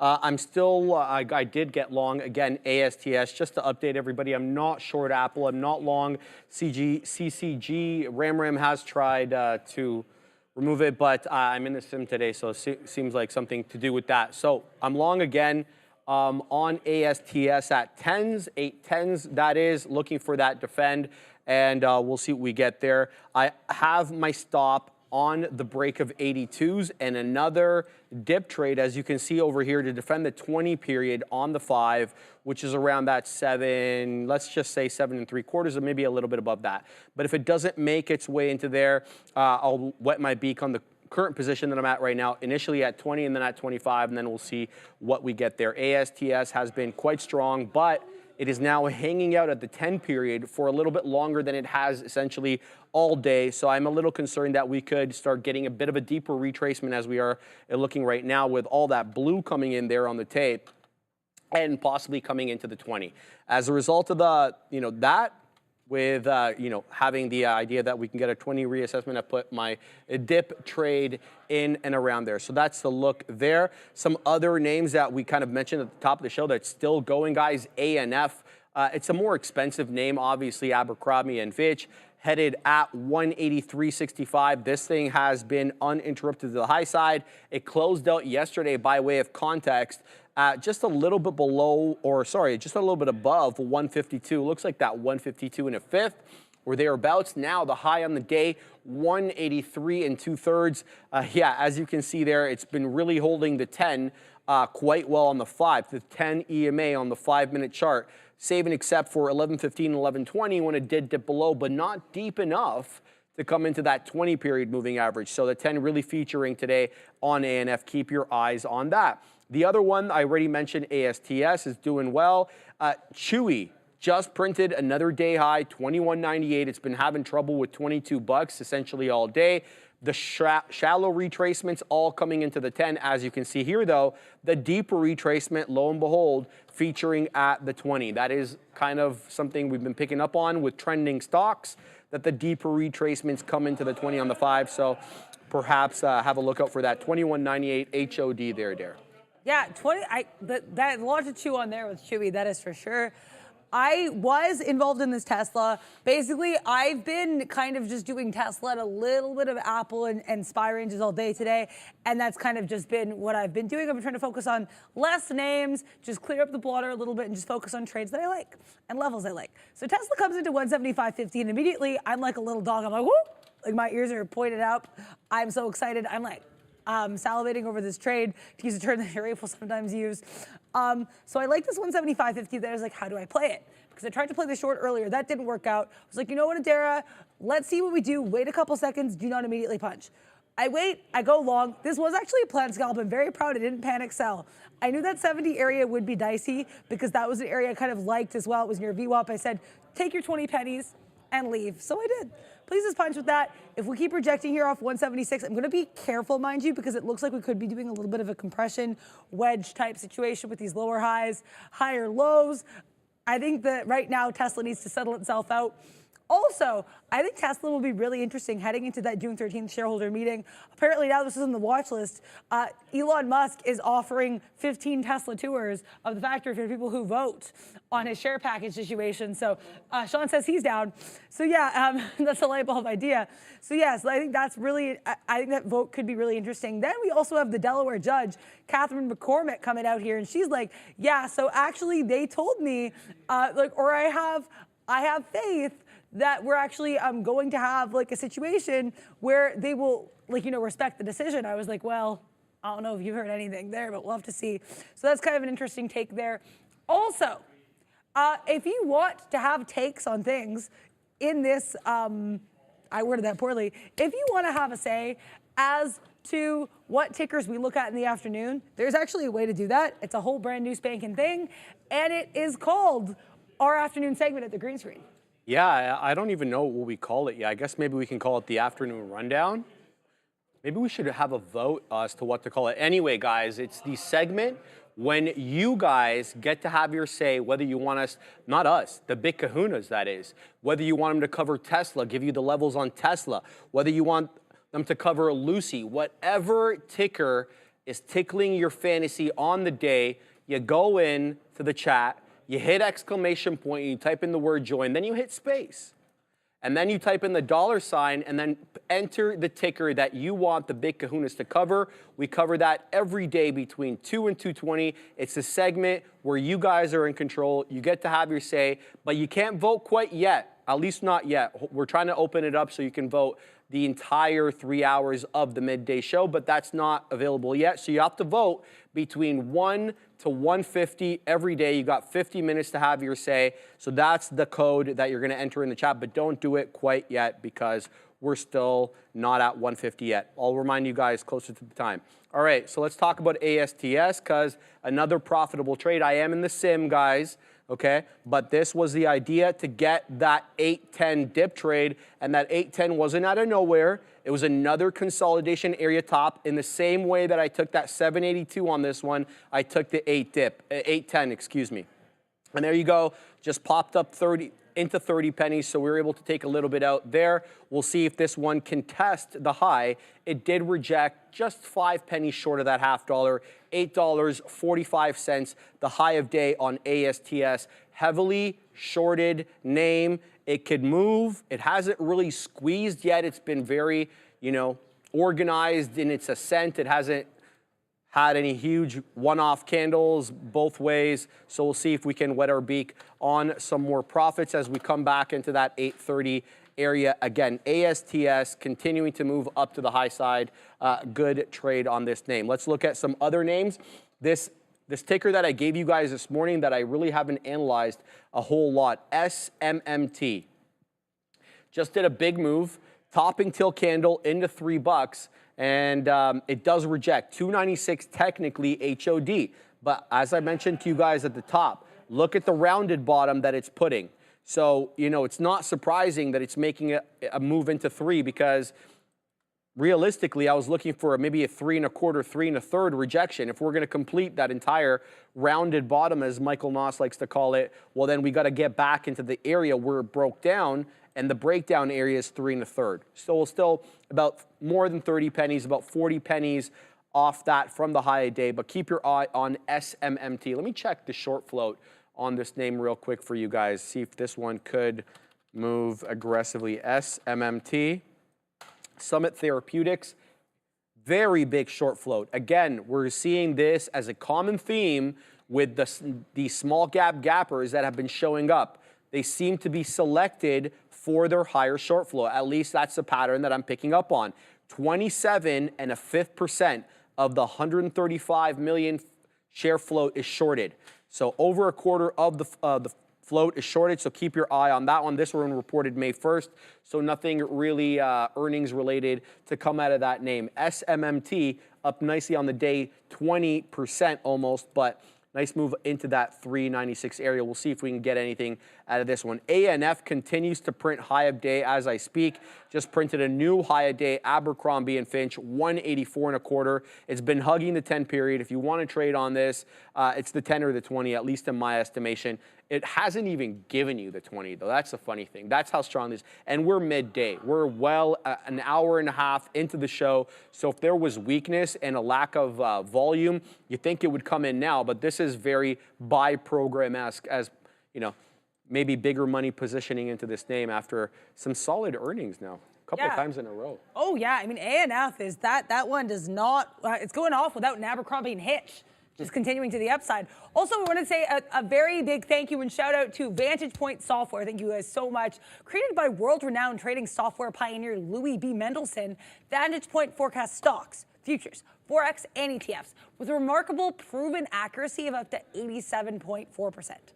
Using artificial intelligence, Vantage Point's patented neural network processes predict changes in market trend directions 1 to 3 days in advance. Scan the QR code to learn more. Thank you so much to Vantage Point. Appreciate them very much over here. Yeah, Vantage Point, great look there. This SPY, I want to shout out Vikyan Novak because he was saying, SPY has been in a range, but it's been a bit choppy.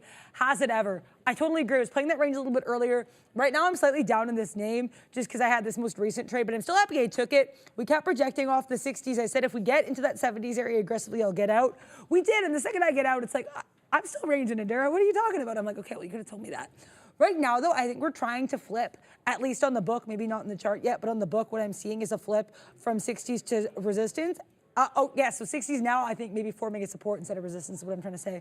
And as I say that, trying to pop up higher here. So I feel like my read on the SPY right now of that resistance support flip might be correct. I don't want to force anything on here. Tesla continuing to kind of move to the high side. Don't have a read on this, and let's get to the levels I like.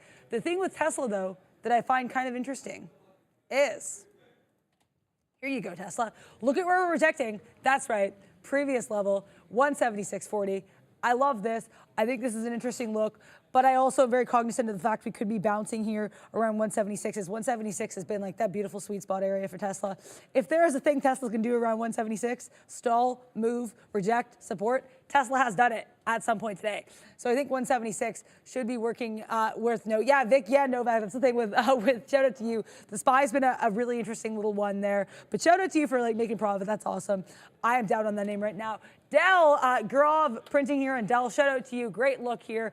Dell, that Dell range was like, as I mentioned the range, Dell's like, yeah, you should have looked at me earlier because that range is done now. Bye-bye. Dell, rationing to the upside, bouncing off the 9 EMA. Is Astasys still in space? It's good. Yeah, we're okay on this one still. 8-10 long, a couple of beak wetters into the 30s. It's having issues with 8 now, to be expected during this time of day. So I've layered my outs from a third of a dollar into the $0.5. If we get them, stop is in the same place there. All right, let's talk about some large cappers, because we kind of, at least I did. I didn't really cover them a whole lot. We were saying something was up with Meta here right before Neil took over for that for the lesson of the day, and it did tank. But this shows you that there's a whole lot of bamboozlement on Meta. Very irregular chart pattern here. I haven't seen this in general, let alone on Meta, in quite some time, if ever. All these really candles of indecision, one after another for almost half an hour. And then we get a hammer candle, bottoming tail, followed by a monster green candle, and then a rejection at VWAP. So this looks awfully scripted here. But let's see if this 477.5, which is where the volume weighted average price is, acts as a local area of resistance, because you're getting a rejection off it right now. And you did have some price action support for that rejection. There was this trough over here before we gave way at VWAP in that mid 477 area, as well as these earlier candles that all held a little bit above that price. So we'll see if Meta uses this middle area here between the up portion of the day and the down portion of the day. If we could split it into that and call it that. Right now, Meta kind of in the halfway zone there. Yeah, all good. Apple curling in today's high over here. So that dance between the 50-period moving average and Apple holds up beautifully at that level. Not even a wick below the 50 here on the 5, and right back we go into that 191 3/4. But I gotta tell you, I feel like while Apple kind of really didn't have a whole lot of volume for maybe almost like a couple of years, where it was Tesla that everybody was trading, and then Nvidia became kind of like the focus. I'm starting to notice some bamboozlement right now on Apple. And look, just yesterday's pre-market action can kind of show that case in point. So yesterday in the pre, we get all this news that Chinese sales are picking back up, this, that, and the other, and then it rockets up into 194.50 in the pre-market. And then something as kind of, I don't know, ineffectual as they're not going to be able to dismiss their case, tanks the whole thing down, right? So to me, this is very trading-esque rather than investing. And that is something we haven't seen on Apple lately. We haven't seen, that bamboozlement. We call it the dead one for a reason, because it was kind of left alone by those aggressive day trading algos. Anyway, maybe back in play. I'm not pontificating. I'm just making a quick observations of what I've seen. 191.75 right now, curling back into a possible 192 touch, 192.25 HOD on AAPL. Let's flip back and see what some of these other ones are doing. Astas still really hugging the 10-period, as you can see here. Nothing closing below that, so I'm not getting out of my trade. But this one, really starting to wake up here. LUCY. You saw Neil involved in this one in the morning, really doing its best to respect the 20 on the 5 over here. The 20 is the solid yellow line. You'll see that the wicks do break below the 20, but every single closing print subsequent to 9:30 this morning has closed above the 20 exponential on the 5, and now it is making incrementally higher lows and higher highs, looking for that 1.25 break. LUCY, a sweet 182% in the clear today, Dare. LUCY, you don't have no alibi, you Lucy. Hey, you Lucy. Yeah, great look for LUCY. Just as I was like, this could be an interesting level to maybe short it at that 115, Lucy's like, yeah, but I mean, I could also just go higher. Also, shout out to a thing that we do that you can start voting on in half an hour. Oh, yeah, okay, that's I love that happy accident. If you would like to learn what that is, if you want to hear Sharif talk about a ticker, and again, do not vote on this until 1 p.m., you will see Sharif stand in front of a green screen. You will hear Neil and Sean talk about the ticker of your choice. All you have to do is go exclamation point join space $, the ticker of your choice in our chat. That is exclamation point join space $, the ticker of your choice. I will stop sounding like a used card salesman now. We'll hear about some futures trading lesson. No spaces though between the letters, right? No, it's just like highlighting, like Yeah. put your letters in there. Beauty, Yeah. okay. So don't space between the letters. Just type the ticker how you would type it if you were going to trade it there, but add the $sign first. All right, guys, we're talking about futures all week long, the shortened week. Nonetheless, thanks to Obi and Adair for covering the show or the lesson yesterday. Today, we'll get a bit more nuance. We'll talk about support and resistance trading on said futures contracts. Tomorrow, we'll talk about the different types of futures contracts. So I promise you guys that one is coming up. So this lesson dives into using support and resistance zones for intraday futures trading. We'll definitely will identify, key factors to assess potential breakouts or reversals at these levels. So let's get right to it. As we typically always do, we just define some of the basic terminology so that we can kind of keep everybody up to speed, even the newer traders. So imagine what is support and resistance, essentially. That's kind of what this is explaining. So imagine a tug of war between buyers, which in the market is the demand, and the sellers, which again in the market is the supply. So supply and demand, basic economics. So it's a tug of war between buyers and sellers. That's what essentially a support and resistance level is. No one overpowers the other. There seems to be a bit of equilibrium between buyers and sellers at that particular level. So support is a price area where buyers tend to step in and pushing prices back up. Conversely, resistance, as the name denotes, is where sellers become active, halting the price increase and potentially reversing the trend. And you can visualize both of these concepts over here with this chart where you see the price here on the SPY keeps coming, or the SMH, keeps coming into that key area of resistance, and every time it does, it seems to be selling off there. But the same seems to be true for that support level. Buyers seem to like it at that level for whatever reason. We don't really need explanations as technical traders. We just need to know that it does it. And so that is essentially what a support and resistance zone will look like, multiple bounces and rejections off those key areas. So how do you identify support and resistance zones? So there are various methods to identify them. The first one is you can definitely chart your prior day high, your prior day low, and your prior day close. I'll always be apprised of all three of those levels on a name that I'm trading. So easiest way to do that, you go onto the wider time frame. If you trade on the 5, go to the 15, whatever it is, just chart those previous day's levels because they're there for a reason. And the horizontal line. So if there is a key area of support or resistance on the chart that has nothing to do with yesterday's price action, charted anyway, there's likely a reason why that area of support or resistance exists, and you don't need an explanation, you just need to know that it's true. And trend lines as well. I gave this example on Li Auto, on the daily chart on Li Auto, and I want to give it again over here because this daily trend to the downside, it's a downward channel on Li Auto that has been holding up for some time. And you can see that every time it seems to come into the lower end of the channel, it bounces up, and comes into the higher channel, bounces down, save and except for this guy over here. That was an earnings report, and you can see it quickly sold off and got right back in to the borders or the lines of the channel there, okay? So make sure to chart those. And here is a nice area of support. You can see every time the price comes into that area, it seems to have buyers step in.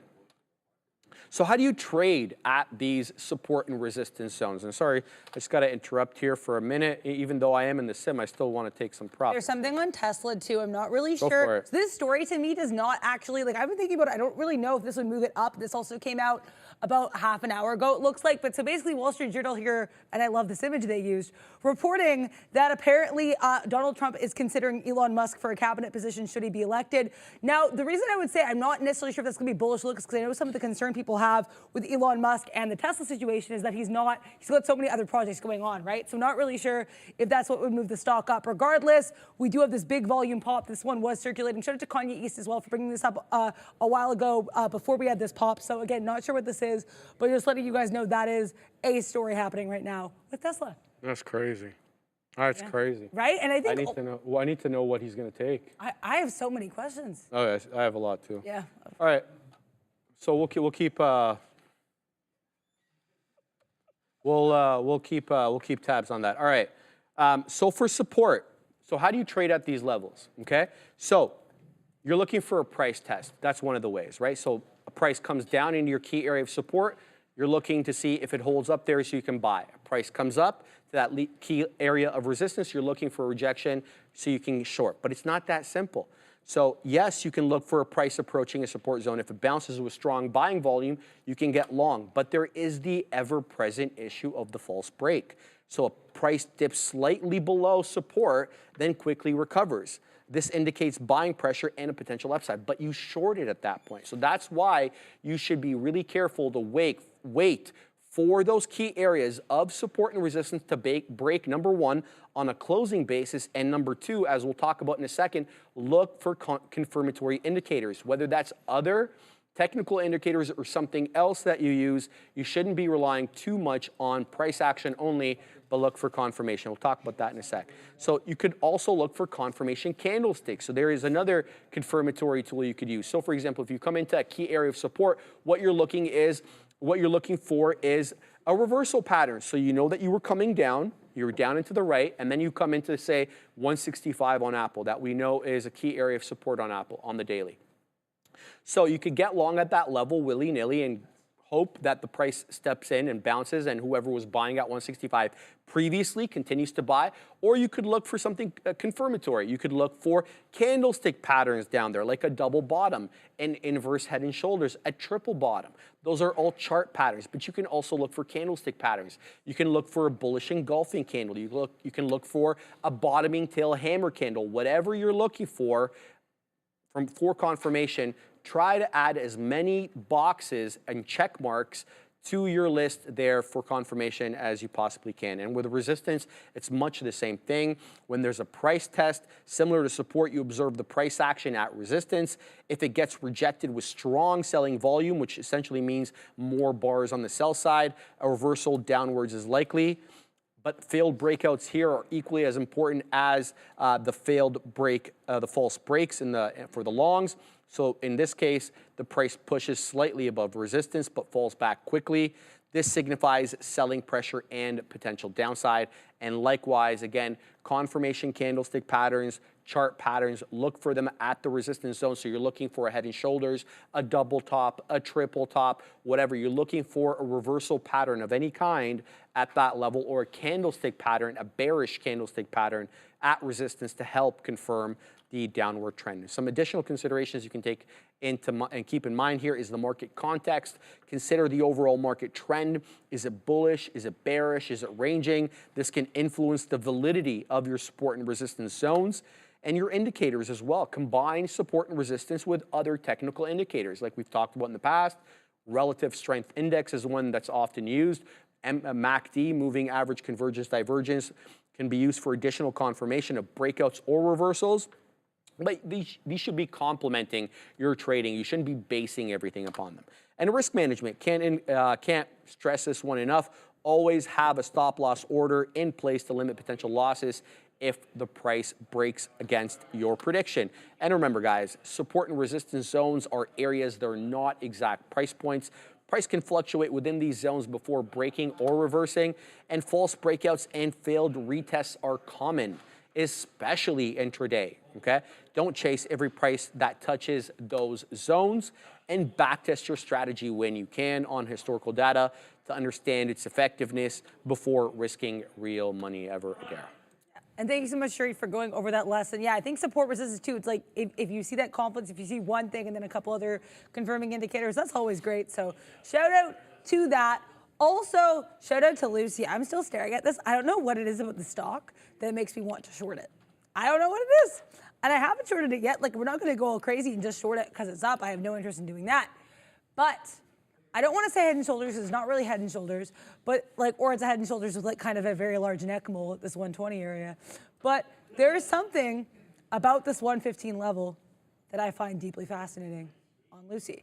Now, do I think that $1 area, which is kind of the neckline, is a massive area of support? Oh yeah, I'm very cognizant of that level. But I think if we keep rejecting this 111, 110, I may try to get some shorts on this one and try to take Miss Lucy here. And I say, you know, L-U-C-Y, it's Lucy, to the downside, but let's wait and see how everything shakes out on that. Apple climbing up here. I tried to get a dip buy.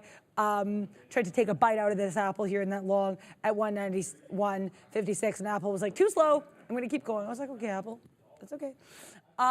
So let's see how this goes. But yeah, this is Lucy short. I think we might have to get some shorts on that because that's a pretty nice look there. Also, I know you were mentioning Meta earlier. This Meta rejection at VWAP is also kind of tempting to me. I kind of like this look. I say kind of because with Meta, the spread's not even very bad right now. It's not even very spread-a. Might have to take that. So welcome to Trader TV Live. Bill Harris. I know some people are, thank you very much, Bill Harris, for joining our lovely community. We're so happy to be here. Yeah, some people mentioning Mara. Mara's up right now. Mara's trying to get above VWAP, but generally still, if you do look at that high we've had at 21, can you do something for me? 21 didn't do very much for Mara. I had this high, then continue to have lower highs ever since. How goes this? It's right back up into that third of a dollar. I've set my I got filled at 25s. I'm looking for 33s next, then mid 40s, then just above the $0.50. So it's holding the 10. It's continually holding the 10. I was going to call this a small cap gapper, but then I remembered it wasn't. And why I was going to call it a small cap gapper was to make the point that this one may be around for a good time, but not a long time. So be ready for the bottom to drop off at any time. Now, this one makes the bottom dropping off a little less likely due to its larger float. It's 120 million shares on ASTS. Sometimes we're trading with floats of like 5 million shares. You okay? And or even less than a million. Some of these Chinese small cap gappers, they have less than a million share float. So ASTS, good look, and we'll hold on to this position and see exactly what we get there. Now, I'm just looking at some of the side charts here because I love what Adira just said there about Meta failing VWAP. As you can see, it makes a 5-minute candle to break it and then a bigger red candle to make a new low on the 5-minute chart. So let's see if Meta can make another leg down here. I'm less inclined to trade Meta because I feel like I haven't had a good handle on it. Usually I'm looking for something to come into a moving average or a price action support level on the 5-minute, the 10-minute, or whatever time frame, and I really don't feel like I have a good handle on Meta. I felt maybe there was something over here, but it really kind of threw me a curveball once it started doing that. So let's look for something a little bit better. And right now, all the hype is around the Cybertruck because Tesla is trying to hold 177, and there comes $0.25. Now, that was the pop up there on that Elon Musk cabinet news, and we're right back at that high from the candle. We haven't gotten to 178 yet. That is technically the IB high, and the high on the day is 178.15. So let's see if Tesla can continue to go here. It was using 176.75, which is yesterday's closing print, as resistance earlier. And now it just dipped back in after that big move and used it as support. So are the winds of change now coming in on TSLA? Now we know that this one can have outsized days and give it back the entire day. So it's not beyond the realm of possibility for this to go green 5-6%. And then to give back maybe almost all of it tomorrow. So be ready for Tesla to go here. I'm not saying this is the biggest news, and I'm not saying he'd even accept. He's so busy as it is. I don't even know if he'd make if he would want to get in the government. But anyway, TSLA, it's about time, you know, we paid due regard to this name. So let's go ahead and pull it up on a trading screen here, Adair. Yeah, I mean, Tesla getting a spot on the esteemed side chart. You know what chart kind of looks like Tesla's, which I'm kind of shocked to say? The SPY. By that I mean we have a level, we go down, we consolidate a little bit, have our fun, and then we pop up, and we're trying to make a higher high from there. And I would say that is what Tesla's done. to a lesser extent, that's what the SPY's done here as well. I'm still watching this. I feel like you have to be really fast in the SPY. I don't have that speed unless it's in a range trade, so just watching out here. Let's see. But yeah, like I said earlier, my reaction to that Tesla news, I think much like you, don't know if he'd accept, but also I'm kind of stunned I don't know if that's what the stock's swing up, but if that's what the stock's swing up on, I have to say that's kind of shocking because I know one of the bigger concerns that several of these proxy firms have said with regards to Elon Musk, they're like, it's the opposite of too many cooks in the kitchen. He's one cook in too many kitchens. He's like Gordon Ramsay. You like hosting Hell's Kitchen and Kitchen Nightmares and MasterChef. You know what I mean? It's like there's too much going on here. I don't know why with an analogy so hard, but that's I think been kind of a common concern with Elon Musk and all of the many businesses in which he is involved. So that's why I'm kind of surprised the stock got to pop up in that, just knowing that has been a concern. Tesla's not on the Amex and Era. Come on now. But yeah, I think that could be a really interesting catalyst regardless. It's something I cannot wait to read more about for sure, because I think it could be really fascinating. I really want to know like what the Wall Street Journal kind of was looking at for that. But let's see what happens here. I won't have a read on Tesla right now until we get if we get back to that 177. Some chop and churn here. That could be a play. There's a lot of Apple as well. And I want to shout out Sharif's analysis earlier on Apple with regards to the fact that it is acting like a day trading stock and it often doesn't, right? Like we had our big move up. We had our big move down. Tesla has been giving you, not Tesla, Apple's been giving you so many opportunities. Just bite, take a look and get involved. If we break above this 191.80 area that we struggled with a little bit earlier, support, flip to resistance, this could get really spicy here. This become a spiced apple cider over here. How are you doing? All right. Again, guys, we're in the sim. I just want to make that very clear. I have to write my compliance test, which is why I'm not in live today. But anyway, we took some out here again on ASTS at the third of $1. And now we have two more outs on this name. So I'm putting my out near high day. If we can get into the mid 40s, we'll see exactly what we get here on ASTS. I saw somebody in the chat there, Oscarito, hit the offer on ASTS at 820, looking weak. Look at the volume for the breakout. So look, I mean, I see what you're saying, but I get tape reading is very important. But when I see incrementally higher highs and higher lows and no real size on the book to block a certain level or no iceberg, I'm just going to go there. So I see what you're saying, Oscarito, but we'll see what we get here. Long Tesla as well, taking that defend of the not $0.25, where I get it, at the fifth of $1. Already took some out at the third, looking for a move into 50s. We'll put it a little bit below 50 at 47s because the $0.50 level sometimes acts as that level of resistance. Now, Tesla is getting a bit of a midday headline. In case you're just joining us now, looks like, Wall Street Journal reporting Donald Trump may be interested in having Elon Musk as part of his cabinet if he is to win this November. I think that we should also have eyes on Donald John Trump, DJT, because, well, there's a criminal trial going on and there could be a jury verdict any minute. So if there is, DJT can move. We're not saying it will, but we should probably be cognizant and ready. It's up 1.8% today at 50.83. But I want to remind you guys that you can now vote because Bears versus Bulls was kind enough to allow Streamlabs to take the voting all day, not all day, from our show, from 11 to 2. So you can go ahead and get into the chat right now, hit exclamation point, join, space, $, put in the ticker that you want talked about. That's what the big kahunas are going to cover between 2 and 2:20. It's the segment where you have your say every day.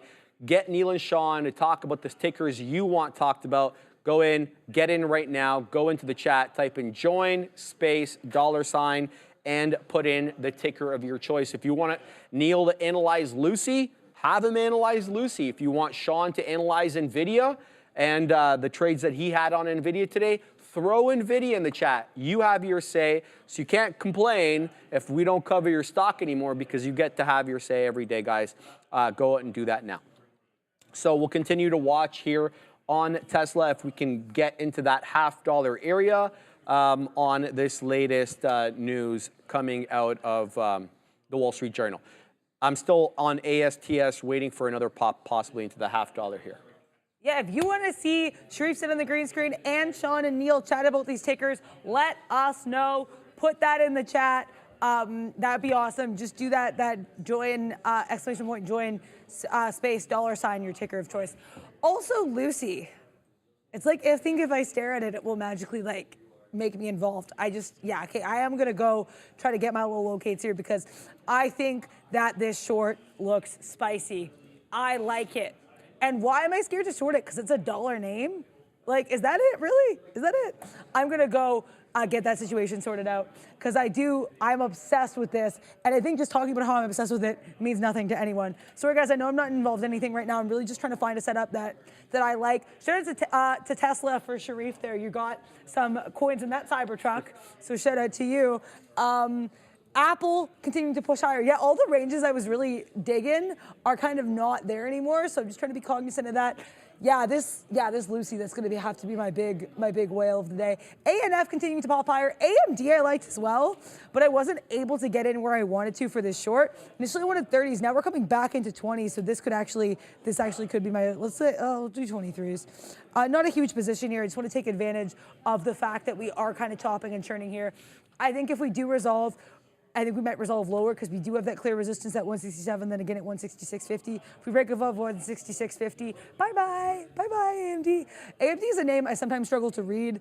I find it does. Someone in the chat once called this a widowmaker, and I actually find that to be a fairly accurate description. So I think this AMD could be really interesting. You know what else is going to be interesting, though? In 7 minutes, we get a bond auction. That's right. 7-year, high yield and bid to cover coming in at 1 p.m. So let's see how the 7-year will go. That was not a pun, that was just happening. Sean James saying, Nvidia doesn't have to try, it just goes. Yeah. Talk about a rounded bottom. What a look here. Nvidia, though, coming into this area that could be spicy for it, 1145. We touched it once. We touched it twice. We touched it thrice. We touched it a 4th time. I guess actually, no, it's less 1145 and more like 1147. Let's see what we do here. Will 1147 be a level here for Nvidia? Will it get elevated at this 1147? I need to stop saying things that rhyme with 1147, but I think this could be a really interesting look here for NVDA. Hood getting mentioned as well here by John H. I know a Rivian Millionaire was mentioning this one earlier as well. That's a great pop-up. Still below that earlier 2085 top and churn area, but yeah, share buyback is never a bad look. I remember Sean and I were on the market recap, and then Robin Hood shot that bow and arrow to the upside. So nice look here, trying to pop off that VWAP. I think I will try to pop into Lucy, and I'm gonna try to find myself some locates. How are you doing? All right, we're wetting our beak on some profits here on Tesla. It made its way up into the 2/3 of a dollar. Coming back now, though, into the 1/3 of a dollar. We'll look for that 177 defend.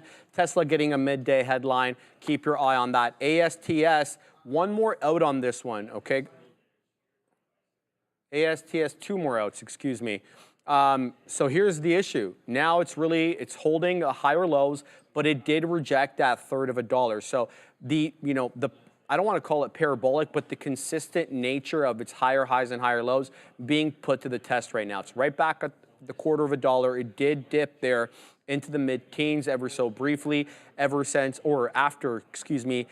into that 1/3 of a dollar. So we'll see if we're able to continue the ascent here on ASTS, 54.5% to the good. Okay, I did get that beak wetter there on Tesla through the $0.5 dollar. So now I'm waiting for that 2/3 of a dollar to come in. Then I'm waiting at 3/4. So good strength for Tesla now, up 0.4. What's the volume doing here on Tesla? So Tesla's the volume leader, a skosh ahead of Nvidia by about only 800,000 shares. They're both in 34 million land. Tesla at 34.8, Nvidia at 34. So a lot of volume coming in here for TSLA. Whether or not it continues to the high side, an entirely different story. Simultaneously, I'm looking at AAPL after that rounded bottom off the 20 EMA on the 5. And here we go. We got right into 192, but as expected, that whole dollar does present a bit of a, temporary resistance level. We got above 192 today, but we didn't spend a whole lot of time there. And as you can see, there was a lot of topping tail candles through the break of 192. Slowed down a little bit over here from 10:30 to about 11 o'clock where we kind of stayed above 192, but it was a hard row to break that level, and it still is. We're at 192 right now on AAPL with a 192.25 high on the day.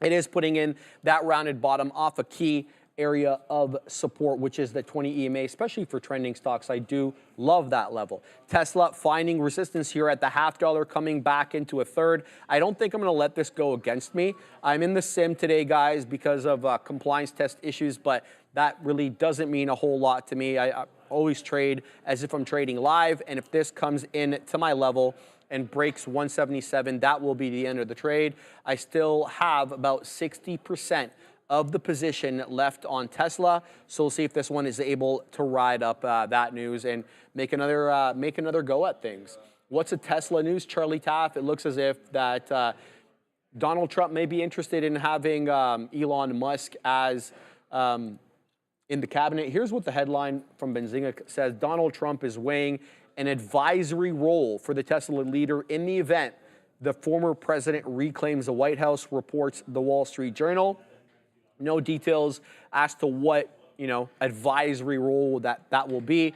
One can only help speculate, but it must be something to do with clean energy or space or one of his areas of competency. You don't think they're going to put him outside something he doesn't know. Dell moving, according to people in the chat here. Darwin, shout out to the OG Darwin. Let's have a look at Dell. Dell's been all the rave lately, not just because it released these new laptops that apparently have SLL, small language, LLMs, SLMs, small language models. So they're going to have locally based language models, which are being colloquially called SLMs instead of LLMs, and these are going to be present on these new Dell laptops that are going to be able to run local language models so that you don't have to worry about privacy issues. In addition to that, it's been running on the data center thing. I mean, we joked about Jensen having the CEO of Dell at the event there and pointing to him, calling him out by name, this, that, and the other. Anyway, Dell at very much local highs here, 171.77, I believe. No, that's incorrect. Let me just change that, DELL, put that in. 171.77 is currently where we're trading. 172.60 is the high of day. A bit of a topping tail candle, though, on the 5-minute through that 172 and right back down. I'd be looking here for a 10-period hold, but it looks as if there is a lot of interaction with 171. I mean, earlier at 9:55, you get into that 171 area, you reject, and then you range below it for the majority of the morning, and then comes the less liquid time of day, and all of a sudden you're above it. So now we're talking about using 171 as support and looking for a 172 break. So Dell becoming very much like its partner there, Nvidia, awfully parabolic or bamboozling, moving dollars at a time here. DELL up 3.5%. Yeah, you know what also could be moving up soon is these auction numbers. I'm going to watch out for that. But I want to shout out your Tesla trade because that's a great look. Shout out to you. That Cybertruck, yeah, that was you made the decision to go E-long on that. And it definitely, yeah, must be a great day there. So shout out for you for doing that. Was it a cheesy pun? Sure, but that's what I like to do over here. Yeah, I'm still looking at Lucy. We'll Lucy what we Lucy. I just need to deal with that. But I think this Lucy short, I just have a whole thing where I feel like I can't trade when I'm super tired. And I say that because I have no read on things and I just start punching in like wild. So this AMD, case in point, I like the short initially. I think the short was probably still the right idea, but I kind of forgot. I was so busy just staring at Lucy with a fiendish nature that I fully forgot that I had an order ready in AMD. And then I got filled in AMD, panicked. AMD pops up a couple cents and said, Dara, just get out of AMD. You clearly are not in the mental space to be involved in this right now. I get out, and then it drops. I was like, you know what? I had to do what I had to do. I'm not going to, cry over spilt milk, but I have to cry over the lack of conviction because it's like, if my conviction is really just in shorting Lucy, why am I not just doing that? And now AMD goes lower here. Let's take a look at the Qs. There's only 3, not 4. Let's look at these Qs as we get maybe a bit of an auctions reaction here. Bit of a move down here in these here markets. We are getting near that 9 EMA. Let's see. I don't know if this level is going to mean anything when we are in a situation where we're waiting for this bond auction. But let's see what we get. Elongated Musk, Chantel's. Yeah, I love these Elon Musk puns. Let's see what we get here in this bond auction. Okay, it looks like we do not love that here in these markets. A little bit of a pop down, not a pop, I guess a drop down here. AMD keeps dropping. Oh, AMD. I'm going to try not to be salty about that. That's my own fault. But let's see what we get here in these auctions. I'm still waiting for that number. Take a look at ANF in the meantime as we wait for that. Oh yeah, we got the bond number here. 7-year bid to cover. 2.43 versus 2.48, so that's going to be lower than expected. Same with the 7-year high yield, 4.65% versus 4.71% earlier. So that's going to be lower than expected. Thank you, Day Trader Cut, for putting that in the chat as well. We are getting this move down here, but yeah, I'll pull up ANF because someone was looking at this ANF here. ANF continuing to move to the upside, though with that bond auction, did get a little bit of a pull here. 21%. Can you do something for ANF? Right now, it's at that 187 area. It took a little bit of a drop here. I have this on my side chart, but I don't really have any levels to play this off of. I think I need to get maybe my locates on Lucy, and this AMD could still give some opportunities. Yeah, Tesla coming back into 177 here, so decisions to be made at the whole dollar. If we get into that $0.75, that is going to be the end of the trade here on TSLA. But we always seem to have this reaction to the bond auction. It zigzags a little bit. That's been my observation. Okay, and there we go. So we're done that trade on TSLA as it comes in to the $0.75, and then we'll end that right there. But what I was saying before I got stopped out was you have that move up, then move down, then maybe another couple of zigzags there before it finds the direction that it wants to go. That's been my observation with these auctions as of late. The market did dip down into 18.5. I know we haven't really talked about the future on the day, which is ironic because the lesson is about the futures, but hopefully we'll be a bit more on the ball tomorrow. But there is an obvious double top here for whatever reason. This is an area of resistance on the NQ June contract, and the whatever reason, we're heading down here on the auction, helped that level of resistance come into fruition, which is at 18.875 to maybe 18.880. So that's an obvious double top. Look for a neckline break here. Well, it's not an obvious double top. It's an obvious area of resistance, and that has been factoring in all day today. I mean, I was looking for something really here on the pre-market to look for that level. I looked a little bit yesterday. There was really nothing that intersected exactly with this level over here, but it doesn't always have to be that way. Anyway, the NQ coming off highs, still above VWAP, and still negative on the day. To go positive on the NQ, we got to get all the way up into almost 18.9.5. That is technically the overnight high as well. So the NQ coming back down, precipitating me out of my Tesla long. Also, 192 on Apple, continuing to be that level of resistance. So it did come into 192. And, we said that there would be some issues with the whole dollar. Unsurprisingly, there are. So a couple topping tail candles here. Look for a possible move down. Keep your eye on VWAP at the $0.50. And then ultimately at that 191 and change area, that will be the consolidation area low on the day. So we'll keep eyes on that one. Tesla just did come into break-even point. So we were talking about this area being an interesting area of support on Tesla because we were using it before as resistance. So is this the area to get in here on Tesla? And I'm gonna trade my hand. I'm in the sim today, so I'm gonna give it a try. So we're gonna go in and we're gonna put the low on the break of that red candle. So that red candle got all the way into 63s. I'm gonna put my out at 170. 653 a dare. I like that look as well, so shout out to you for taking that look. Sharif is like, I will be in that Cybertruck, and I will take that Cybertruck to the upside, so I want to congratulate you on that trade, because that was a really cool look. Again, guys, sorry, I'm not involved in anything. I really need to see a look I really like, which is right now, I'm eyeing that AMD short, and I'm also eyeing my pal Lucy.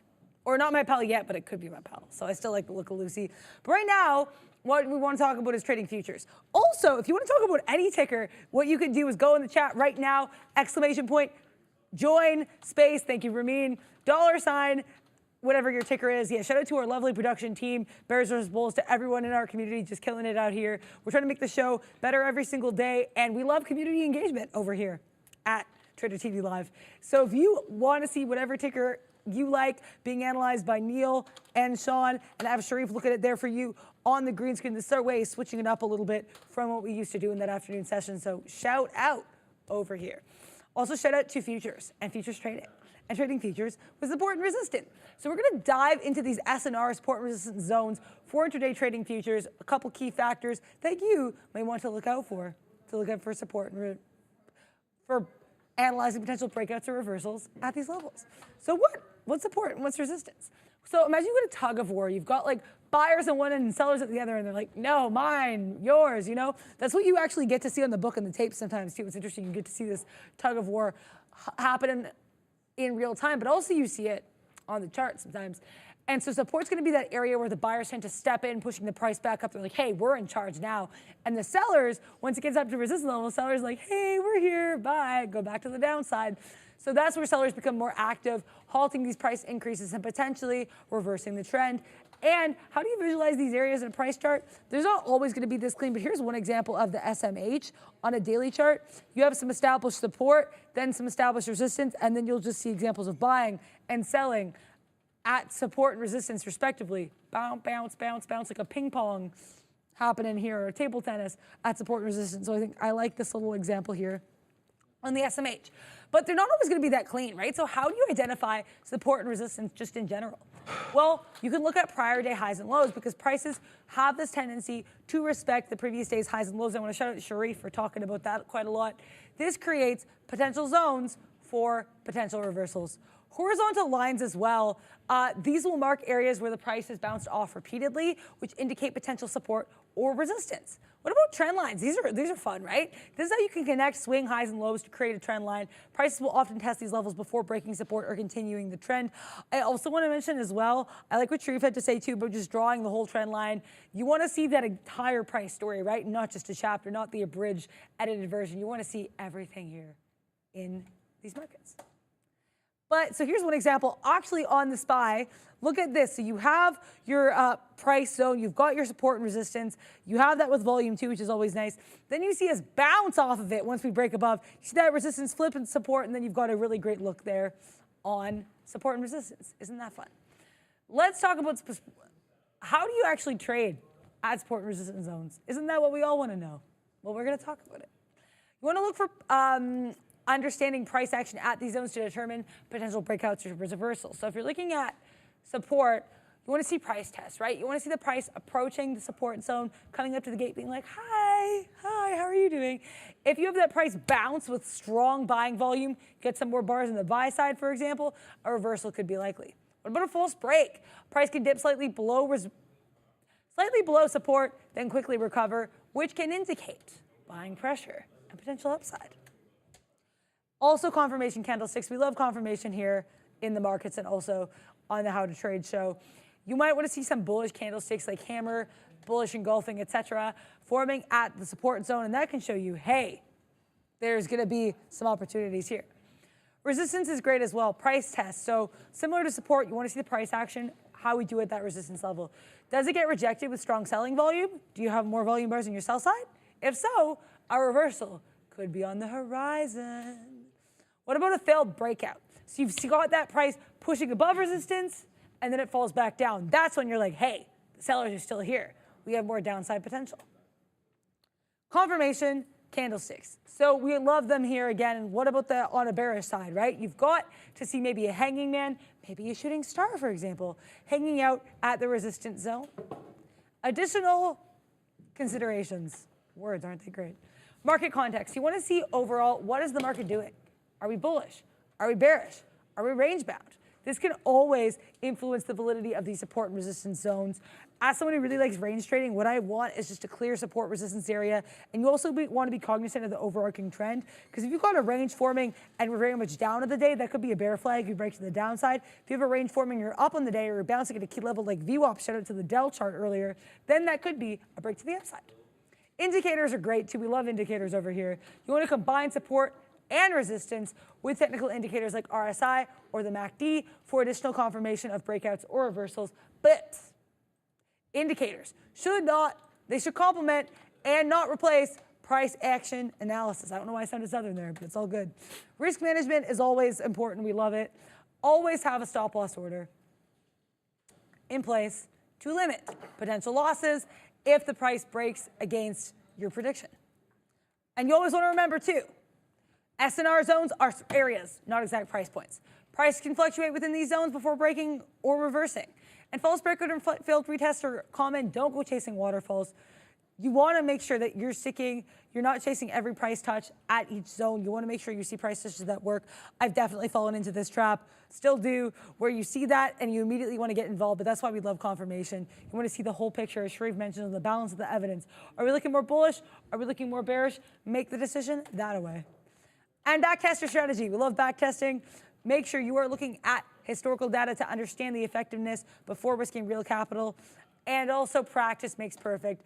As someone who's in the sim for a very long time, the sim is really a great place to learn and grow before trading these live markets. Also, Lucy dropped, and I did not have my shorts, so it's all good. I need to be more active about that if I like the level. But if we bounce, maybe I'll go long. How are you doing? Good. Tesla is really trying to stay above that 177 level. It did do a dip into that area that we talked about, which was yesterday's closing print after that big move up through 177.50, dips below 76 and 3/4, but as you can see, the closing print above that. We're long at 83s, looking for a 77 hold here and a move up. That will be the look on TSLA, or that's the look I'm looking for on Tesla. BNED also did something. It triggered me into a long because it did break above 74 pennies. And so we had a resting order here to go long above 74, took some profits out at 75, didn't take anything out at 76, layered at 77 and 78. Again, this one, because it had almost a quadruple top. There was a triple top from yesterday at this level. And so I said to myself, look, you know, if we get into that level, that would be an interesting area to go long, especially if we can hold it. And I know that Neil put in the chat earlier that there was big size at that specific level. I don't know if that size is still around, nor can I be sure that I'm fully seeing the picture because I am in the sim, so sometimes we don't get the entire book. There was big size at 75 and it did break, and I'm assuming it broke out on this area over here.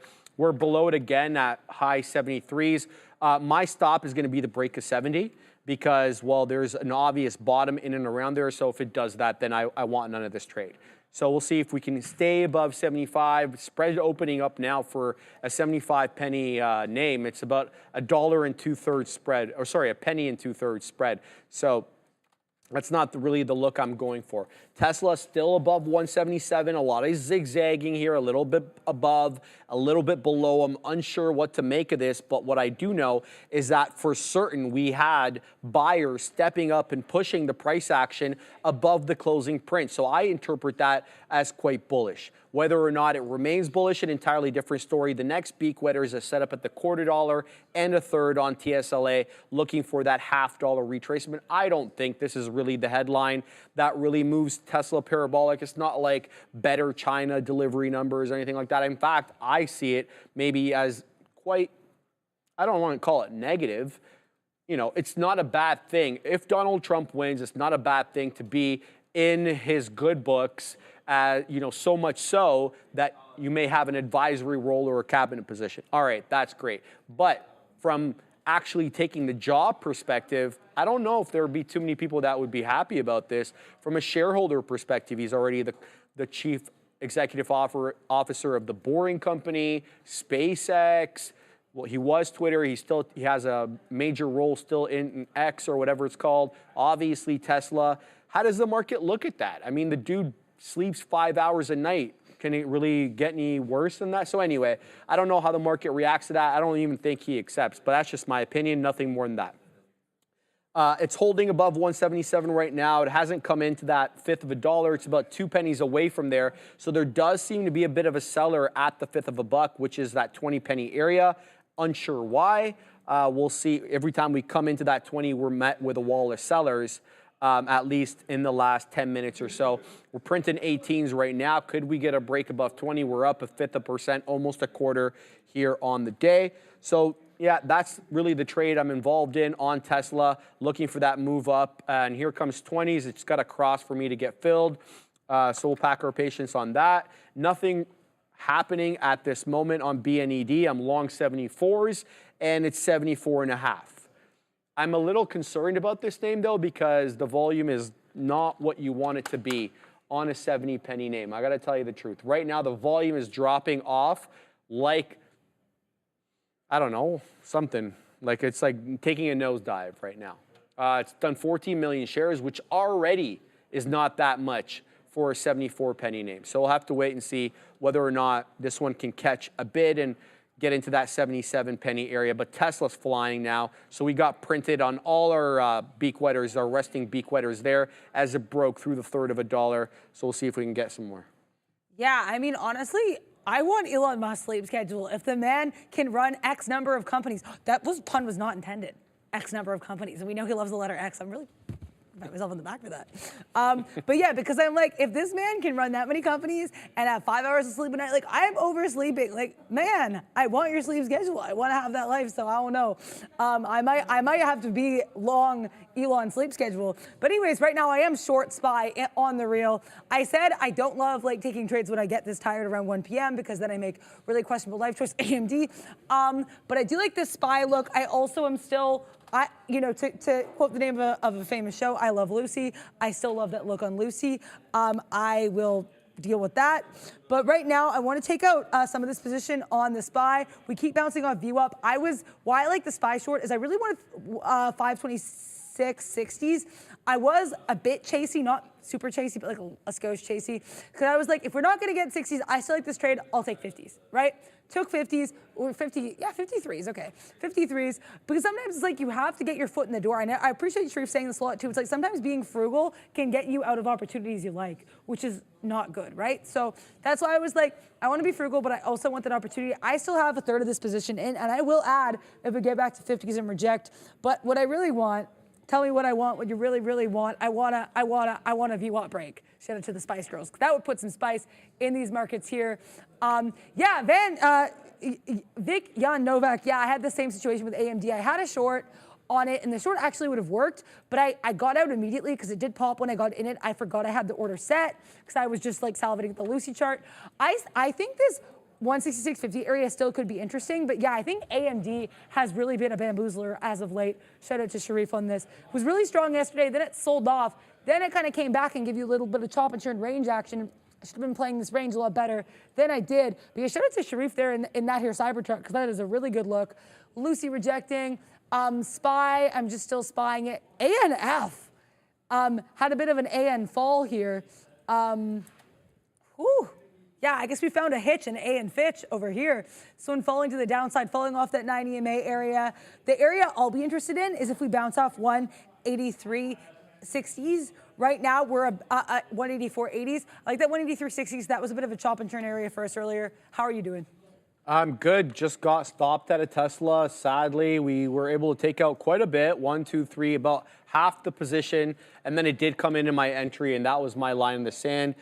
So stopped out for the remaining amount. I had 40% left on TSLA for break even. So we'll see. I mean, I can absolutely be persuaded to get back in, but I got to tell you, it looks uncertain. And this is, I don't know.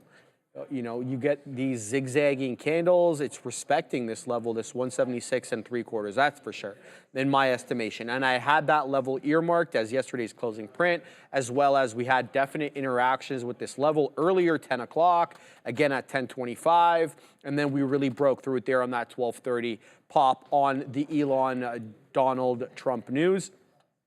But it is magneting itself back into that level. And look, if it can hold above this 176 3/4, I'll take it long again. I have no issues with that. But, just putting in lower highs now. And so that's my concern that we're putting in around the top. The one that's really kind of, I don't want to say frustrating, but surprising. I didn't think that BNED would have this much of a volume drop off. This is quite unusual to see a name of this price have a spread of this sort. It's not wide right now, but I just saw a two penny spread on a 73 penny name. That's too wide. And that makes it awfully hard to get in and get out. You should be less than 1 penny spread on these names if it's doing the requisite volume. So we're break even at the moment at 74 pennies. But this candle didn't make me feel all that good about this trade, where it rocketed up all the way. It was about to break 77 and trigger me. But look at this. It met the same wall of sellers at this candle over here, which was 117, that it met initially at 105. So it was definitely a seller of large proportions at 76.5 pennies. You have 2 rejections on the 1 minute at that level. And this one really is an aggressive rejection because it looked like really someone piled in there heavily at 76.5, and it pushed it all the way down into basically 72.5. 4 pennies on a 70 penny name. So I'm a little concerned. My stop's in place through the break of 70, but I don't know if we continue to see higher highs and higher lows on this name. BNED, Barnes & Noble, not one that we typically talk about, but it's a holdover from last week, and it is one that is, you know, heavily shorted, so we could definitely get some movement in it if it gets moving here. So we'll keep eyes on BNED. It's the only trade that I'm in. I'm not short Apple at 190.69. Ramin has tried multiple times to remove it. It's not removing. I'm not long CCG at 212. Those are incorrect positions. Yeah, we're having some issues with the position board, guys, so we do apologize about that. And probably because I'm in the sim today, and then maybe when I'm in tomorrow, it'll be all good there. All right, let's look at some of the future. You know, we haven't definitely traded anything futures adjacent today, except maybe Tesla and Apple. But this level is just staring at me here, man. My goodness. 18,880 to the high side and VWAP essentially to the low side. The future has been in a range. I was thinking maybe a double top was in the works at this level over here. You get these 2 prominent crests with a definable neckline being the bottom end of the VWAP, but it's not manifesting in that way. It looks as if, you know, we're going to continue to range here until the volume comes in. We're in no man's land. We're not at any 100-point levels. We haven't touched 18.8, and we haven't been close to 18.9. So this is like your prototypical consolidative day on the NQ, which is fine because we printed all-time highs yesterday on the NDX, not the NQ, not the futures, but the index closed above 17,000 for the first time in its history. So, I mean, it stands to reason that we do get some profit taking on the day, but the NQ awfully consolidative. It could behoove us here to have a possible trade on VWAP. I mean, it's been holding VWAP the entirety of the morning. Does it hold it up again here? So let's go ahead and head on over to the futures trading screen. And because we're trading in the sim today, we're going to trade the MNQ. Ooh. We're not going to trade the NQ or the TQQs. We're going to trade the MNQ today, but I'm not going to get in this willy-nilly. I need proof that it's going to hold up again at these levels. And I want to point out one other thing, is that don't use VWAP as a strict out. Look what it did before. It wicks below, it double bottomed over here, quickly reclaimed the level.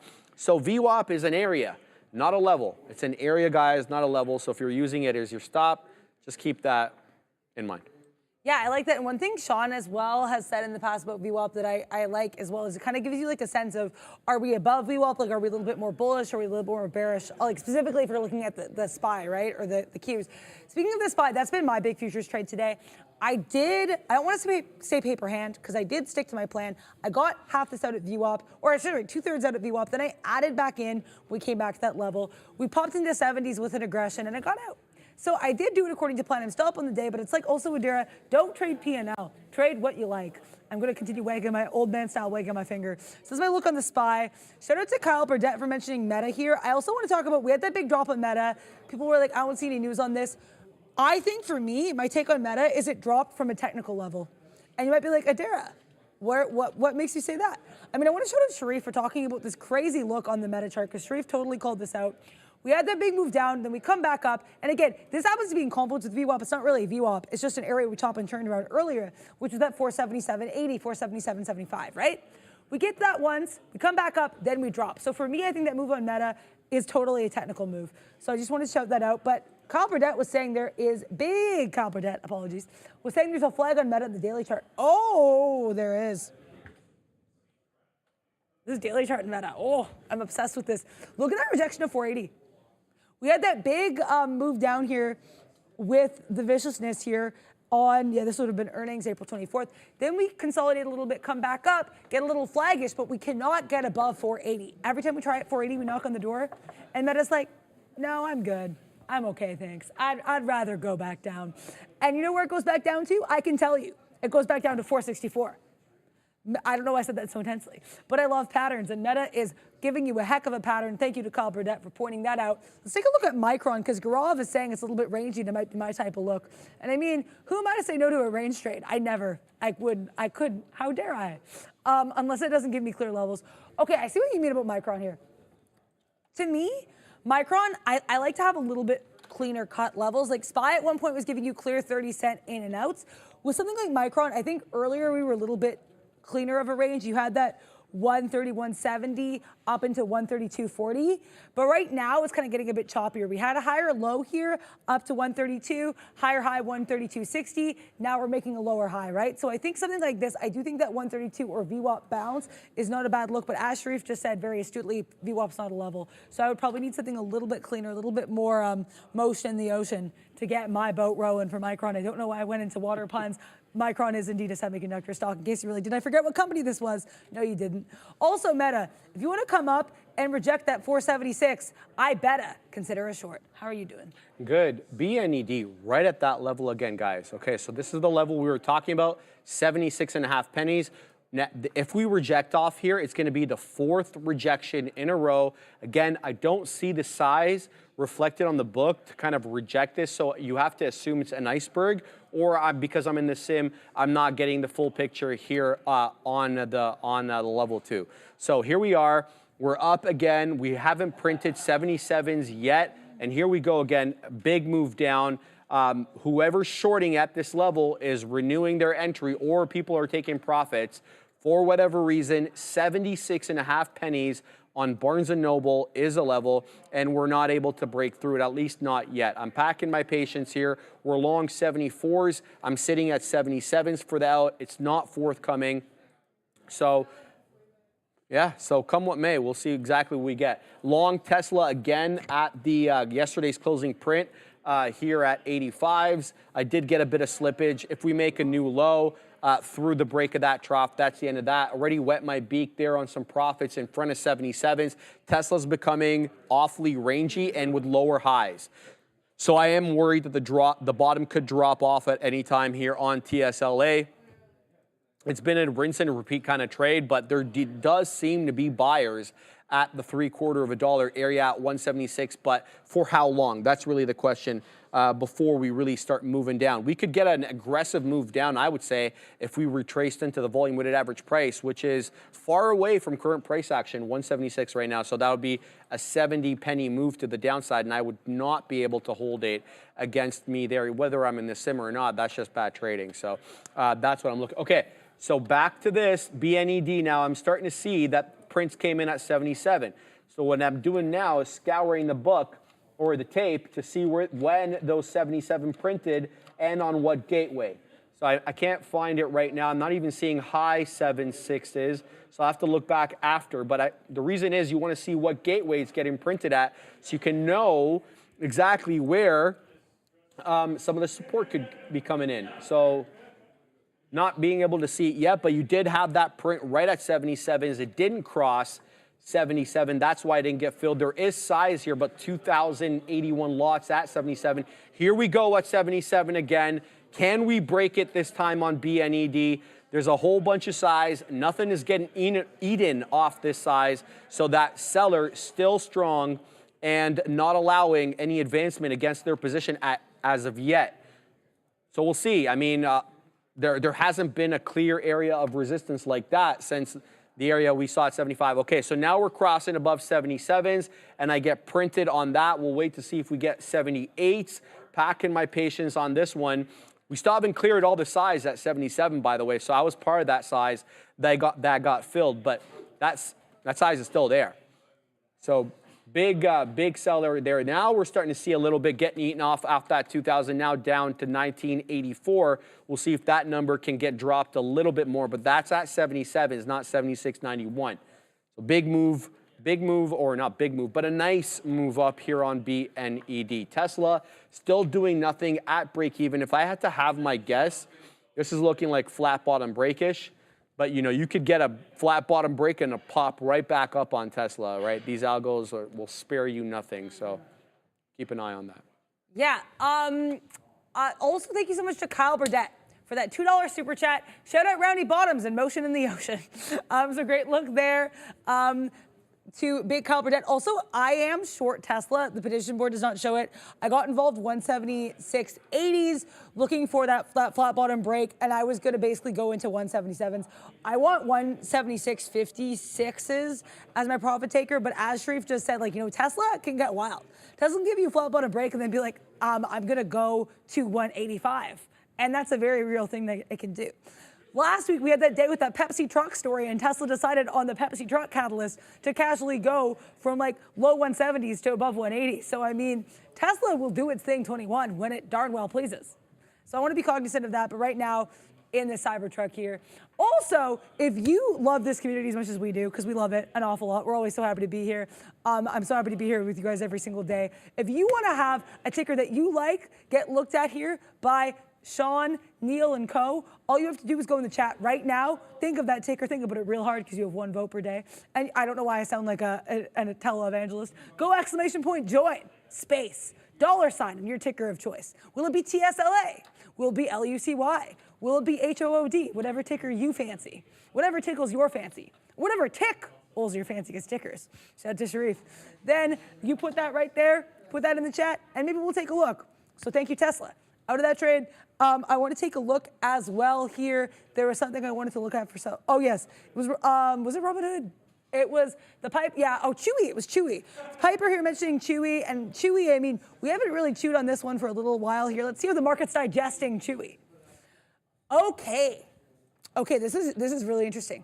We have a flat top and we have higher lows. So part of this is like, hey, it could be a flat top break. It also has some of the makings of a bull flag.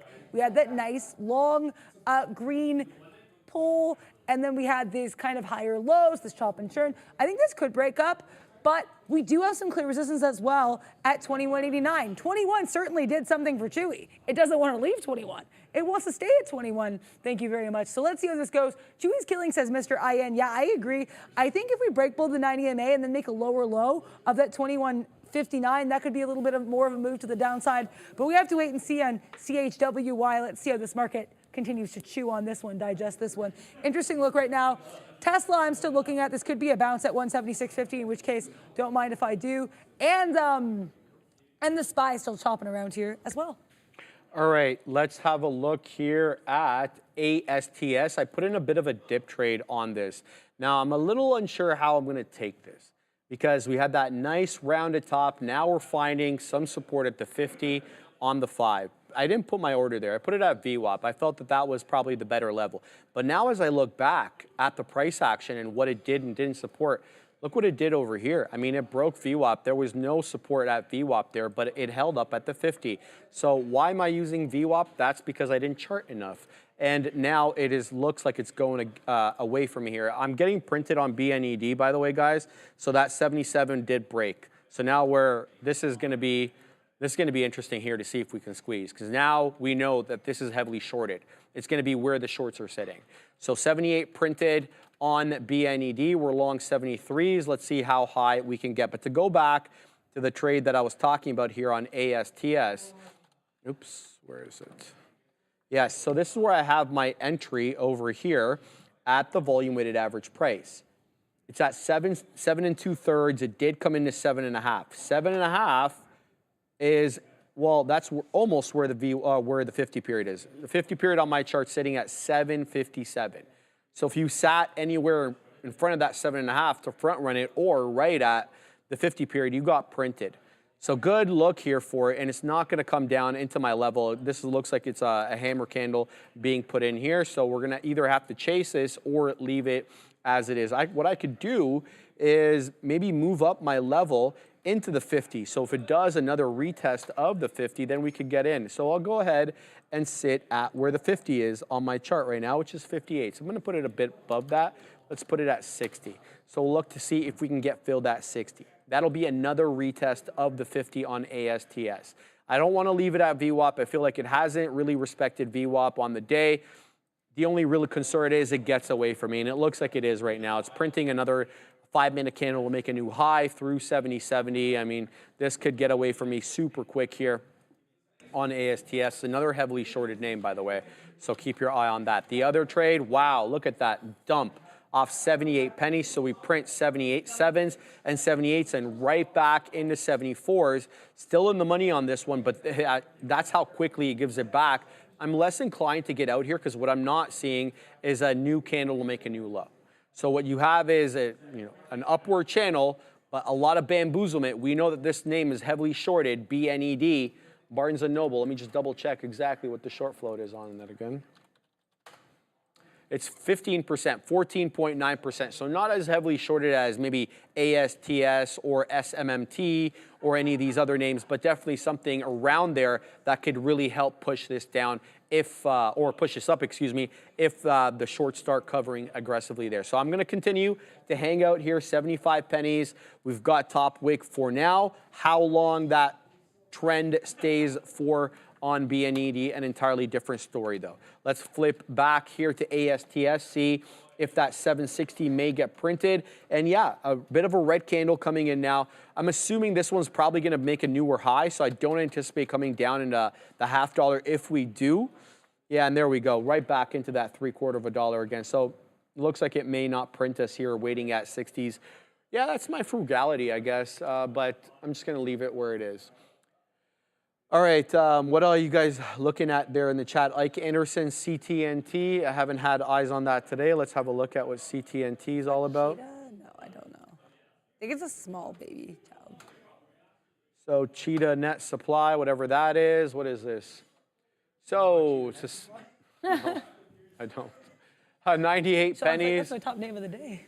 Yeah, I tried to break through a buck. It really is having trouble breaking through a buck. We've talked about this $1 trade on some of these small cap gappers, but I got to tell you, the volume on this for a sub $1 name is just not good enough, guys. Sub 10 million, 9.33 million shares done on the day.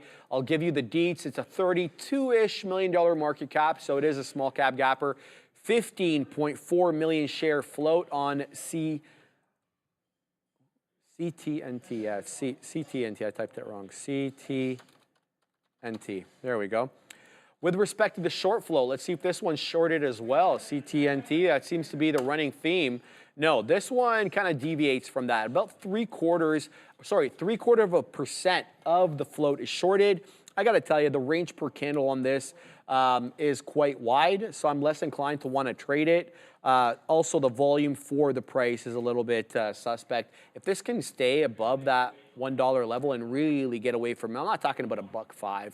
I'm talking about $1.15, $1.20, and then comes back in and uses that that $1 level as a key area of support. Then I'll be all ears on that one. But for now, it's just too rangy and a little tough to trade. Astis, though, getting away from my dip trade, so that looks like it's not going to come to fruition. And BNED, back break even on this name. Yeah, I mean, anytime you say it gets too rangy, I'm always like, what is that? But yeah, BNED, congrats on those beak quarters, though. That was a great look there. Putting the beak in BNED. Also, I figured out the SPY. I said that like it's not like a revolutionary thing. I'm still down in this name. But I figured out I should backtrack. I figured out how I need to trade the SPY. Because there are things I like in the SPY, but I didn't know how to trade it. Then I realized it's like Adara. Just take your pops and get out of Dodge. Don't wait around for moves. Don't add to positions. That's not your bag for the SPY. It's not even your bag, period, Adara. You like your scalps. So what I'm doing now that I've stopped talking to myself like I'm in like an old 40s movie, what I'll be doing is if I like areas of support or resistance, I'll get involved. I'll take not a huge amount of shares, but enough I can, kind of chew on, and I'll get out quickly. That's what I did with the short. I was like interested in that 526.20 area. Then I realized, hey, we might not get it. I got out at 30s. I made like 12 pennies. I was pleased as punch. But here's the thing. Okay? With this SPY, I was going to take another short the pop here, but then I was like, you know what? We do have this kind of bullish candle here to the downside, resting on VWAP. I don't know if I love that. The Qs here also doing a similar thing where they're kind of trying to perch, figuring out, do they want to continue higher or go to the downside? Let's wait and find out. But you know what has been giving you lots of downside? And what has been a name of fascination for me? It's going to be our pal Meta. Look at Meta. Like, I know I said I wanted to wait for that 476 rejection, but you don't always get what you want, or you can't always get what you want, to shout out that song. And I think that 475.20, that's pretty darn delicious to me as well. But you know what else is delicious is getting audience participation involved in voting on tickers. You only have 10 minutes left to do that. Yeah, I know. 1:50 is the cutoff time, guys. 1:41 right now. So you got a whole 9 minutes. Get ready to vote, baby, because it is your segment, that viewer's choice time of the day where you get to talk, where you get to say what we talk about. Make sure to go in there in the chat, type an exclamation point, join space, the $, and the ticker you want us to talk about. Been umpteen amount of trades today on Tesla. I'm sure people will have questions about Nvidia as well as Lucy. Maybe you're interested in some small cap gappers and you want to get Neil's take on things. I know he was looking at Lucy. I know he also had eyes on BNED on that level. So make sure if you have questions about those small cap gappers that we mention to you every day, throw them in there in the chat. If you're more big tech inclined, I know a lot of people are yelling about Dell today. Maybe you guys want Neil and Sean to have a look at DELL. Go there in the chat. Type in exclamation point, space, $, join DELL if you want Dell or whatever ticker you want. You only have about 8 minutes left, so get on that, or you'll have to wait till tomorrow. All right, so BNED is the last trade we have. We're not short Apple. We're not long CCG. I just want to point that out. We're out of the money now by half a penny on this BNED trade. We're long 74s. We wet our beak on the 78s, but as you can see there, big move down from that 78 all the way down into 71. But it's still holding that higher low business. We haven't put in a newer low. To me, a newer low comes vis-a-vis that 69-cent level. So it's going to be the break of this level here that's going to get me out of this trade. Otherwise, I want to continue to hold this and see if we can maybe move up into that 80 penny area or whatever. Peggy Bundy was hot, changed my mind. Yeah, shout out to Kathy Segal. She's an OG, no question about that, man. I love her. She's so funny. But yeah, so shocker, plot twist of the century. I'm looking at Tesla. No, I'm joking. I've been looking at this name all day. I'm proud. I turned this name from my worst name of the day to my strongest name of the day, P&L-wise. And I think it's just because, taking trades that make sense. Adara did sitting down and immediately taking a short on Tesla at 175, 60 or 50 following a big green candle. Does that make any sense? I'll answer it for you. No, it didn't, Adara. It made no sense. But then, did I even order this? No, I didn't. There we go. I want to get back short at this 176.40 because to me, I think this is splicing up to be a spicy area. But anyways, the point I'm trying to make is it's not, I'm not trying to say that's I puffed it up. I'm just saying when you make decisions that make sense, the trading makes more sense. That could be the truism of the year. It's not like it's some profound statement, but it's something that I think sometimes you need to have these hits. You need to have the market smack you in the face to realize just do things that work for you, do things that make sense for you, and listen to the market. Sit down, take your time, take a breath, and just make those trades. Like for me, continuing to short these rips on Tesla, that was something that made sense. Going long off that previous area that I liked, that made sense. It's just taking things that make sense for you, not rushing into things. The second I sit down, I do not need to be in a trade that makes no sense. No, what doesn't make sense? That decision. So that's really what you have to learn and grow from every single day. Also, just don't want to, to say it one more time here, 6 minutes left. Vote for the tickers you want to see, whatever ticker you fancy, whatever tickles your fancy, put that in there in the chat. Exclamation point, join, space, $, your ticker. Tesla does not want me in that short, that's fine. Apple, though, I might take another bite out of this one. Initially, one of the short 191.16, I was like, well, Adara, we could continue to go higher. And then it was like, well, I should have gotten the short because that fell a little bit lower. But you know what? That's on me. You just have to, that's why you have to be really quick on the ball. If you have, not out of nowhere, mind you, but if you have conviction on something, you need to go after it with that conviction. I'm disappointed in myself for Lucy because I kept being like, oh, I might want to short on Lucy. And then I made no efforts to do that. So it's like, whose fault is that, Adara? Your fault. Not to beat myself up here. I had a really good day trading-wise, but I think you have to also, especially when you have days that are good P&L-wise, that you feel like you made good decisions. Like, how could you have made them better? And I could have made my day better by just getting involved in that Lucy. So I think that's a huge thing to just note, to try to learn and grow from every single day. SPY, if you reject 526.40 again, it's on site. And by it's on site, I mean, I will short you. I have my eyes on you. I spy.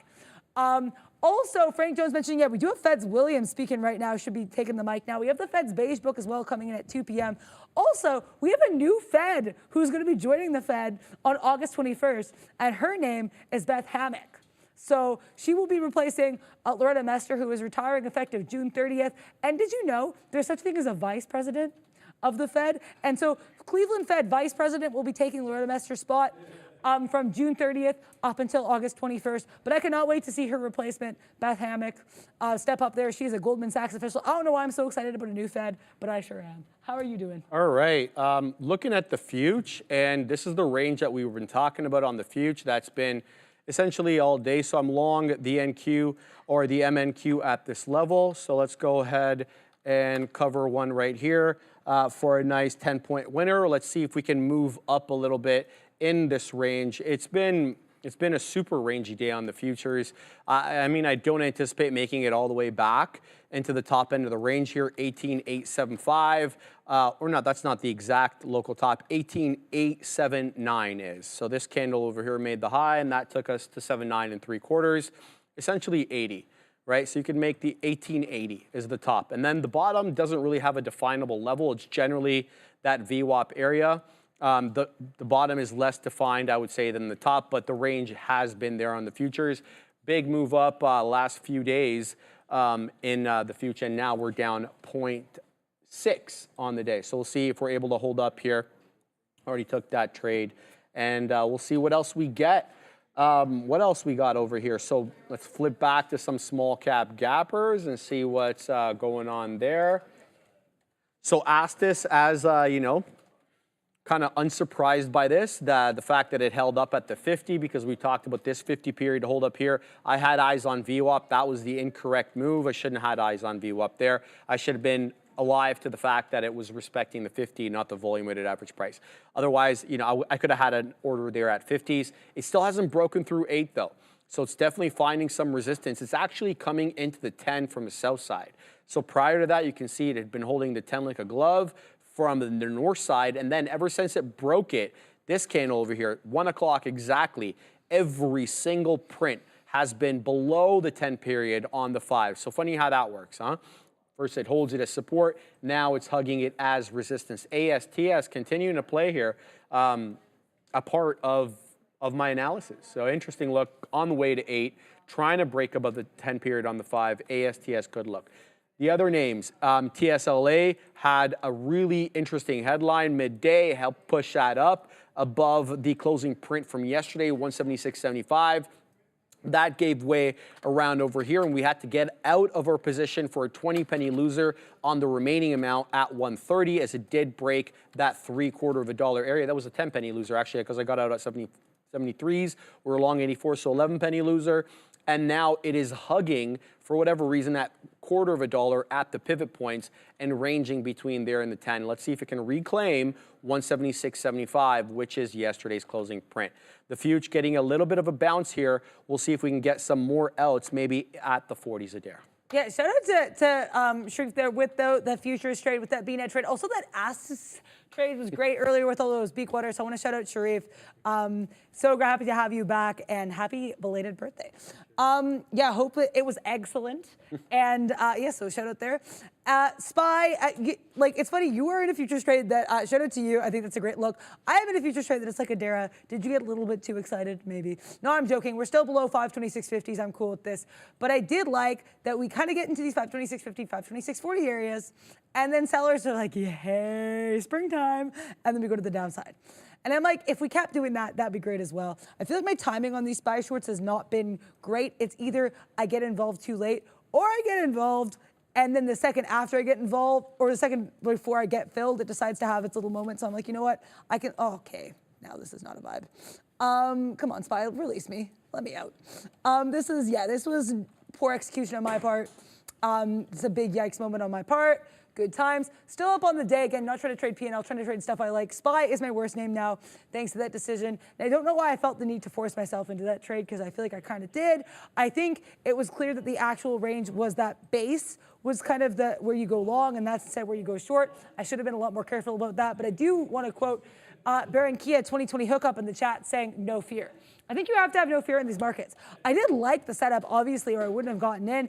I just think I was kind of like, oh, well, I want to get involved in like a trade at the end of the, I don't know why I'm a Valley girl now, but I wanted to get involved. I wanted to have that involvement, and I just kind of maybe pushed it. But you know what is interesting heading into the end of the day here? Tesla. ANF, Nielsen. Oh, ANF? Yeah, Oh my gosh, ANF. Oof. Trying to pull that up here. Yeah, Abercrombie. Here, I got it. Oh, thank you. Yeah. What a Here it look is, guys. ANF. Big move up there. There's the ANF, 196.99, and then it moved $7 in a heartbeat.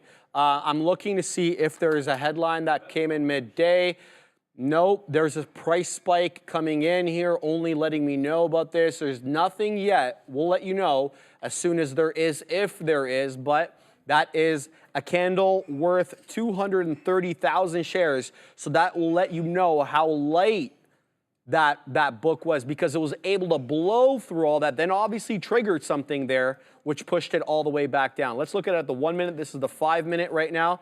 So there you go. It took place awfully quick. And I can even cut this down even more. We can go to the 10-second to really see it. But there you go. Big move down there. Now it's really trying to claim 190 on the door, knocking there with 190. It's at the $0.75. Wow. That's very interesting. If we get anything there for you guys with respect to that move up, we'll let you know. Yeah, I know. But that's, yeah. Ram is letting me know that it had earnings today. Cognizant of that, but you know, this is the earnings move, right? This is kind of just, we're not really sure what's happening. So yeah, big move there. ANF, nice look. Unsure exactly what to do, but it's an absolute print factory on this futures trade, so I'm just going to cover it here. This is a sim trade, guys. I'm in the sim today as I do not have the allowed to trade until I write my yearly compliance exam, so hopefully we'll get that done ASAP, and we'll be live for you guys again tomorrow. But this futures trade, I really want to go through this because it's like, you know, this is my initial bias. Sorry, let me just go to the other one here. My initial bias was for a double top to be coming in on the future. And so if you want a double top to come in, it's not just about you rejecting off that level, but the real double top is to say that this uptrend is done, and so you need a neckline break. We didn't get that neckline break. That's what caused me to feel that this was going to be a range trade. When we had that double top come in, and then we kept coming into the same levels and bouncing out that same level, doesn't mean it's going to last forever, right? Because the bottom can drop off or the top can come off at any time. But your chances are better than they would have been had that not been the case. And so that's what I'm trying to say there. Interesting look on said future. It didn't respect any levels. There was really nothing to the downside. You could have made the argument earlier it was VWAP. No, it broke VWAP here on a closing basis, double bottom. And then you could say, okay, well, this looks awfully interesting here. It's about that quarter point area. No, it kept breaking that. So there was really no line in the sand for this one. It was a general area. And so, you know, that's kind of the tougher look there. Anyway, Tesla, yeah, thank you for that. So I'm going to have to throw it to Adara, and she's going to be closing out the show as I will be headed up to the green screen. Yeah, thank you so much. I'm excited again for your futures trade. The future is bright in that trade there. But you know what's not bright is Faraday Future. I don't want to bully Faraday Future, but they did have their earnings, and the market said, no. We did move up here. We tried to have a push up here. Where is this in the pre? Up to 90 pennies, and then we had lower high. And since then, we have had sequentially lower highs. Interesting look here. Right now, we're around that 66 penny level here for FF. I to the E. I like this Darwin saying, gotta wear shades. Yeah, because the future is so bright. Fortunately, Faraday Futures does not need to wear shades, but great look for Sharif on his futures trade. Also, NVDL. Ike Anderson specifically requesting NVDL, and I was like, you know what? Yeah, I think that's a really interesting one. We don't look at NVDL a lot. We'll look at its older sister, NVDA, all the time, but we don't really give it any love. NVDL feels like that little sister or like the middle child. It's like, no one talks about me. But so this NVDL was a great look. We tried to push above here, that 60-20, or is it 62 area, where we had these pushes up here, these wicks, and then NVDL was like, I don't think so. Sold off here, but we bounced at VWAP, and then continue to have higher highs and higher lows since then. I think this is a nice look. I think we do have continued these bearish wicks here, getting near that 62.40 area. But I think it is, you know, important to note that we've had these wicks in the past, and Nvidia or NVDL, sorry, is mostly just shaking them off. So I would say, like, as long as you continue to have these higher highs, higher lows, I think that's a great look. I also think a bounce off 62.24 could be interesting. And I say that because that was that previous area of resistance, and it was also where we wicked up to, and it was also kind of resistance in the pre-market. So I like that 62.40 or 62.24 as it comes into support right now. We're a couple pennies away from that. But NVDL, as I say that, NVDL is like, yeah, no, I'm going to try to fall. The spread on this isn't bad, though, about 2 to 3 pennies. So nice look here for NVDL. Hope you print Ike Anderson. Thank you so much to the super chat from Ian Rispetto. Thank you so much, Ian Rispetto. $4.99 super chat. Can we talk about CAVA? Can we talk about Cava? I got in at 75 today and like the stock for a long hold as possibly an upcoming CMG, hopefully. What do you think? Yeah, well, I have to be in the right index first. Let's go to the NY. Let's see Cava on the long term. Shout out to Mike Edward yesterday on the market recap. You can catch that with Sean and I every day from 4 to 4:30. I forgot what times were for a moment. It's been a tired day. We're going to have to eat and have some caffeine after this. But yeah, right now, I mean, on the intraday look, I think this 83.50 is kind of a nice, a little wick here forming as resistance. Then we see it as support. I think that's a nice look. But if you're looking for a longer term play, again, not going to go in the fundamentals of the company. Though yesterday, the Cava CEO was so sassy on the earnings call, and I loved it. He was like, yeah, I mean, like, the consumers aren't trying to spend a lot of money, but like clearly they're looking to spend their money at Cava. And I was like, I like the respect. I like the energy. Shout out to him. But also, shout out to this 68 level here on Cava. Look at that resistance we had here, top and turn for quite a little bit. Then we follow to the downside.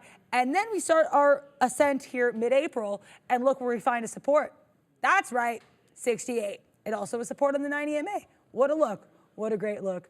Then we push higher, and we kind of see these chop and churn here with obvious support for me, in my opinion, that 77 level, continuing to push higher. I think if we keep seeing 77 as support, then if we fail even lower, that's 68.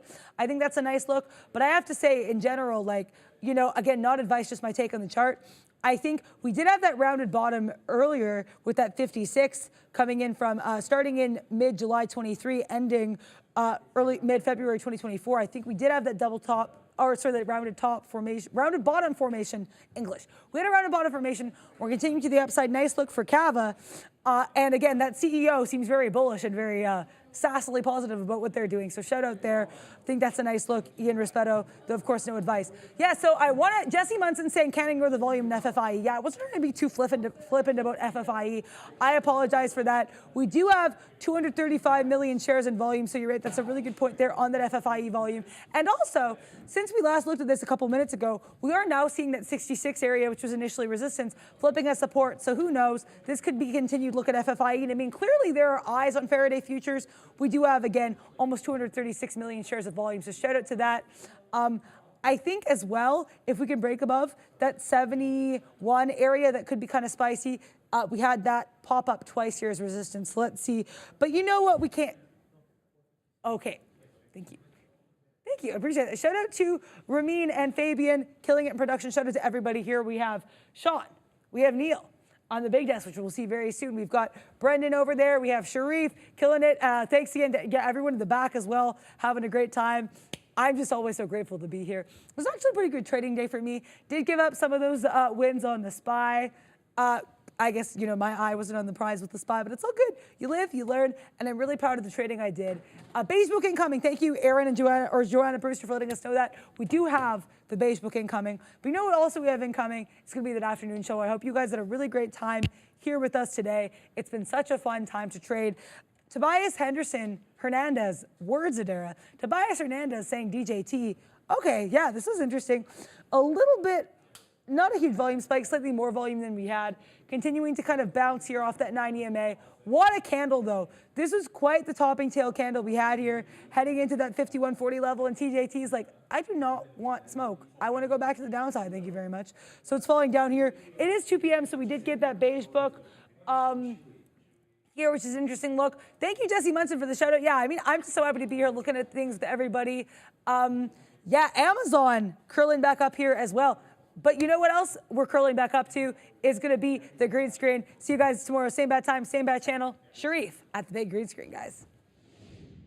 Hey guys, welcome to the segment where you have your say every day from 2 to 2:20. We got the big kahunas locked in at the big desk. They're ready to look at the levels that you've wanted for the tickers that you've selected. But first, let's have a look at the Qs. You saw me in that futures trade today, about 458 to the high side, 457 to the downside on the triple Qs, excuse me. A bit of a range-bound afternoon. We'll have to see if that changes with the beige book now being released. But the big ticker that everybody wanted, it was your number one choice, TSLA, Tesla. Interesting look today for Tesla because we got a midday headline for this.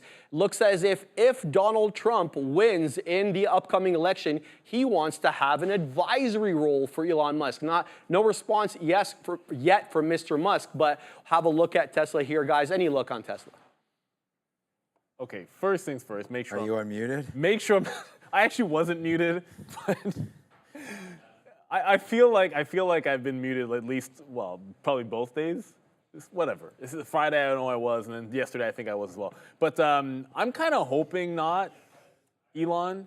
So what was the Keep your story focus. exactly? It was essentially that potentially, if Trump wins, he might have a position for Elon Musk, like an advisory position. But Trump did that last time. He put all those people in charge, and then they were gone. And Well, I just don't want Elon, sort of dividing his time and all that kind of stuff. But whatever, that's as a Tesla shareholder. But since the news hit, it's not a huge volume spike. That's the first thing. Like, you can barely even tell. Like, if I didn't say to you, hey, by the way, there was news on Tesla and around here, you could barely even tell it on a volume basis. Abercrombie breaking the high just a second ago. That we'll get to at some point, although I'm a little surprised that's not on the list. Because that's been the crazy stock of the day. We had a little bit of a side bet, or not a side bet, we had a discussion as to what we thought was going to be there, and I'm surprised that it wasn't going to be Abercrombie. If we bring... Well, it's only, look at the names it is. It's the same names every day, and that's fine. It makes sense. Yeah. But like Tesla, if it breaks 178, then I think it's a big time breakout long. That's the resistance level. It looks pretty good off VWAP. The news came out, it was at 176. I think dips into VWAP makes sense. But unless it can take out this top, I think we have an inside day for the afternoon. An inside afternoon for Tesla. VWAP 176, 178. Great look for this consolidating off the 50 period on the daily chart. We've talked about this all week long. Another bounce off the 173 area this morning. So you've got a pretty clear and defined 173 support. And now this news, it's hard for me to say this is great.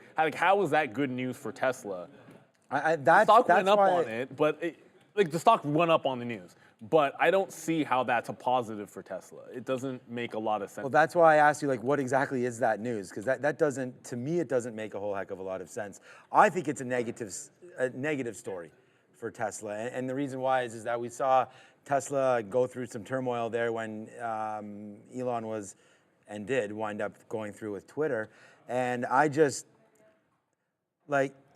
it really didn't, did it really move on any, is that what it was? The market also started to go back up to the upside as well. So, the market's made highs and come back off of it. So is Tesla. So I think that story is probably behind it, but at the same time, not a bad one. You never want to see your leader sort of too much involved politically because that doesn't always end well. We've saw stuff like Disney and different things with Target and Starbucks and some of the politics that go back and forth with that. But either way, today, we didn't have Tesla on our sticky note. I still feel like it's in the middle here. We love these dip buy opportunities into 172, 173.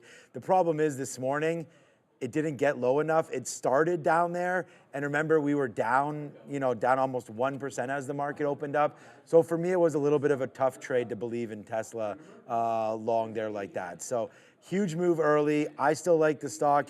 And I still think, although Apple looks to be definitely making this bet look silly, I still think there's a chance that Tesla can get going. So we'll wait to see what happens there. But right now, Tesla holding fort above 172. I still like the stock in that area. Nvidia next on the hopper. A couple of headlines today. Nothing really major for Nvidia. You'll see the headline here that they're going to come out with new packaging tech to meet soaring demand. They also have a headline with Arista Networks ANET, ANET is the ticker for building out data centers. This is on the verge of taking over Apple as the #2 most valued company in the world. We'll see when it does. It's had trouble with $1,150, but can't seem to break through that level, guys. What was your look on Nvidia today? Things first, I've heard this Nvidia about to take or possibly overtaking #2. I heard it a bunch this morning. We've talked about it all day long in terms of market cap. Oh, market cap. I just feel like anytime you're talking about that and getting into the #2 spot this many times, we should at least acknowledge #1.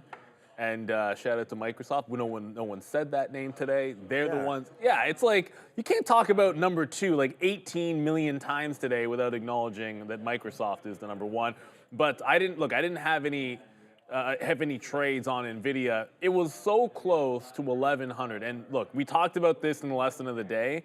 The hammer down at the open. It was trend down. There's no question. It was trend down in the pre-market. It was trend down off the open.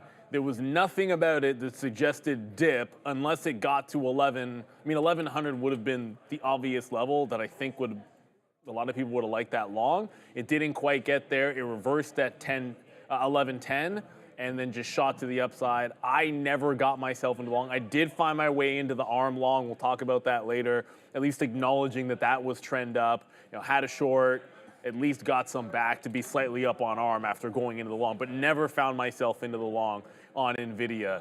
And that's because you get anchored to how much this was trending to the downside early, and now another strong move. It's battling at this 1150 level though, and it is not a 1150 break that has gone clean.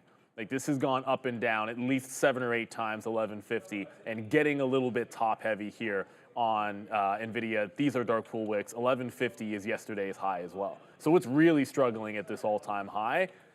I mean, for lack of a better word, it's up 1% into a down market, but it is still struggling at this 1150 level. I just put a position on in AMD, so we're going to get to that in a minute. But you know what?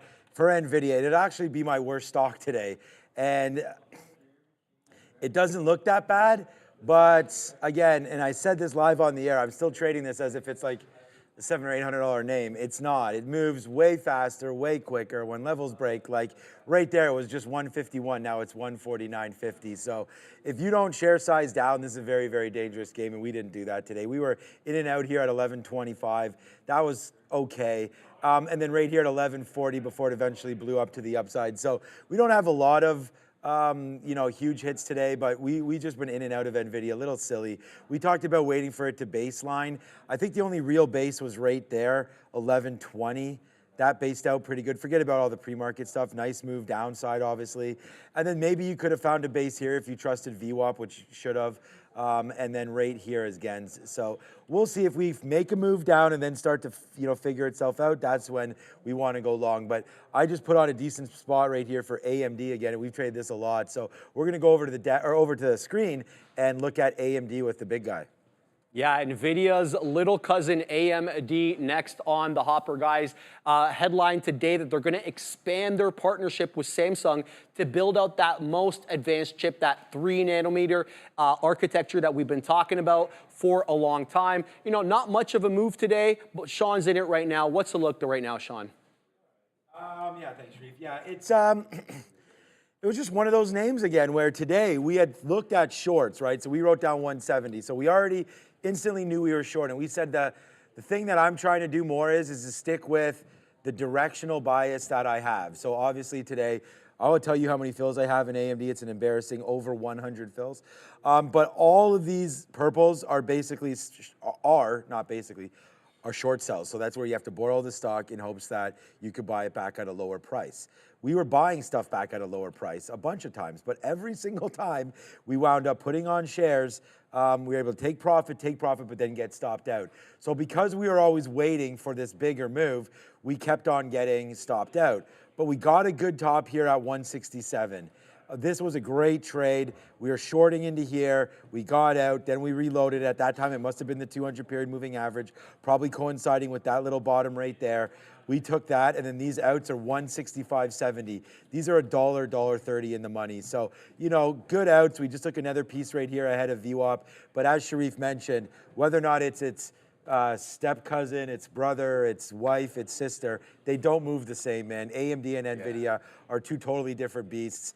It looks like I prefer trading AMD, and I think I'm going to stick there until Nvidia splits. I mean, we'll still trade Nvidia, but the split isn't that far away. At this point, it's June 10th, I think. So you only have like 6 or 7 more trading days. We're almost there. Maybe a little more than that, maybe 7 or 8 more trading days.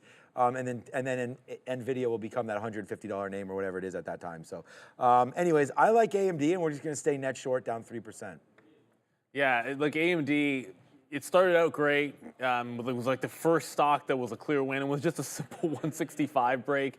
Should have just left it at that because, and this is again the reason why the lesson of the day was maybe the trend isn't just about what's going on in the pre-market in the first 5 or 10 minutes at the open. You've got to observe what happens after that. And when it made the volume bottom, it was an upward trend after that. I didn't respect it as much as I needed to. So advanced micro devices, higher time frame. It's holding on to the 50 period even on this dip, at least. But you've had this dance before. The good news is a couple of closes above the 50 and then apparently a bounce. I say apparently because the day's not over. 163.5, it would have to close above. So it bounced right here. And if I zoom out, which I didn't when I'm in the trade, I'm be here to admit it, like I got out of the trade because it wicked the 50 period moving average and then didn't ask myself, Neil, it just bounced off the 50 on the daily. If it puts in higher lows, why aren't you considering a long? So it closes above that, and I'd still be a little bit bullish on this, but there is no confluence between these two names. I'll take it a step further and say when you are now trading the chips, at least the last few weeks, you cannot just trade them lockstep together. ARM has been higher lows and breaking back out today. That's been relatively strong. Like you see AMD like weak down at VWAP. ARM is continuing to break out. I'm looking for a long trade in this. Trade each name on their own. Sometimes they're going to follow the market. Sometimes they'll go together. Sometimes they'll all follow SOXL. But I found that you have to be able to treat them as individuals when they demonstrate that throughout the day. So ARM, this is a strong stock. I want to be looking for longs there. Now AMD, unless it breaks under VWAP, I'm probably going to stay away from it. Meta next on the list, guys. No specific headline today for Meta, but as you'll see there, the Mag 7 now hitting 31%, weighting in the S&P 500. Tougher day for Meta today. We looked at it during how to trade. It was really hanging out near lows. It hasn't been above 500 ever since it reported, and they talked about all the money they were going to spend on AI in the Meta labs. So any look today, guys, on Meta? First things first, I just got 84s on Lucy. I'm taking shots on that one underneath VWAP. It was a trade off $1, but now it's seemingly breaking under VWAP. Look, I don't know. The deal with Meta was nasty, and I'm thinking it should just be a short based on what I see, right? You reject, you go after market, break into this 480 level, and reject it again today, lower highs off of that. Like that's once, twice. I mean, 3 times if you count the aftermarket, then a 4th time today it rejects the $480 level. I mean, come on. Like it's clearly showing you that there's sellers up here on Meta with lower highs putting in and just put in another lower high. So I think Meta is looking weak for whatever reason. It was the weakest stock. I mean, during lunchtime, it did this hammer down for like $3 or $4 when there wasn't that much going on in the futures and another lower high being put in here for Meta. So I like it back into VWAP. I was looking short. I might take a shot at it on this trend level. Like if you draw a trend line here on Meta from those two peaks, essentially right here, 476.5, where it's turning, could be that same short. So I might take a shot at that short instead of waiting around for VWAP. All right, just real quickly here, we got in and out of AMD again, and we got in and another out. We're waiting for a little bit of a lower take on this one as well as AMD's dancing around. Look, so we'll talk a little bit about Meta here. This is, I think, I mean, potentially here, this is the one that's the sleeping giant, really. I mean, I know we all know about Meta, but it's still underneath, and you have that $50 to go back up to the high. So you're still down 10% or so from its all-time high. I don't see anything wrong with their business model or anything like that. I mean, advertising still continues to be pretty strong. I like Meta here, just got to break through the 50 period, which it's having a hard time. I mean, that's sort of where it fell from. We had talked about that. We had actually exited before. We actually exited out of Meta here. Not all of it, just a piece, and didn't buy any back, which was the plan. So like now that sucks, but I still really like this name, and I think this is the next shoot a drop for Meta, the next stock to get back up to the upside here. So I really like it. And again, look at this base at 475. Sometimes, and it's funny because Yannick and all the guys behind us there, we were talking, it was with Obi too, earlier this morning, and it was like, you know what, trading is really easy, just make the easy trades. And it's like, okay, well, if I knew about what those easy trades were, I'd be all over that. I was about to say, which one was what's the easy one? No, he did describe it. Like, no, I know. Like yesterday, we had a couple easy ideas. GameStop off 20. Obi shorted it at 25. You weren't.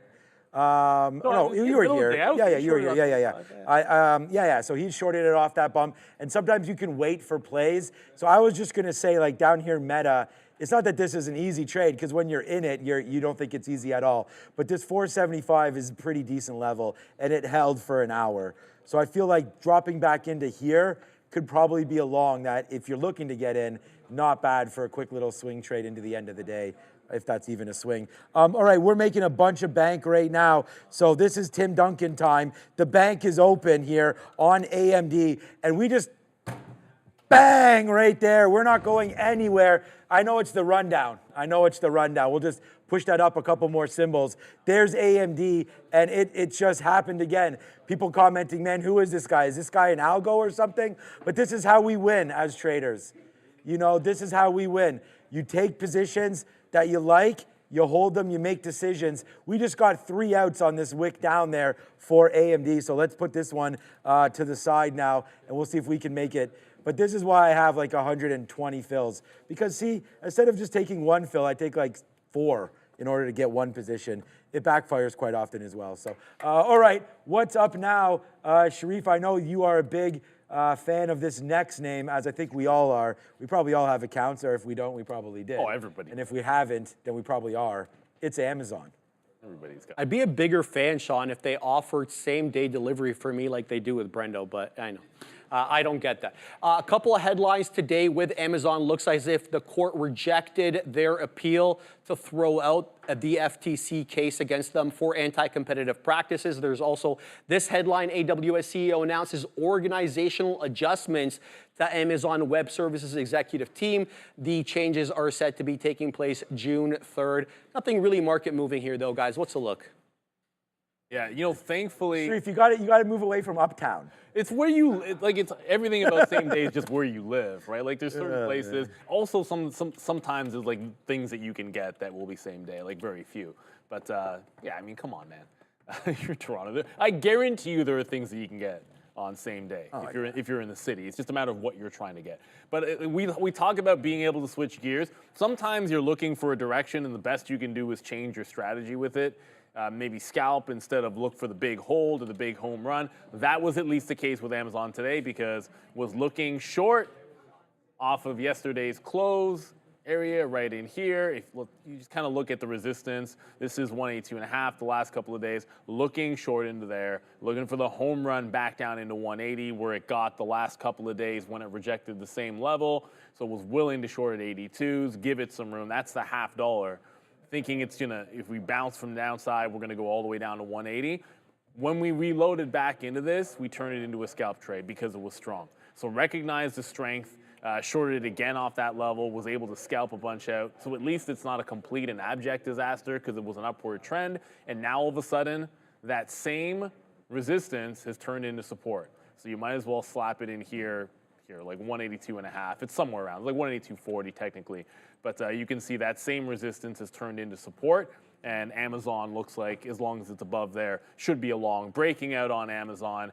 Whether or not you like the news, you know, Amazon continues its upward trend. Those stink bids that I just put in today on my personal account in the 160s. Every time I'm like, Amazon's coming down, I like it as a short today.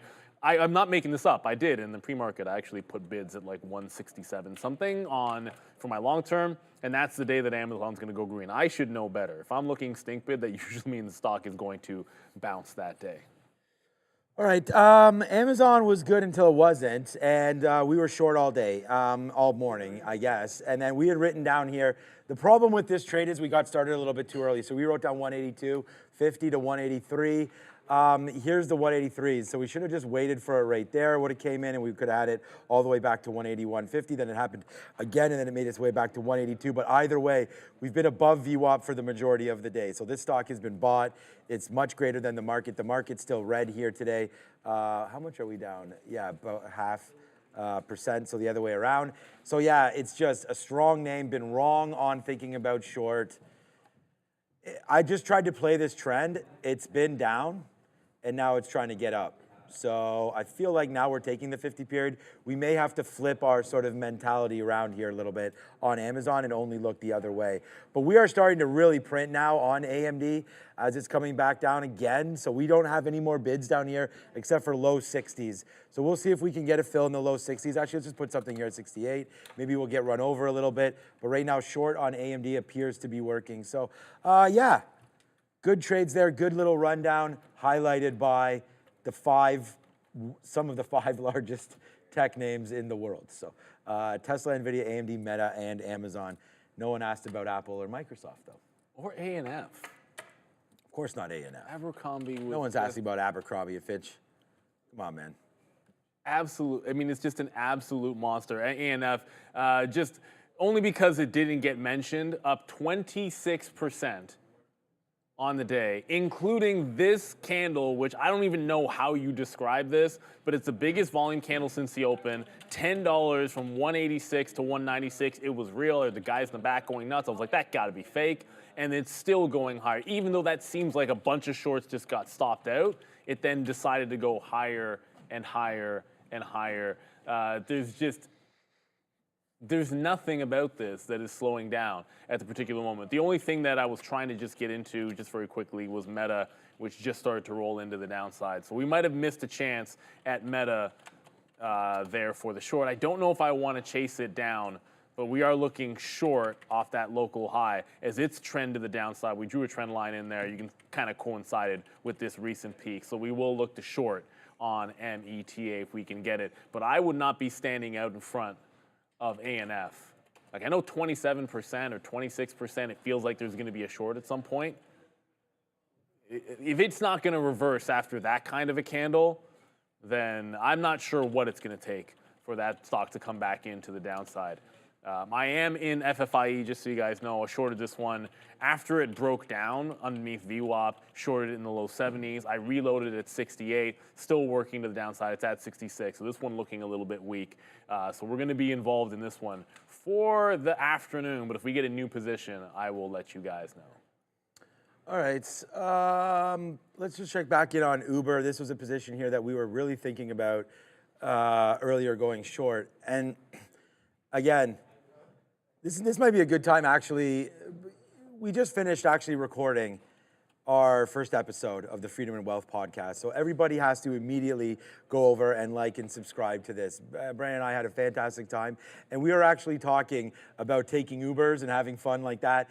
Some fun little things there. And then we also talked about putting in, stop orders and how to really manage trading as either something we do on the side, and just to hustle and get that extra little grind in there for trading when you can work either sort of side gigs, get out of that 9 to 5 grind, and part of that is doing different strategies on managing your different assets and how that all works out, and just having a good time and doing stuff a little different than how we talk here on the show. So make sure you like and subscribe and get over to that podcast, and make sure you hit that little bell, because then you'll be able to when we drop it, you'll be able to get the information on that one. So it's your Freedom and Wealth podcast. Super excited for it. It's a brand new room. It's really, really gorgeous in there, honestly, and we're excited to show it off to everybody. But again, just like we say in the podcast, if you're gonna make changes, you have to make them now. So hit that like, hit that subscribe. Let's get ready to rock and roll. It's the Freedom and Wealth podcast, dropping on all of your streamers soon. Yeah, no time like the present. And just so you guys know, brought to you, this segment, of course, brought to you by VinFast. VinFast VF8 SUV has earned top 5 safety awards from the new car assessment program for Southeast Asia, including Best Overall and Best SUV. Competing against 15 major automakers, VinFast VF8 was recognized for its outstanding safety features like forward collision warning and blind spot detection. This accomplishment underscores VinFast's commitment to safety and innovation in electrified mobility. Congratulations to VinFast for setting new standards in automotive safety, and stay tuned for more updates. That's pretty. I was just behind one of these bad boys. Yeah, I like that. I like that VinFast. That is A couple of weeks ago. hot car, but Hot. you know, Hot fire. exactly. You know, you've got that sort of that hotline bling coming through here with AMD right now because there it is. It's a nice little move to the downside. We've just been putting this trade on for you this afternoon. It is AMD, and we also said that hey, we had a bias in this stock. Purple is short. Guess which way our bias is? So yeah, man. I mean, these are all shorts in and around the high of the day. Can you tell where we were filming the podcast by any chance? By any chance? But we sit right back down and get right back in that pilot seat, and now you can see what's happening.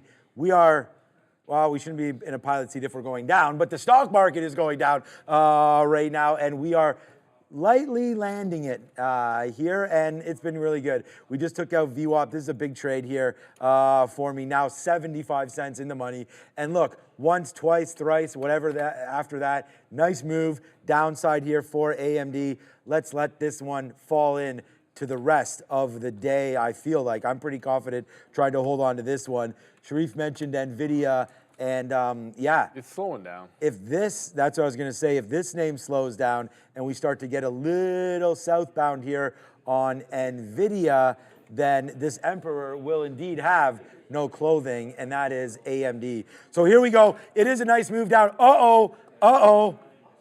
Let's go. We're 10 cents away, and then we can see what's going on with a dollar club. So let's put a bid down there and get filled. So there, I actually just got filled. I don't even care about the dollar club. We just got filled there at 15s. So let's rock and roll. We're ready to rock now with you guys. So nice little trade here to start the afternoon off. It is an AMD, and it's a tanker to the downside right now. Get your popcorn ready. It's going to be a fun one. Yeah, you better believe it's going to be a fun one. The market actually starting to move for the first time. AMD giving it up, Nvidia giving it up. I just got into Meta short starting to go, but Lucy got to $1 again. This kind of came out of nowhere. 2 seconds ago when we started talking, but at the same time Sean got in on AMD, Lucy was at 84 cents. Lucy just tagged 101 and came back underneath the dollar. So I was long earlier today. We longed $1, it went to 130. We're back now. I'm short underneath $1 here at 98 change. If it breaks 102, I'm getting out. The other trade we just got into is Meta. Meta making lower highs all the way. I grabbed literally 476 even pretty much here. The first $0.50 is finding support. Meta has been a relatively weak stock pretty much the entire day. It's not outpacing the market, but it's putting lower highs, including whatever was going on here when it lost VWAP at 1 o'clock. So we're only in short positions. If Nvidia is not going to hold up, then I think ARM. I liked ARM for strength if the chips kept going higher, but it'll have to be like a VWAP play would be the only place I get in. And I don't want Nvidia and AMD falling all over themselves to the downside and then try to catch this falling knife. But it has been a strong stock in my estimation. So I do want to respect ARM. I'm not shorting it, but I'm not going to be sitting on this bid either. Not going to be flirting with disaster when it comes to ARM. Yeah, Manuel, Lucy at $1. That's why I just mentioned that bad boy. Super strong bounce in Lucy, although it did reject a double top at the high of the day a lot earlier. So if it does get past $1, even then, you've still got the 130 double top to contend with. Oh man, I don't know if you guys like hot dogs. Oh, we had we were grocery shopping. Yeah, we went to Metro. It was after the 3-on-3 game my daughter played in, and we went to go get. I think it was what did we have? Did we have ribs? No, we didn't have ribs this weekend. Something else, anyways. We had to go. Oh, chicken wings. So we went and got some chicken wings there. And yeah, outside they were handing out chicken hot dogs. It was maple leaf. They weren't bad. I didn't think I would like them at first. They weren't that bad. I was actually questioning whether or not they were hot dogs or not. But then the question remains, what exactly is a hot dog? So I'll just leave that. It's like I'll leave that out all there. the leftover. It's Right. So like, what is a chicken hot dog then? Like, you know I what don't I mean? want it Like, to be like real meat. I know, that's what I'm saying. So I didn't really know how to feel about it, but it tastes pretty good. Hot dog's not supposed to be real meat. A hot dog is hot dog. Yeah. Go to the It's Jays like game. McDonald's is McDonald's. Like I don't want a burger. I mean, when I man. found out that want the Jays are McDonald's. like handing out 60,000 hot dogs in a game, I find like it's a little. I want to go there for that. By the way, I think that's to be a jam. Yo, it's legit. But I know it's legit, but like that's a lot of hot dogs. You know what I'm saying? Right there. So all right. It's a value proposition. It is about. That's why I want to go because all of a sudden the beer is what 13 or 14, but then you can have a beer and a hot dog for 15, and now all of a sudden you're closer to achieving that freedom and wealth. Exactly. You know what I'm saying? You've got to do There the should be deal. a podcast about that. And the best thing about it for anyone, if you're in Toronto, Tuesday games tend to be like the cheapest during the week. Like weekday games are always cheaper, but Yeah. Tuesday is like the cheapest day to go in a general sense. And on top of that, you get the dollar dogs. Believe me, when we resell our season tickets, like they show you like there's a grid of like this is the actual face value, and it's not every single game is the same.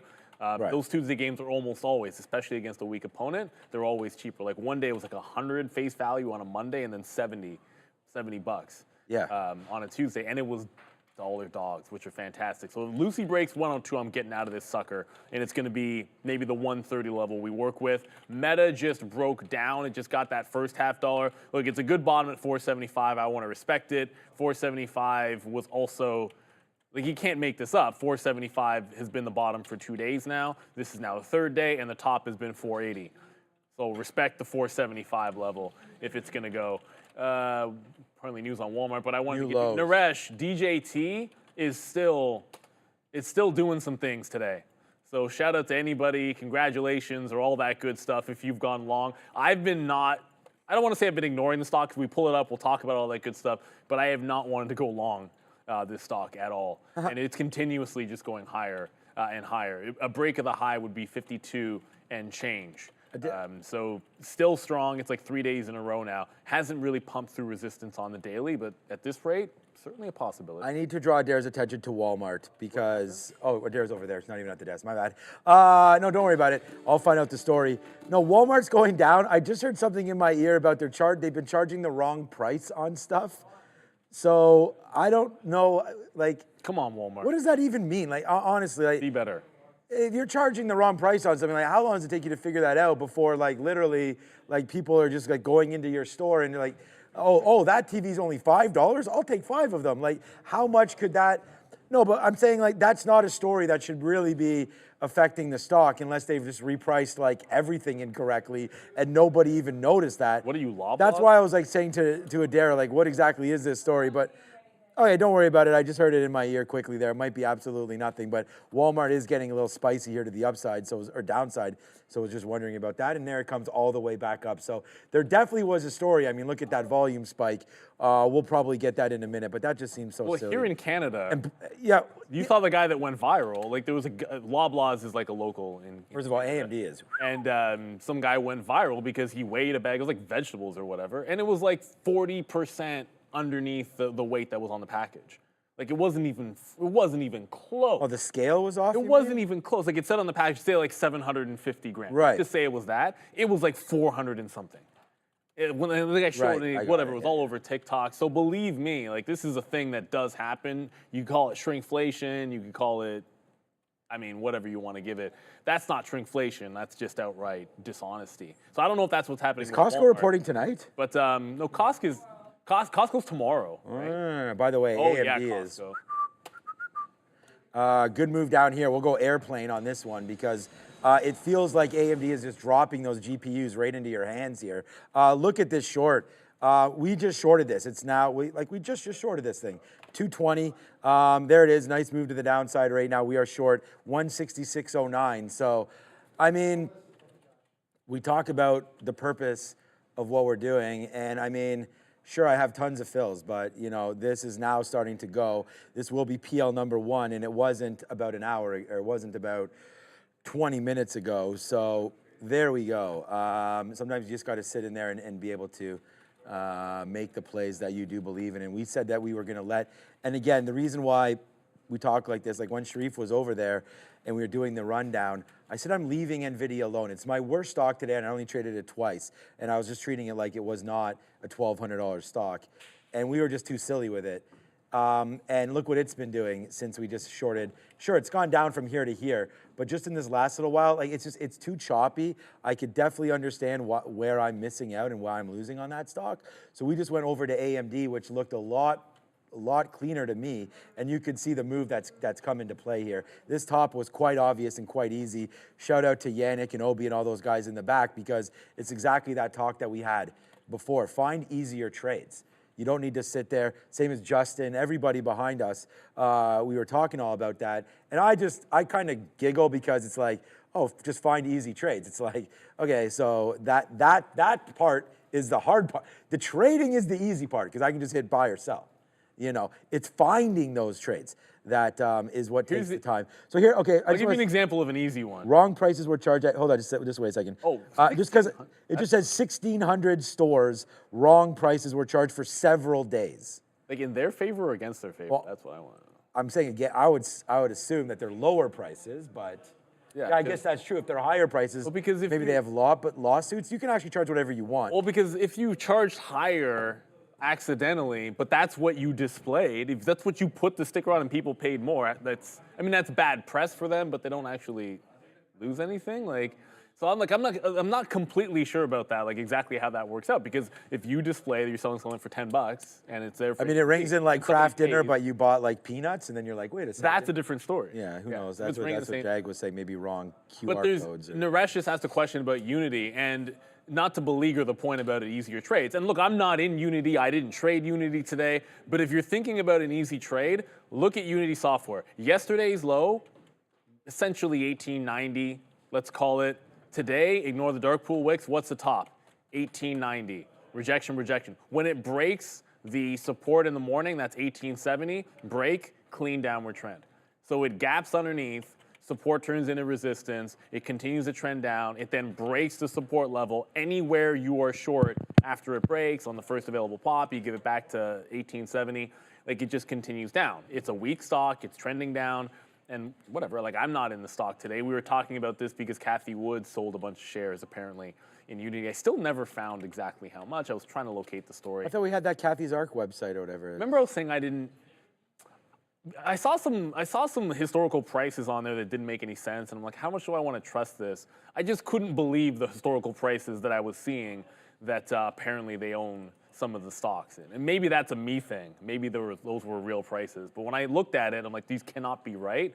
I don't know if I should be trusting that site anymore because it's an independent site. It's not ARC saying this is what we have. It's like Kathy's Arc is an independent website. Right. For anybody that, but I mean, it might be right. Yeah, I feel like I feel like you could just go to even her website, and they were talking a little bit about it on there as well. So, anyways, yeah, just some people say if you can't hear us or something like that, turn up your volume. I mean, it should be okay. We always have audio. Our guys are checking it all the time, so just try to get it all figured out, and we'll try to do our best over here as well. And thank everybody for listening. Look, one position that I don't talk about because I don't have that much left, and it's because we're waiting for this kind of a break. And again, you know,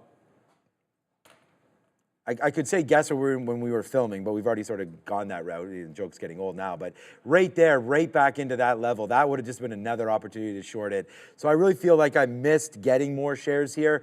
So let's just watch out for this. This, again, the TQs has been my #1 stock for the month of May. I'll look it up after this, but at the end of the month. But I'm almost 91%, John Tavares, certain that TQs is going to be my top stock. But at the end of the day, let's just see if it breaks. I mean, the futures are trying to get a little lower here. This could be a good out. So I just wanted to bring it up because we've now touched out, like that's 1, 2, I guess almost like 3 tops there. And then it kind of just been multiple support levels here that have always been held. So 64.80, 64.85 right now. I choose TQQ because, again, it's triple, which doesn't really matter that much. It's more about the pricing. It's reasonably priced at $60 for the buying power that I have. And then if we always get the question, I'll just say it again because it's probably going to come up in the chat, why am I not trading this name? again, it's not, for me here, it's just a buying power thing, to be honest with you. I have enough in the account to be able to trade TQQ. So I like to look down right now and see red in my blotter with AMD because red is signifying short. So I'll play the short that way with the TQs. So I'd rather just be like watching this thing bleed down, knowing that I'm short, instead of watching the SQQ go up being short. So it's just a small little preference thing there, but it's not really a thing, but that's what I'm doing. And right now that's starting to head to the downside. And then AMD, my target for this. So right now we have about a quarter left of what we had at the top. So we've done really well by not just hammering it out. We did get a lot of outs here when it was at VWAP, because honestly, out, like these were all levels that we kept scalping, and if I could see forward, then fine. But right now it does look like a little bit of a base. Let me just stick a bid at 88, get that, there we go, get that fill, and then we'll wait to see what happens on the downside here now. So pretty confident with holding this short, but really looking for a low break. So like 164, I think we could bid, and then after that, 163. I'm pretty confident in the short here in this market. So we're under VWAP, we're under the 50-period moving average, and I just think we could test 1800, 18.8. So if we can get down into that level pretty good, we've been sticking underneath. Let's just wait to see a 50 break to know that we're wrong. It can break through VWAP as much as it wants to, but I think a 50 break will give me the answer. So for right now, let's hold short. Yeah, I'm going to short the next available pop in Meta, maybe right back at our same price or above the 476, sticking with that. But I did look up, and they do have the trades. Let's just trust it. So this is Kathy's ARC, 650,000. Well, I read an article that said about this number, so I actually feel pretty good about this. I just couldn't find the article again. But 650,000 shares of Unity were sold. That is not a small number. I don't think, obviously it's not the most expensive stock in the world at this particular point. But you would usually think that after a sell like that, a lot of times, oh, well, if someone big is done selling a chunk, it could go up. The exact opposite. And when a stock is doing this, it's a short till it's not. I'm not saying there's not a bottom coming in at some point on Unity, but let's be real. This is 8 days in a, 10 days in a row. You guys can count that up to the downside. I think you look for shorts in a situation like that. Shout out to you, Dan McIsaac. Appreciate the super chat. I'll hit the like there. And shout out on the Live Nation news. Took 95 points or pennies, I'm assuming, as a swing trade and cashed in nice this morning. I haven't looked at it, but fantastic is what I'm going to put here. What did he say? No, he just said the Live Nation. The news was yesterday. Yeah. On Live Nation, so what he is took it doing 95 today? points. I don't know, 95 P's. It could be pennies. It could be points. I don't know if you played options. Probably but assuming pennies. you, probably 95 cents. If It you didn't just move that traded much today, the really. stock, but Nice bottom. well, it doesn't matter. Like the news was. No, I was just saying it's bad. probably It went- probably means $1 because it moved 93 bottom up to 94.50. Yeah. Okay.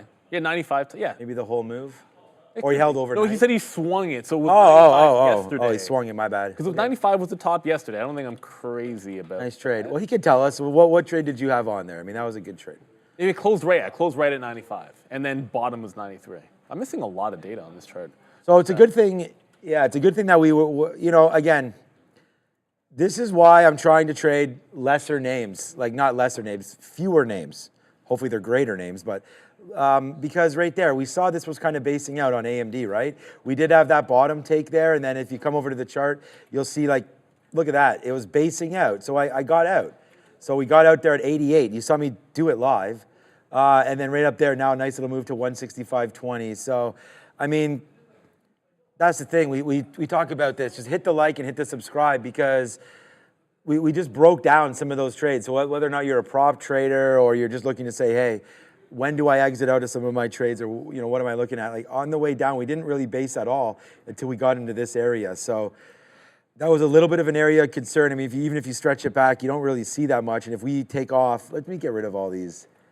Oops, that's data editor customization. Let me just get rid of these part fills here so you don't have to see all these fills coming through right now. Down, apply. Okay, you don't really see too many levels of support. I mean, maybe this little, right there. Now that I actually look at it fine from the open, like this 164.50, that looks like a decent area. So maybe there is no surprise there that it started to base out.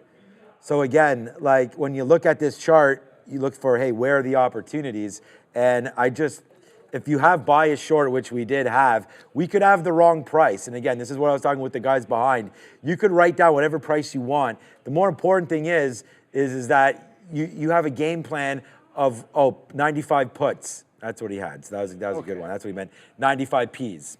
Yeah, I mean, Duh. Okay, good one, Dan. when you Thanks for don't think in clarifying that. options, you don't think in options. Yeah, no, that's we're thinking points, pennies. Yeah, it's so stupid.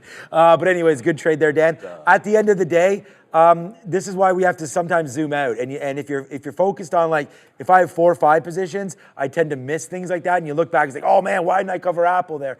But right now, that made a little bit of sense to me. So that's the kind of stuff you want to look at. And then this is what a clean chart looks like. And then when you have a problem trading like I do, then this is what your chart looks like.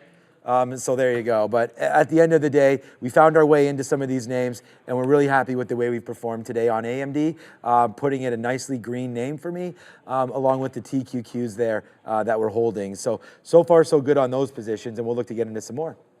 I'm going to hit this one because the market's going down. That's what we like. I'm down with that. Okay, well, obviously we like to see the market go up, but we like to see it go down if you're short. So good look on advanced micro devices. It'll be red for me, but the best thing about it was the lesson of the day for me. FFIE. Was AMD and Nvidia. Just recognizing when it's trending up and then waiting for it to start trending back into the downside, right? Like once it was trending down, it was a much different story. At the open, it was a trend up despite that dump. FFIE, remember earnings last night, so explanation for the stock, earnings, and they actually got, they're getting a fine, I think it is, from the NASDAQ over late reporting as well. So that's the other piece of bad news. I had been short on the VWAP. I just reloaded at 68, taking some out in front of 60. If it does get down to 50, then I'm all out of it. Meta was the other thing that we reloaded. That's popping back down into 475. I think 475 is a good bottom. It just continues to hold it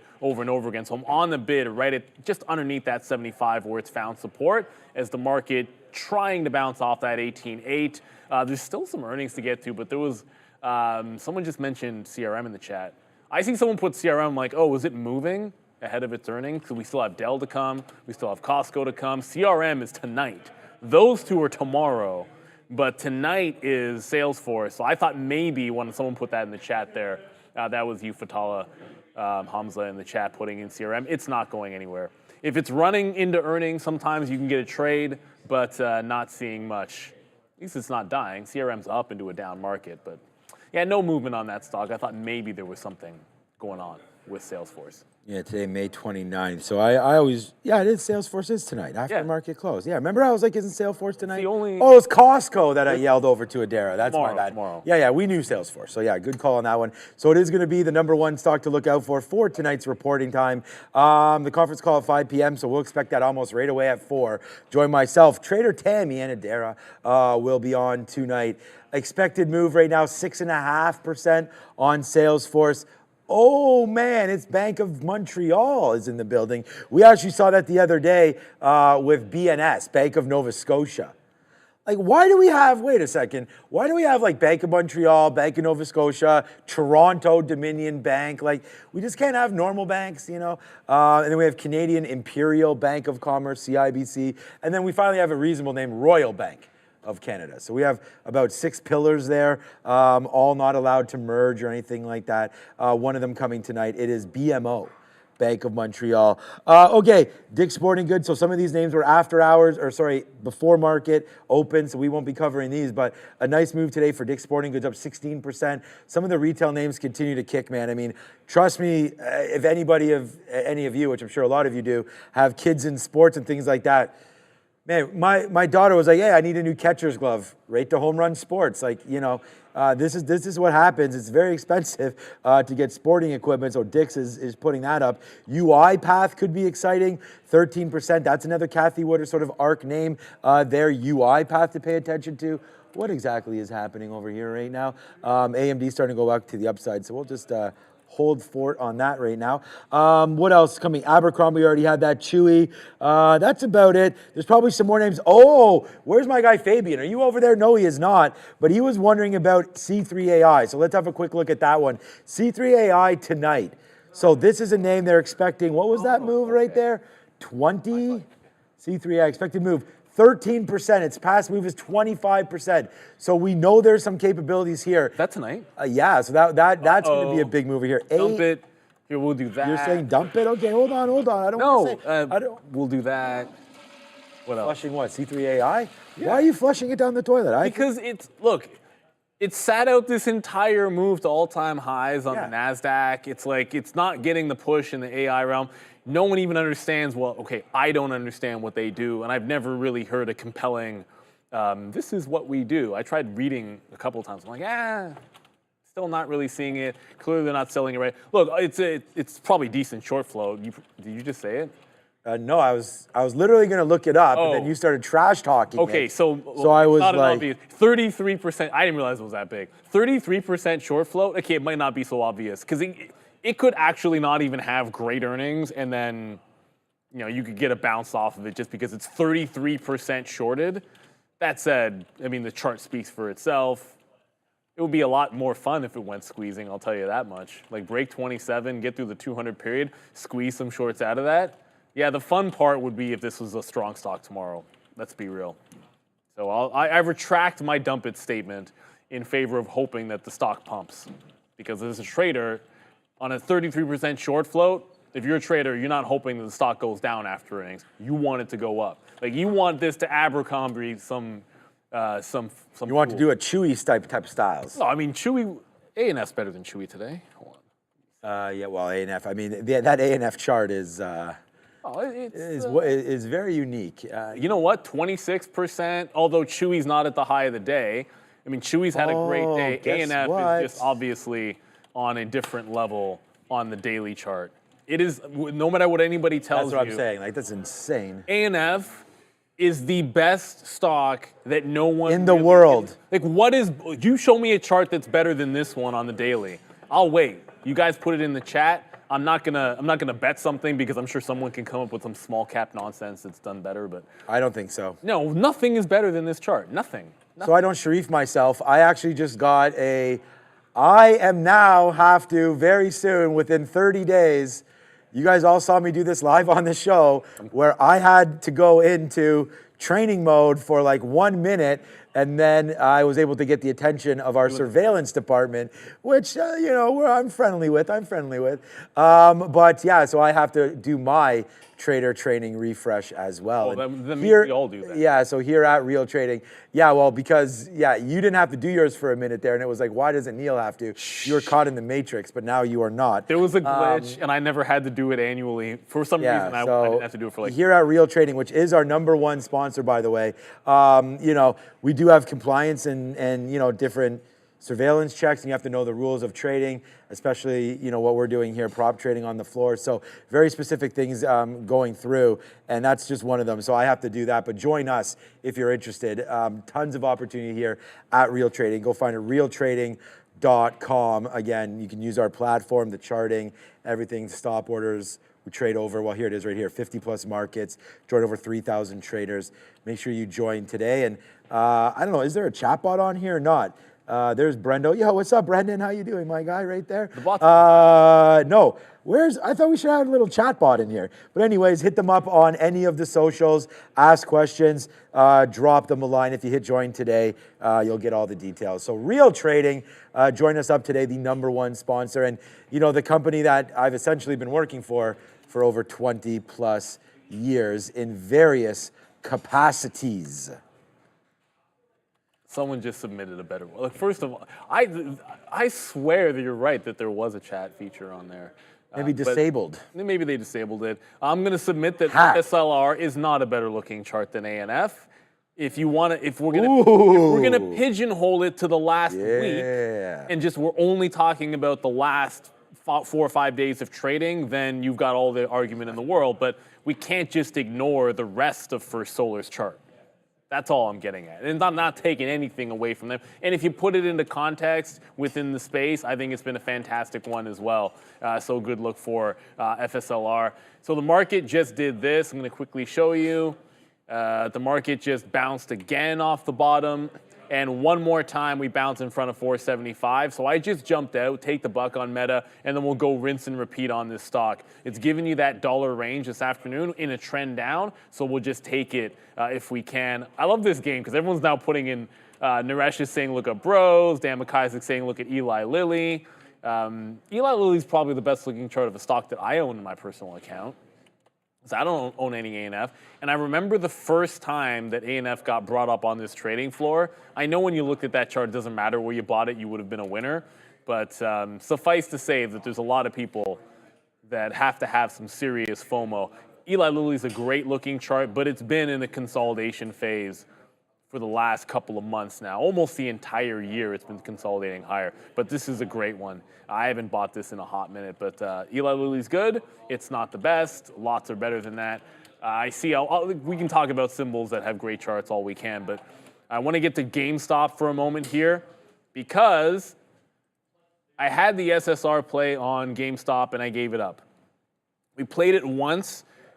Short sell restricted means it was down 10% and then it caught a bit of a bid. You'll see down 10%, hit down 10% right here, put in a double bottom, put in the higher low, put the scalp trade on. Then I had it again off the same level and got stopped out, wicked out, and did not jump back in. So even though it'll be a green stock, I have to slap the fail because look at the support at that bottom. Like, why not have it a third time, right? Like, this is the same level. It's the same play. So 21.30. I just only noticed it because DAM in the chat, I'm going to say DAM because I'm not going to say it the other way, said they're long GameStop, probably off this same level. Could head to VWAP. We've seen this happen late in the day before. Maybe it's doing it again. If it fails, I'm shorting AMC because always. You know what? I know you're just talking about AMC there. So I was actually looking around like at stocks that are moving, and I was thinking, okay, maybe Nvidia is doing something. Denied. Nvidia's not doing anything. It's really not. What is going on here? All right. I mean, maybe it's doing something. It's in our world, it's doing something, I guess, because up and down $6 is quite dramatic. I mean, I'm like here so happy to be able to make $1 on something like AMD when Nvidia is just kind of handing out this candy. But it's pretty hard to scalp this back and forth. There are some wicks that I think would have knocked me out here. Okay, are you starting to break lower? I'm punching some more shares in right now into AMD. So I was just debating AMD right here. So my average price is changing. You can see that. We just punched into some 20s. That could be wrong. What did we just get right there? I feel like the market just got excited there for a minute, but I guess that's just me. Look, and there is something to be said about over trading. Hey, it's me. Like, that could be a problem. Just because you're sitting here staring at something and you think you see something, you hop right in. I thought we were starting to break there. Like, just looking at Nvidia did break below 1050, but again, it only went $2. And I was like, okay, here we go. That's starting it, but that's not starting anything. So right now, here we go, right back up to the upside. It looks like that last punch in now has pretty much brought us right back to flat on this trade. Now, remember we said we only had about 20% left? Well, we've gotten some out since then, so now we have a reloaded position, but not at a great price. It is bouncing off VWAP right there. I feel like I shouldn't have talked about it so much and should have maybe put some orders in right there. Let's try something here at 50, and if we're able to get a little bit, then we'll look at it. I don't know if I want to hold it all the way back to 166. I mean, this market is still under VWAP, so I'm pretty happy with where the market is, and we've been really trading the NASDAQ well. So as long as our bias is short here, I feel like AMD is fine, always looking over at Nvidia. So we'll wait to get a little bit of a better short. A little scary there that we almost got stopped out, but I think 166 is, well, we didn't get almost stopped out, but 166 I think is going to be a decent stop out for us. So now we got to start planning our trade accordingly. So just so you can get with it here, my whole thing is like, if my out is now 166, I look over and I think about this. So I'm in the money now. Well, it's 50 cents, so 165.50 is my price. So my hit is 50 cents upside. So when I'm trying to average in and get some more shares here, it's how many shares am I comfortable with, knowing that I probably have one more average in up here and then eventually the out at 166. So if you only want to have 100 shares and you already have 50, then you can't take 50 more right here. Because then as it starts going up, you're not going to have anything left in your quiver to fire again. So that's the thing that I'm always thinking about. what is my position going to look like if and when this thing potentially goes sour? So again, you want to get negative thoughts out, and you don't always be thinking about, like, you know, what if the worst thing possibly happens? But for a trader, you have to manage risk. And that's essentially what I'm doing here. And I'm going to put a bid at. Important point. I mean, I think that's the only point, really, is that if it's easy to count pennies when you're winning, like getting out of AMD as it's falling down. It's like, all right, yeah, here we go. You know, here we go. We'll take that. But it's like as you're losing, are you adding to your problem or are you dealing with it? And I think we did a good job of getting out of the way of Amazon this morning. Nvidia, not so much. Uber for sure. And then Alibaba we took a shot at that we haven't gone back into. So we're going to have to check that out. AMD, see, I feel like it's doing something now, but it's really doing nothing. It's funny you mention Amazon. Yeah. I have a point about the whole, don't think negative thoughts before you're getting in. Just think about brass tacks. Right? Like, what's the plan? What's the idea? I'm going to get to that in a second. But Amazon, that previous level of resistance, the last 2 days, it's bouncing off it a second time. So I just jumped into it off of 182.40 is the actual low. But I'm in it at 62, so it's about 25 cents worth of risk. But the other day, I mean, my daughter's team is like coach pitching. And so actually it's a mix. In the first inning, it's T-ball. In the second and third innings, it's pitching. And the fourth is T-ball. And every other inning after that, the coach has to throw. So I'm assistant coach, and I'm doing the pitching for our team. And there's, you know, it's a blended age group kind of thing. So we have like some 7-year-olds and 8-year-olds on the team, and some haven't even turned 7 years old yet. And so one of the kids, and he's one of the smaller ones, I was like, just don't hit him. Just don't hit him. And then, of course, that's like the one kid that you hit. And it's like, wow, Neil, how are you hitting kids, bro? I know. No, I mean, whatever. It is what it is. It happens. It's baseball. You know, you're trying to pitch as best as you can. But at the end of the day, if you do that, then you're just going to set yourself up. If you're sitting there going in and trade like, oh, this is going to stink, this is going to stink, how are you supposed to make the right decision in the moment if you're just all in your head? So get out of your head and just think about what you're supposed to do. So I saw a support level on Amazon. If it breaks down with the market, I had preferred shorts this afternoon. But at the end of the day, this has been a strong stock. If it loses support, I'm out. My stop is at 182.40. If it breaks 40, my stop is already in there. I don't have to worry about it. Meta, maybe we get a reload, maybe we don't. But I like this back in at the 476 level. So we like the trend down. If I get another shot to short a pop, I feel like this candle can't have been real. I didn't see it back up at 476, but we'll just patiently wait for it. FFIE continues into the downside at the end of the day. And ANF, maybe, just maybe. It just pulled back $2 and you can barely even tell. But it's kind of looking like it's making a bit of a top here on Abercrombie. Just super strong stock, obviously.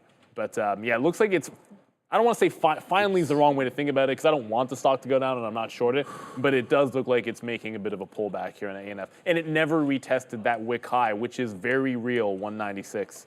197, check that. 197 is a very real top. All right, we're just trying to get some more AMD here because it is starting to go a little bit to the upside. So we're starting to do that plan of action that we had here. Look, I put this out on the weekend here. I said, Starbucks with my homie. So here we go. We went and got some Starbucks right now. Someone said, yeah, you got to switch it up. I do have Bills gear, so maybe next time we'll wear that. But there we go. Yeah, I don't know if this was for $1,000 or not, but she's got that summertime drink in there. You know, spend that money, Starbucks. Maybe we should go over and trade that right there. Go find that all over Instagram. Okay. Right now we are sure. Okay, I'll take a little bit here. Right now I am waiting at 87s. Strange little number there, but we're waiting there to see if we can get something good here with AMD. So it is on the march higher here. There is no doubt about that. Into this period, the 200 period. Again, we sort of talked about this being down there, but look what's happening to the market.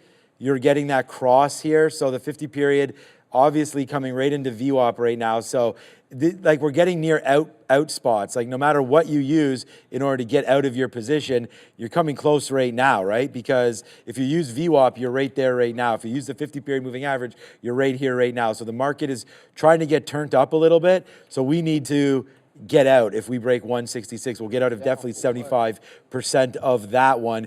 And then right here, I'm pretty fine with this, but I still feel like I want to wait for 65.10. I know we'd give some back. We are short at 65.42, but we've already nailed this one. And look, what a surprise. It's bouncing off that same area again here in the futures. So I still think there's a chance that we get lower. Again, we're not expecting like big, huge earnings or anything after hours. We have Salesforce. Salesforce hasn't necessarily been performing that well. So I'm not super nervous about a huge, huge number, but who knows? The market's its own thing as we head into power hour. I say just stay the course here and see if we can't make something happen on this short for AMD. And let's not just get out of it immediately. But if we do take 166, then we'll get out. We're short right now at 54s. This is part of the plan. We talked about that. So now we just sit back. Our risk management is already in place. If it breaks higher, it breaks higher. And I just saw in the chat someone saying Unity has like 20-something% more downside. If that's Based on what? Well, I know you look at if you look at its chart, I don't know. Like I think you could just throw out a number in the way it's trending. Just for the record, I am offering on Unity, but I don't think we'll get the price. And we're just stair-stepping it to the downside. If it's going to continue to do this, we talked about shorting weak stocks and long strong stocks. Like why not? If this is going to pop and get us in, it's one of the cleanest downtrends all day long. I just saw there's a couple of penny stocks which are hitting my scanner, but relatively light volume, this KTRA. I know there was another one a couple of people were mentioning, 30 million in volume on this one, breaking the highs. But when I pull up a penny stock, generally speaking, if it's breaking out, like I want to see a little more than this. Like it just broke. Look at the level at 25 cents, big psychological level, triple top. It breaks, it goes 1 cent, it comes right back in. And I look at the level 2, and there's just no prints happening. So not much going on with this. If I see a small capper starting to go, I don't mind getting involved. GameStop could be a breakthrough VWAP. That's in play. But like I'm watching the tape here, like nothing's really going on in this stock right now. So you just got to be patient. Like it looks like it's making a bid. It's SSR, so it's short sell restricted. That means it can go.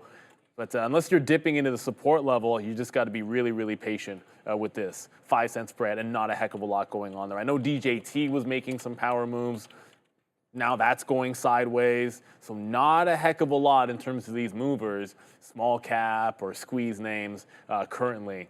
You guys let us know if you see something pop in, but all the things on my scanner aren't doing a ton of volume. So I've seen this story before on AMD, and we're about to get run over. No, it's just like it's moving upside, and meanwhile Nvidia's going the other way. Like this is what's nailed me earlier, and it may happen again. But there we go, Nvidia. See what I'm saying? Nvidia's not doing anything like AMD, and AMD is just like, hold my beer, fool. We've already done this to you one time before, and I'm about to do it again. So I'm gonna get some out. Honestly, like I'll take some out at 20s here, take it, or at 80s to take a 15-cent hit, and then if we fall back in, maybe take some out. I'm bidding 75 to take a 10-cent hit. I just don't trust this move. Like look what Nvidia is doing. Oh, the jury isn't. Oh my God, Cava. Oh my goodness. The jury is in the courtroom. Uh-oh. Right now with DJT. So. Are you hearing this? Yeah. Oh. Oh, I've got the bat line. Direct. I've got, what's the thing that, Neuralink? You know, that's what that Jennifer Lopez movie on Netflix. Well, they tried to cast me, but really I got bigger things to do. You know what I'm saying? I mean, okay.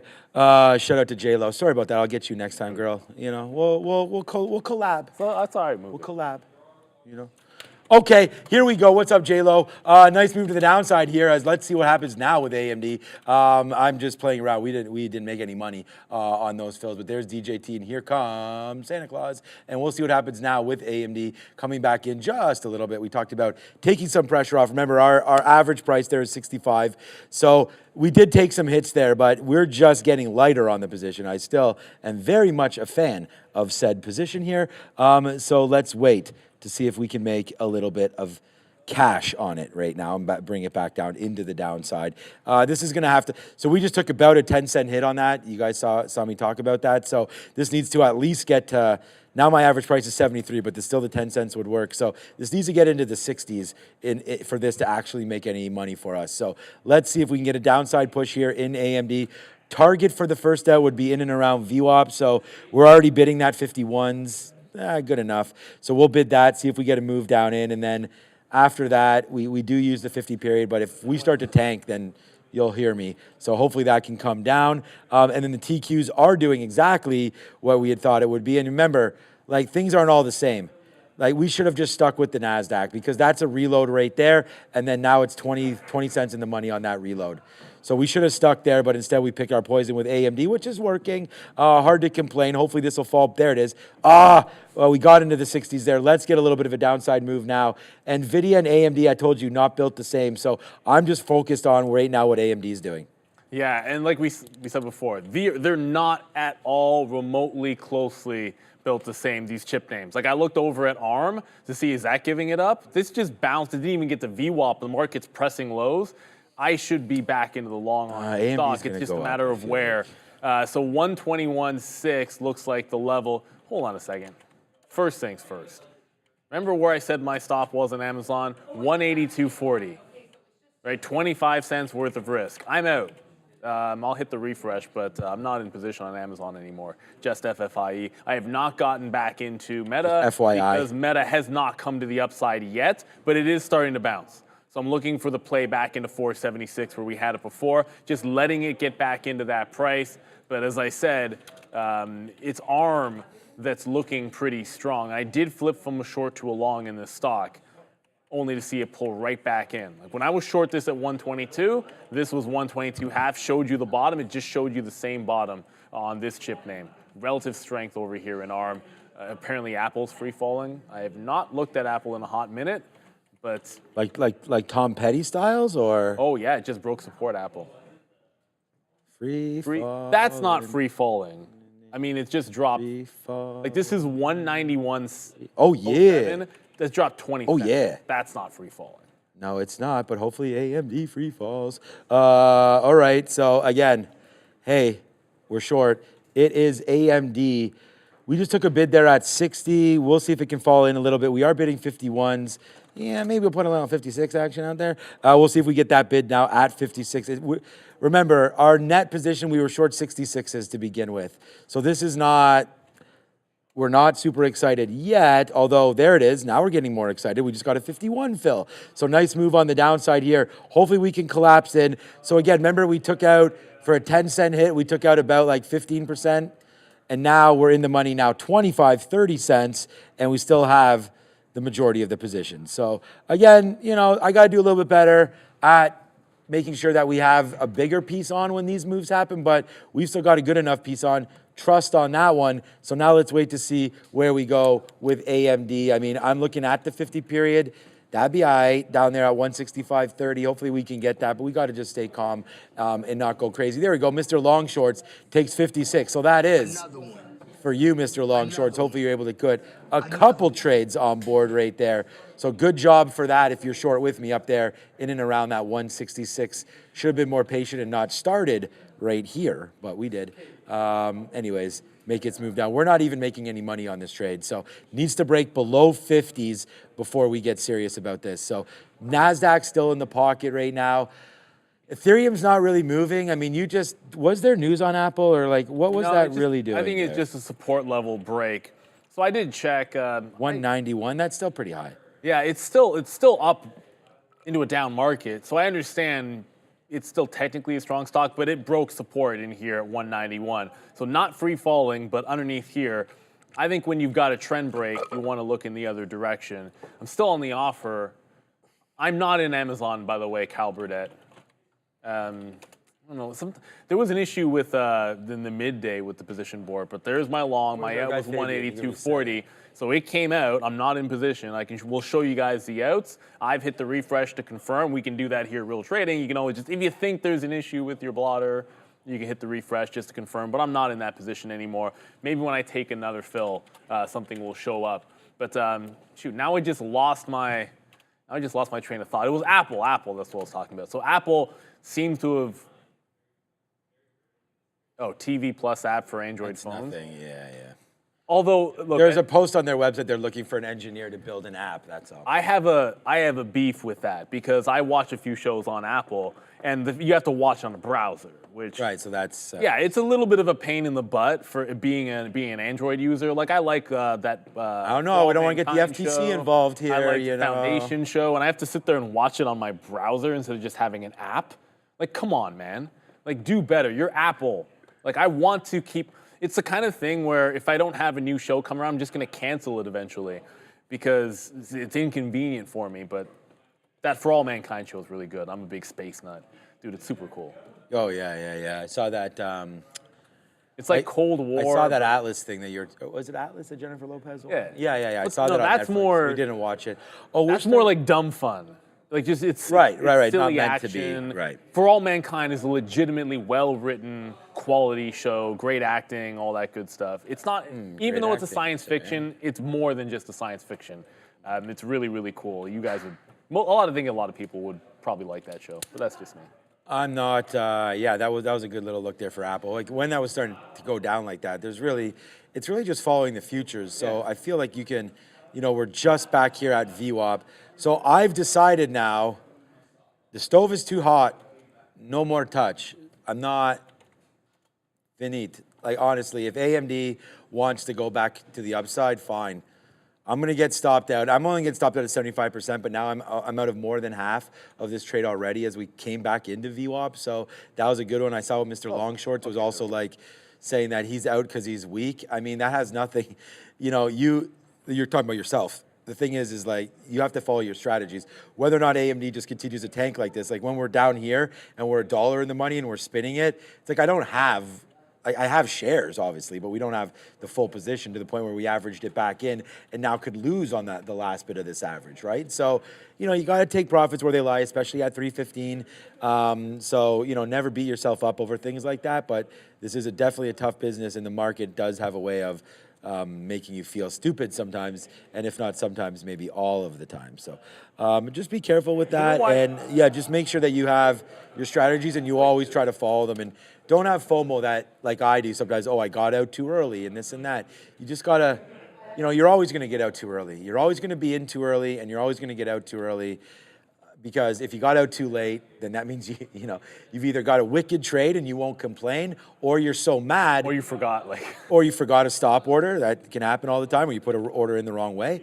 But at the end of the day, you sort of just have to be one with what your strategy is, and that's the way that you'll be happy with the way you traded.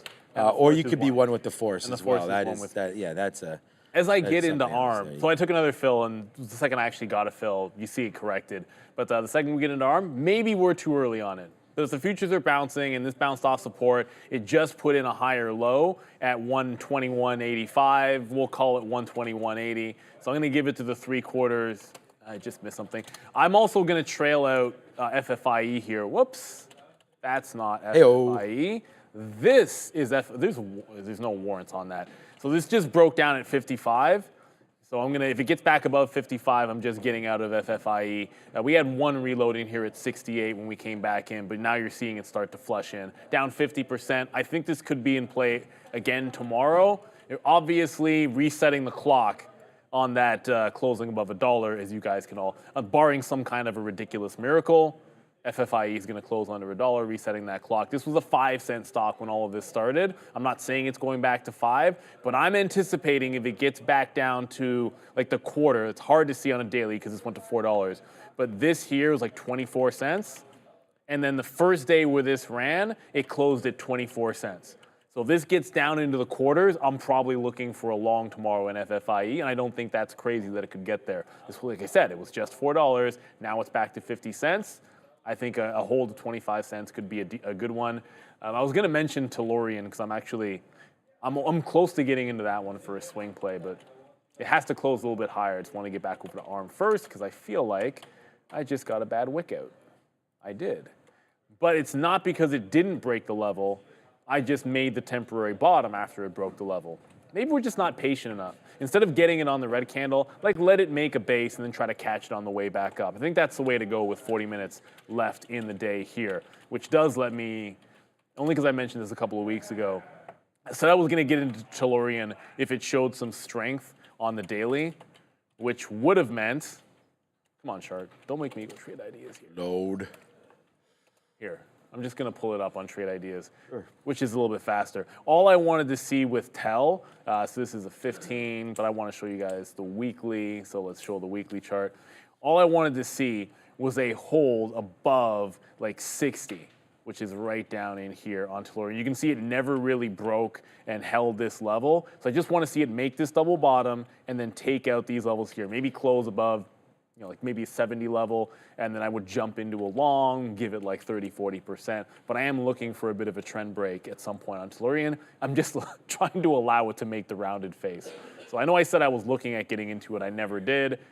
It's down 11% today, so I know it's having more trouble. Like, it tried to close above 60, and then look what happened. Just big-time rejection on the daily chart. I think it needs to break, like, the 70 level or something, and then I'll get involved. Natural gas play, but it's a penny stock that I'm looking to swing. I swung it once from $1 to 175 like a couple of years ago. I'm looking to do something similar if it can catch a bit. So I just want to say, like Mr. Long Shorts. I know, me too. In the chat, are you on a prop floor or something? Because I got to say this to you, man. Bang, bang, bang. Like, I hope that feel like, you know, you're kind of vibing with what we're doing here as well. You just said that you reloaded at 80s, you took 7 pennies, and you're all out. I like, that's the kind of trading that, honestly, now we're not all out, but even before I saw that, I had the exact same trade as you. So, like, there's my reload there at 80, and here's some outs at 64, 65, 66s. So, I mean, yeah, man, we vibing right there. Good look on that one, and I'm going to put some more at 70 now just to get some more out because, again, we can be wrong, and that's fine, but when we're right, we got to be right. So let's take a little bit of profit right now on these plays. And, again, a very good look by you, not just because I had it, but that's the idea that I'm working with here every day, trying to get, you know, the right amount of shares in at the right prices. And I think that that's obviously one of the most important things that we could do here as traders. So good call there on AMD. Let's see if we can get a little bit lower now on that. The TQ still is what it is, but I'm going to put an offer now. Sorry, I don't even have a stop. 65.11. We're just going to get stopped out of it all. If it breaks the 200 period moving average, let's just get out of it. We're already dancing here with AMD, and you know, if this breaks 166, then we're out. So that's going to be coming out probably pretty soon. So let's just make sure that we pay attention and watch that trade. So that's going to be something that's going to come out automatically, hands off. So we do have to take some bids every time it comes back down. Because again, 17-cent hit. If we're able to take 17 cents, we should definitely get out of at least a third of it if that does come through. So that's there. The one stock I wanted to get into on my own account, to be honest with you, because all I ever hear is great things about Cava. And what? Like, oh, you want to fail today? Here. I feel like we found lots of them. No, this is actually. If I said something else was the missed opportunity today, then I misspoke. Nothing was better than the SSR bounce on Cava. Well, that's what I'm saying. I'm glad we just looked at that right now. Look at this move. Like right into 74. Remember, like, okay, 74, dip by. And I wasn't paying attention to it nearly enough. We have 4 screens. Someone asked earlier, how do you look at so many stocks? We have like 4 screens and all kinds of charts. I have a cold board and all that good stuff. We can set alerts. We have all that stuff. But it comes down here, tags SSR 10% down, and then look at the bounce after that. Like you know what? This is the single best SSR bounce I've ever seen. And maybe there's something better, but that as clean as this is and where you could have got in, like you could have been long at 74, you could have been long a 75 break, you could have gotten long this little dip in here, like long 75.5 with a 75 stop. You could have been long on a break of this consolidation over a VWAP. You could have been long breaking out a consolidation over the opening range, dipping back into the pre-market highs. Like, see what I'm saying? Like, there's so many places that you could have been long on Cava, and I just flat out didn't even have it up. It was on our watch list today. Sean and Adara covered it in the aftermarket show. Not like they were all. How many earnings were there aftermarket last night? One name worth watching. There's a couple this morning, obviously, but this was the one. This is the one that you were at least prepped for going into the overnight. Like when I'm on the train this morning, like, it's the only one to be looking at. So I'm slapping the fail on myself for it. I'm out of FFIE, so you can see no more positions. I'm done trading this for today, but mark my words, if I see 25 cents tomorrow, then I'm looking for a long on FFIE based on those levels. When this whole mess started with Faraday futures. Yeah, so many of you will know that we are probably, and not probably, we are out of this AMD. Just a little bigger of a break there through 166. It went like 2 pennies, not enough to get out, but it feels like it's going to run there. We said we've seen this before, where AMD just gets going and going and going, and it doesn't stop. We actually experienced a bad experience right there on that one. All right, so we are bidding a little bit now to get something out of this name if we can. Back in the 80s a little bit, we'll get some out there, and then hopefully a dip down, but breaking too much more than that, we are out. There was a report that one of the major shareholders of Tesla, and I missed who it was going to vote against the pay package.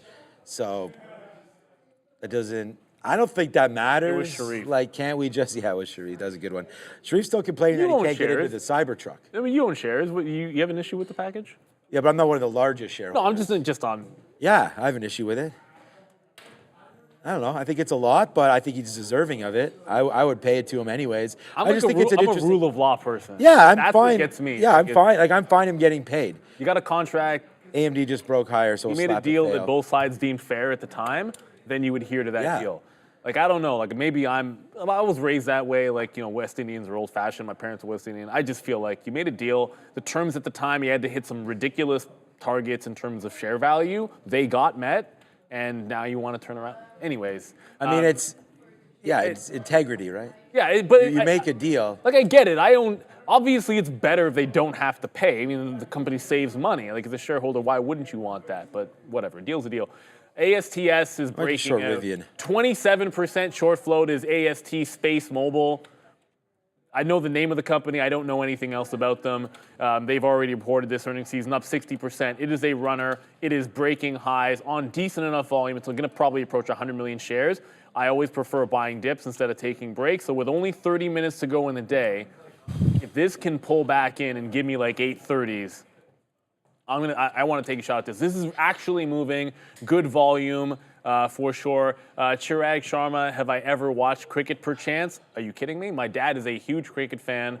One of the things I told him when I was a kid is if the World Cup ever went to the West Indies, we'd go together, which we did do, which was fantastic. I saw Sachin Tendulkar play in Toronto when he was 19 years old. And I remember seeing him. He was man of the match. I'm like, he's going to be the best in the world. And if you don't know cricket, basically that kid is like he was like the LeBron. He was like a wonder child, an Indian player, unbelievably talented. But I love cricket. It's a great sport. I play baseball because I'm North American, so that's my sport that I play. But if I was born in the West Indies, I'd have been a cricket player for sure. Yeah, cricket's I've never been able to watch it, but they You gotta watch the new one. Yeah, I know. It's Yeah, I like cricket. I mean, but I used to curl, so there you go. And coach curling as well. But I still want to. now I just coach baseball. I still want to go curling one time. curling would but be I have great. no idea how to do anything. Absolutely. No, I'm you not would even be a. disastrous. I'm not 100%. I don't on think the you rules. can curl, actually, by the way. Why? Because you have too many physical problems. come on. No, I'm serious. You won't be able to slide. It's big. It's for stretching your hip or whatever. But as long as I don't have sciatica in that day, What? Okay. I mean, that's what I'm saying. I feel like it might be a problem. I don't enough know. beer and I'll be fine. No, that's actually not a good thing. You don't want to you. dull the pain. Up to you. But anyways, yeah. So we got a new position in right now. Going to be Rivian. It's gone for a little bit of a jaunt into pre-market levels. So if we break 40, we'll get out of it. That's where we closed yesterday, still down 1%. Market just made a move up. We did get stopped out of AMD, and we said we get stopped out at 75% of it. We'll see what happens now. It did go high. It only got as high as like 07, 08. That was our stop, was breaking 05. So we got an 06 print, but that seems to have been the high. So now we'll wait to see. We always talk about this. Sometimes you get stopped out in and around the high of that. So we'll have to watch for that. Palantir here, just real quick. We did like this name down there at $20. It was on the sticky note today, but we didn't really Oh, Unity popped. trade this. Yeah, I just heard something about Unity, but I just wanted to look at Palantir. What was the low of Palantir today? So just off the jump, it didn't do anything. So it got down as low as $20.60. That was not exciting enough for me. So I'm still down on the day, but Palantir making a move up to high of day. What time is it? 3:30? Maybe a break might be able to go. We're still net short things here, though. We did get out of the TQs. Wow, see? This is what I mean. You save yourself. Like we got out at 10, now it's at 25. So nice save there on the triple Qs. But we made a little bit back at the highs. Yeah, we're right back at the highs right now. So Rivian's starting to go now Yeah, again. broke VWAP, right? Like that's the thing. Like you can trend down and you hold the trend, but like whatever breaking the trend means to you, it could be a major moving average, it could be a trend line, it could be a number. The key price level, just as long as you get out when it happens. There was a big volume spike on Unity just now, and I was in and out for a 6-cent hit. Thankfully, we talk about this all the time, but stop orders are not bad. They really aren't. Because I had supposed to have stop. No, I had an order in, but I had it protected by a stop. So I wanted to short at 18.4. Come to the chart for a second, Ram, or Ramin. That's my one Ram. I don't count anymore. Once a day. I only do it once a day. All right. But I had the offer here, and I'm going to stop out if it broke there. So what you can do at real trading, depending on the stop order that you use, is you can have it in place to get out and cover 100% of your position before I'm even in. So I know if I get that fill, I am covered with my out. So in that particular case, it probably saved me a couple of extra cents because it spiked like 3 or 4 cents higher. Well, I'll take it. ASTS did a little bit of a dip. Back in, held 40s, so it doesn't dip into 20s, it dips into 40, and then right back into the 50s. I grabbed 59s on the way back up. I actually went to bid 60s and got 59s, and I'll give it to the local top, which is kind of a quadruple top at $8.40. So ASTS making a power move to the upside. Only small cap name that is taking out highs and taking names. Although I just saw Darwin say Robinhood 21. I totally forgot about Robinhood this afternoon. Yeah. Yeah, me too. Okay, so no matter what happens with ASTS, Robinhood, double bottom, higher low, higher low, higher low, and breaking out. And we liked Robinhood today. Now, granted, I did have one trade on Robinhood. It was a VWAP bounce. All it was a scalp from 2060 to 2090. That's all we got out of it today. But a double bottom, and we didn't get it. Good look on Robinhood. I'm glad someone's trading it. It wasn't earnings. It was not earnings for Robinhood. It was just a buyback. Right. Right. See ya. So again, like we were just a little off on that AMD punching out at 166. This happens. It's better to be like in a zone than like a zone for a stop than maybe that stop exactly. So that does happen to us. And like I said, whoa, wow. Okay. At least we did get. But, I mean, at the end of the day, it still is not making the same move that we'd want it to. I like it to go even lower than this, but just right back into VWAP again. Like, it's frustrating. Like, we sometimes have those outs, man, but brought back in now to the downside. So that's a decent one right there. Rivian's not really moving around, but that AMD is just... we wish we didn't get stopped out at the top there, and that is a tough one to get back into. There's no doubt about it. But there was the stop. That's why I pieced these things out. But again, the 200 period did hold eventually. It just stopped us out. And we talked about getting stopped out at 75%, then we punched back in. So we still would have made money on this because we'd still have a quarter, but we have more than that because we did punch back in. So on that note, let's put a bid at 61 as people join us and stack it, but we get out anyways there at 61. Rivian, we talked about this. This might be the sleeping trade here where not much happening. I don't know if we just went down to 30 or not. Maybe I should just put a bid there to get this fill, but it's not. I'm only short this name. We got that Tesla news. I kind of went over to Rivian. It was back to sort of where we opened. It was red on the day versus a red market, but this move down and nothing happening, not making me very confident here for Rivian. So we'll wait for that one. Get out if it breaks 40, not averaging back until 38. Probably a bad take there by looking for it. 67.6. Okay, every time I look at Ethereum, it's like 38 or 37. By the way, Dell's going. Dell is going? So just two things. Doesn't Dell report this week or was that last? Dell is tomorrow after the bell. Okay. Tomorrow is Dell and Costco. So if you think, like that's a big earnings day with those two stocks. I did just take a couple of legs out of ASTS. My stop is now moved up to just below 860, which will be essentially break even on this. So stair step to the upside. Next step would be $9. I feel like Dell just made a bit of a topping tail candle. And I was considering, hey, is that a short? As I was thinking against that, it was right back to the high of the day. So look at that. What usually you would describe this as a kind of like a rejection candle, a reversal candle, whatever name you want to give it. It doesn't really matter. The whole point is that you're rejecting a break of the high and coming back under. Maybe it's double topped in here, but it came right back into that high. So I'm not going to fight that sucker. And FFIE apparently got out too early. Maybe it wants 25 cents today, because this is, like, it does this bounce, which gets me out, and now look at it. It's in complete free fall, Faraday futures. I don't think it gets to 25 cents, but on the off chance that it does, that's where I think it's a reasonable speculation buy, just because on the daily, this is 25 cents back in March. It's where it closed on the first day of squeeze, 24 cents technically, but if we see that, I guess there's a chance that could happen earlier than we thought. The stock down 60%. What goes up must come down. These are all fun and games on the way up. Just understand, at some point, the rug usually gets pulled. And as long as you've gotten your profit, play with house money. If you're swing trading it, I think that's all fine, but I've been on the other end of that too, where I've bag held stuff as well, and it's not a fun feeling. So expected move for CRM tonight at 4 o'clock is 6%. We actually have Okta. We missed that one. That's expected to move 11.8%. C3AI expected to move 13% here. Here's C3AI. That's probably the big one that most people have. I mean, most people have CRM, but maybe you're swinging AI. I got a dollar says almost nobody owns that in our chat. C3AI? No one owns it? Like owns the stock? Yeah. Some people in the chat own it, man, for sure. Just own it. Like, I'm not sure they're waiting for earnings or not, but it's probably in their account. Yeah. Put a 1 up in the chat if you own C3AI. I think people would. UiPath expected move 13%, already down 2% right now. That's tonight. Yeah. HPQ UiPath is at 410, HPQ at 415. So another big name here coming through tonight. So we got a bunch of them, and then we have Trader Tammy coming through. Kathy Wood just bought 330,000 shares of UiPath yesterday, going into earnings.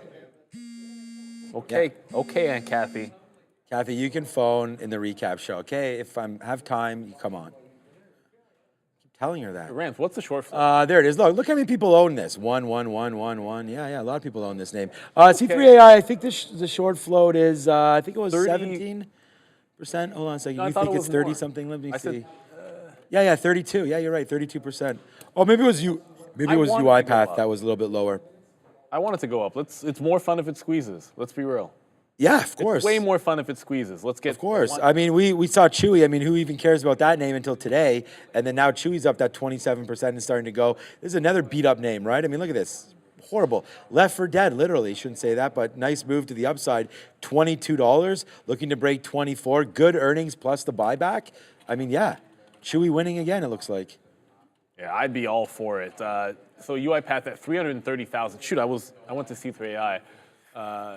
Whatever. Path is going to be another one. I thought there's more earnings than I think I realized. So I'm happy for it. It just means more catalyst. I know tomorrow's going to be a big one. Everyone likes Costco and loves them. But when you get these, it's not that big of a tradable name, Costco. But C3AI is going to be tradable. UiPath is going to be tradable. CRM. Costco. Maybe. Dell, by the way, just very quickly on Dell. I'm moving my trail in ASTS into the 3/4 mark. Is that starting to pull back? Remember when I was like, oh, that's a rejection candle. Maybe I should short Dell because that looks like it should be a good short. So glad sometimes you stop yourself from doing something stupid, which would be standing in front of the moving freight train that is Dell. That was actually a buying opportunity, and now it's $1.50 higher. So maybe the smartest move ever was not shorting Dell at any point. Oh, yeah. 165 at the open, 177 right here. Cava's, I still say Cava's the better move today, but I think you're splitting hairs, only because Cava was down. Remember, Cava was down on earnings. That's why I'm saying it's much more impressive, because they trapped the living you-know-what out of shorts underneath the aftermarket lows, and then trap shorts at every single level, and a $15 move to the upside on a $90 stock is just super impressive for Cava. This could go squeezing the next couple of days. Never had it, but I hear good things. Yeah, what's happening right now is you do get that upside. Oops, sorry, we're on Apple there. I meant to click on AMD. So there it goes, man. Breaking through 166, done. I feel like this could go on a run now into the close. So being very, very cautious here with what exactly is happening with AMD. I almost think we should flip around to the long or leave it alone. We talked about the market. We got out of the market. That was a good trade to exit that one.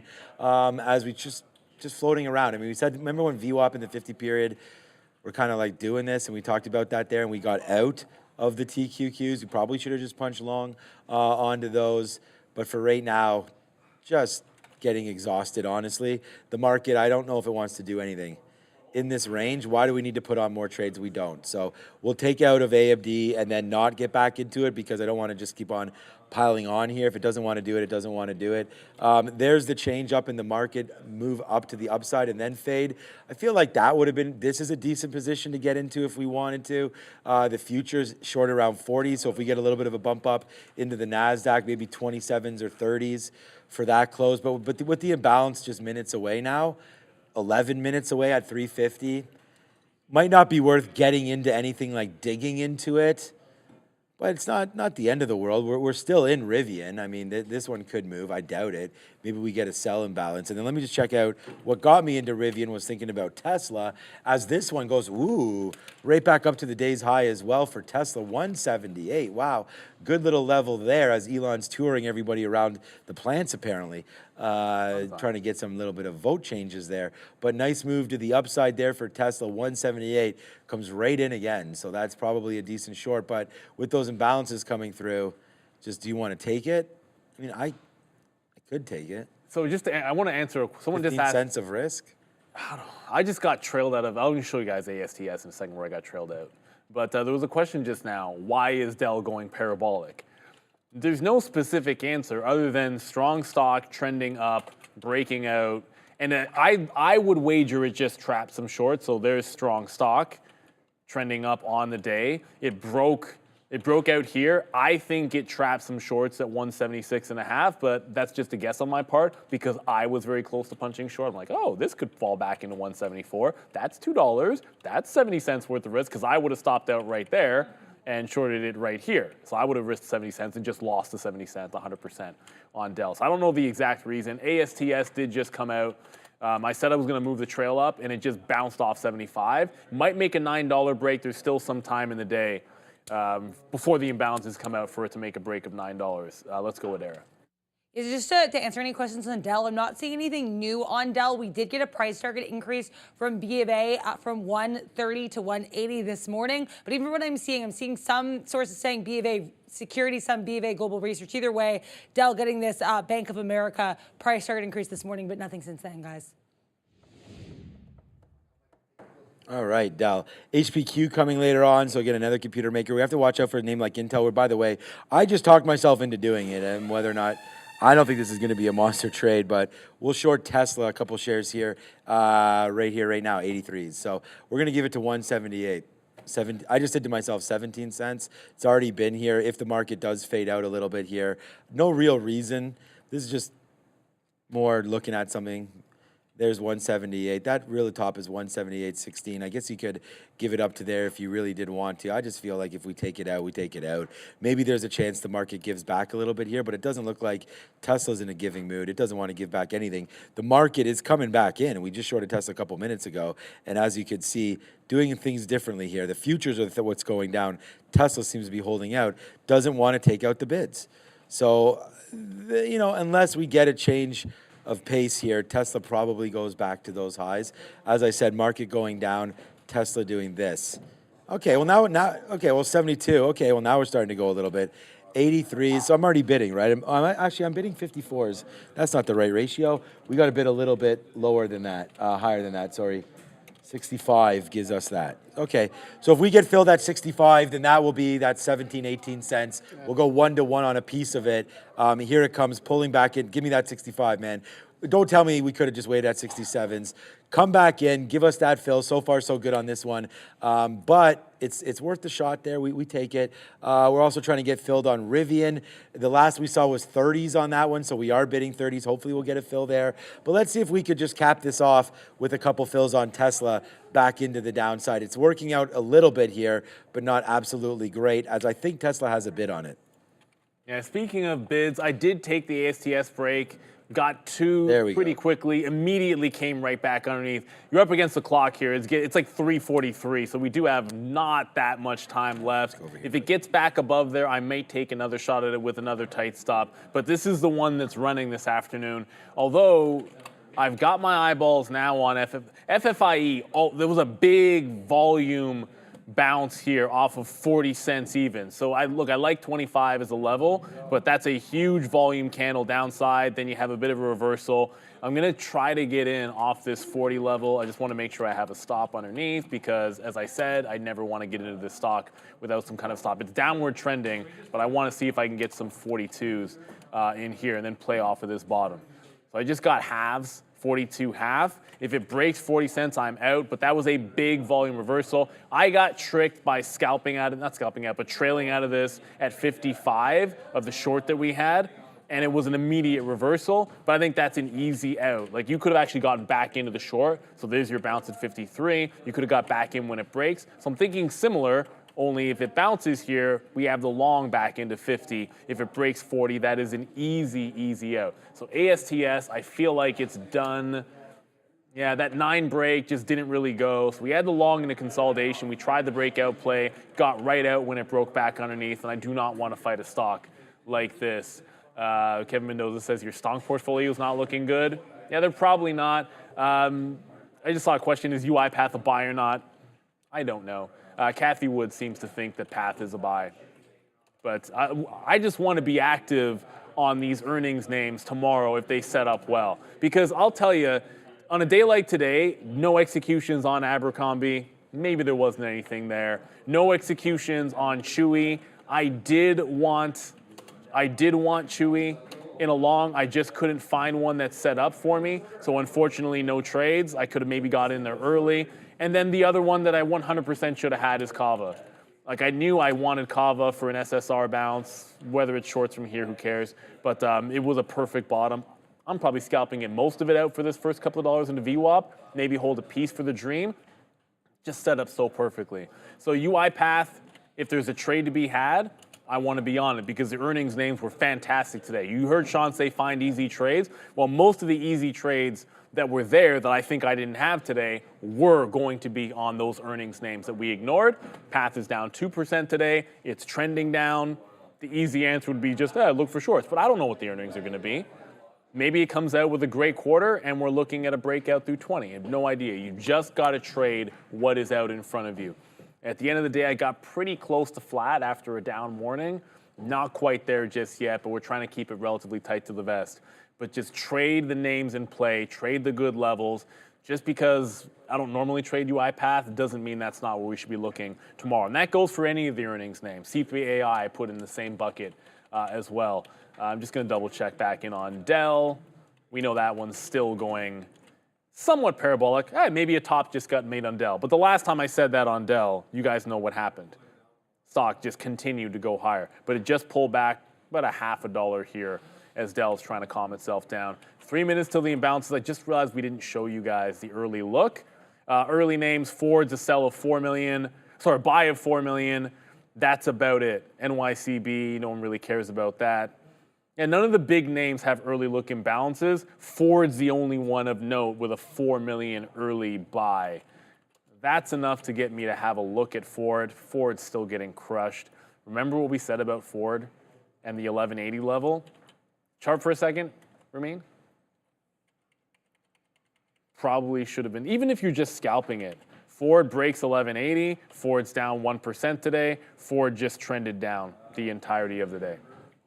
So bad stock continues to stay bad. FFIE might have just wicked, but I was only giving it 2 cents anyways. I wanted to get 42s to 40 for a shot at the bottom, but I'm not fighting the stock. Either it bounces where I want it to, or we wait for tomorrow. And I think the big level is 25 cents. Just drop down some money there. What did we say about Tesla? So we said we're taking this trade because it was 17 cents worth of risk. Right? We broke that down to everybody. We talked about that. Well, right now, Tesla's 70 cents in the money, 7-0. So this is why we take it. It's stacking. It's the end of the day. Bang. All right, that's Tesla. We talked about it. We like the trade. There's the trade. Put on, Adair talks about this, and traders stay late, so stay with Adair and I. But look, we talk about this all the time. Be confident in the trades that you have. Like, Look at this Rivian trade. All of a sudden, it's at the end of the day. Let's go. Another one. AMD, Another one. Tesla, Another one. Rivian. I mean, this is just, here it is. 33 short, 26s. I mean, it's coming in. You take the damn trade. You know, it's, so many analogies. You could use as many as you want. But if you're here to trade and you see something, you take it. So on Tesla, let's take another out. We're almost out of it now. We only have 20% left. So 5 outs on the way down. Again, first out 1-to-1, second out at 50, third out at 30, where the 50 period is, and fourth out 20, 40, 60, 80. Boom. So this is why, again, we don't discuss share size, but does it matter? I mean, I'm putting these trades on right in front of your face. Hopefully you're able to take them with me. If not, that's cool. And if you want to use 50 shares here, cool. 100 shares, 5 shares, anything like that. If you are with real trading, of course, the minimum lot is 10 shares. So, and then you can't get out, like we can't trade 1 share lots or anything like that. The minimum is 10 shares. So, you know, no matter what you're doing, now you can understand how I'm scalping it out. This is why I give mad respect to somebody like that Mr. Long Shorts, who was talking my language. All right, here we go, man. The imbalances are now out. Qualcomm's a big sell.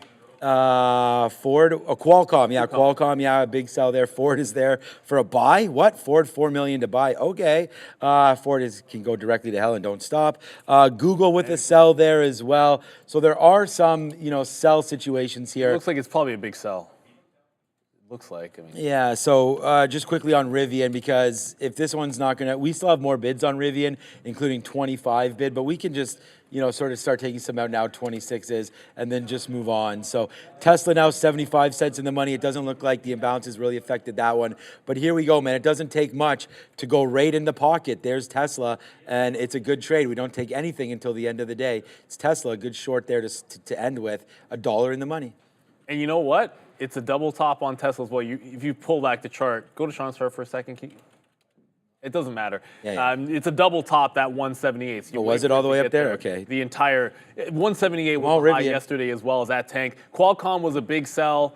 I've seen a slight move to the downside, but that went like 40, 50 cents, $200 stock on QCOM. So not a huge reaction, but it is the biggest. Google was also a sell imbalance. We'll keep tracks on both of those names. QCOM, I'd say the most significant one, that 1.1 million. Dell's still making some moves. I was interested to see if Dell could have been some kind of an imbalance for a pullback trade, but it looks like it already made a bit of a top there on Dell. Pulling back nicely off 179, but still up 7%. ASTS, I said I would take it if it was before, a little bit closer to the, or not too close to the end. I didn't grab it again right at 350 when the imbalances were coming out, but ASTS is still making move. Probably should keep an eye on this one tomorrow. This is not your average low float, smaller runner where it's like a stock that's dying and getting a bid. Like this is already broken out multiple times, 250, again at 6. It's now out in the ether, ASTS. So a much better looking chart than your average squeeze or low float name. Better than your average. Yeah, there it is right now. Look, man, we haven't hit this too much today, but there it is. If you're looking for it, there's $1. And it is on our friend Tesla. So there it goes right there for Tesla. We have both short Tesla and Rivian into the close as we start to go down. And there it is. It's a nice move in now. Multiple dollars, not multiple dollars, just hit $1 and continuously going lower here and still have some on. So far, so good there in the end of the day. Nice move down Rivian. We just got some more 26s there. It doesn't look super exciting. I'll be the first one to admit it, but we are getting more and more out. So again, Tesla, Rivian, just trying to add some cherries onto the top here today. Nvidia, nice tank at the end of the day for sure. AMD, what are we supposed to do, man? And we've been talking about that short. Unfortunately, we had to dump and get rid of that one as it's going the other way right now. So, yeah. Disney 100 tomorrow? Didn't it already break that, or? Well, actually, it did. So Disney bounced off 100 last week. Okay. 125 cents. And shout out to Kip Perlson in the chat. Yo, what's up, Kip? Well, you know, you want stocks to go up, but mentioning that Disney's in play, still stair-stepping down after its report. It just broke 101 and is continuing to flush. Big volume candle. I just checked. I didn't see an imbalance on it, but it's possible there was like a small imbalance that caused it to break that low, but it didn't break 100 last week. Maybe we get 100 Disney tomorrow. I'm going to put that on the alert list. It's not an absolute lock. You could gap underneath 100. You could gap up and not be trading at 100, but Disney at $100, it was a breakout through that price earlier in the year, and it's already bounced here once, so that's worth looking at. I'm just going to put that one on my list. You always want to be ready. Like, not a stock I trade every single day or even look at every single day, but I'm going to get a look at that one. What happened on PDD there? Yeah, something about Temu. They're investigating some Temu action right now. That's the entire reason the stock is up. I just pushed short there. I don't know. Again, like this is another name here. Here we go, straight up to the upside. We just dumped off 150. It was not the way down. And I mean, look what just happened to Rivian. We just put these stocks on and they're instantly going like P&Ls. Like, look at Rivian. Look at this short, 1035 down to 1021. That might be the best move all day and we got it. Right there, Tesla.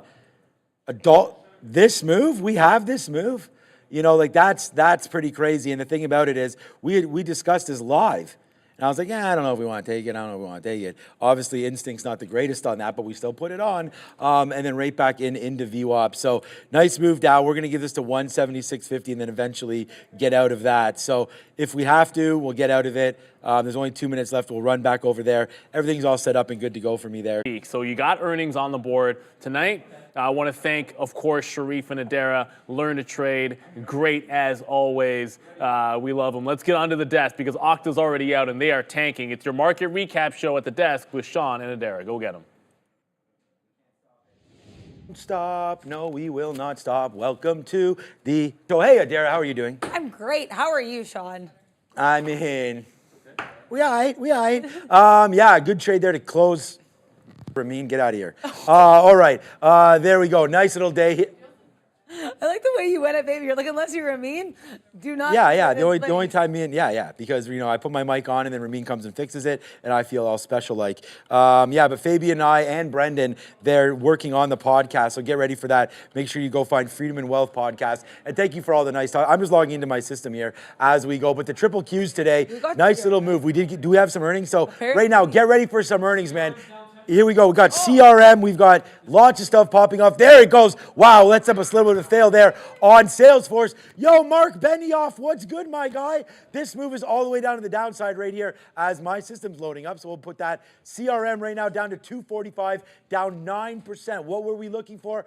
8% move, I believe, 6 to 8% move on CRM. The numbers, that we were looking for was 238, revenue of 9.14. Adara, what up?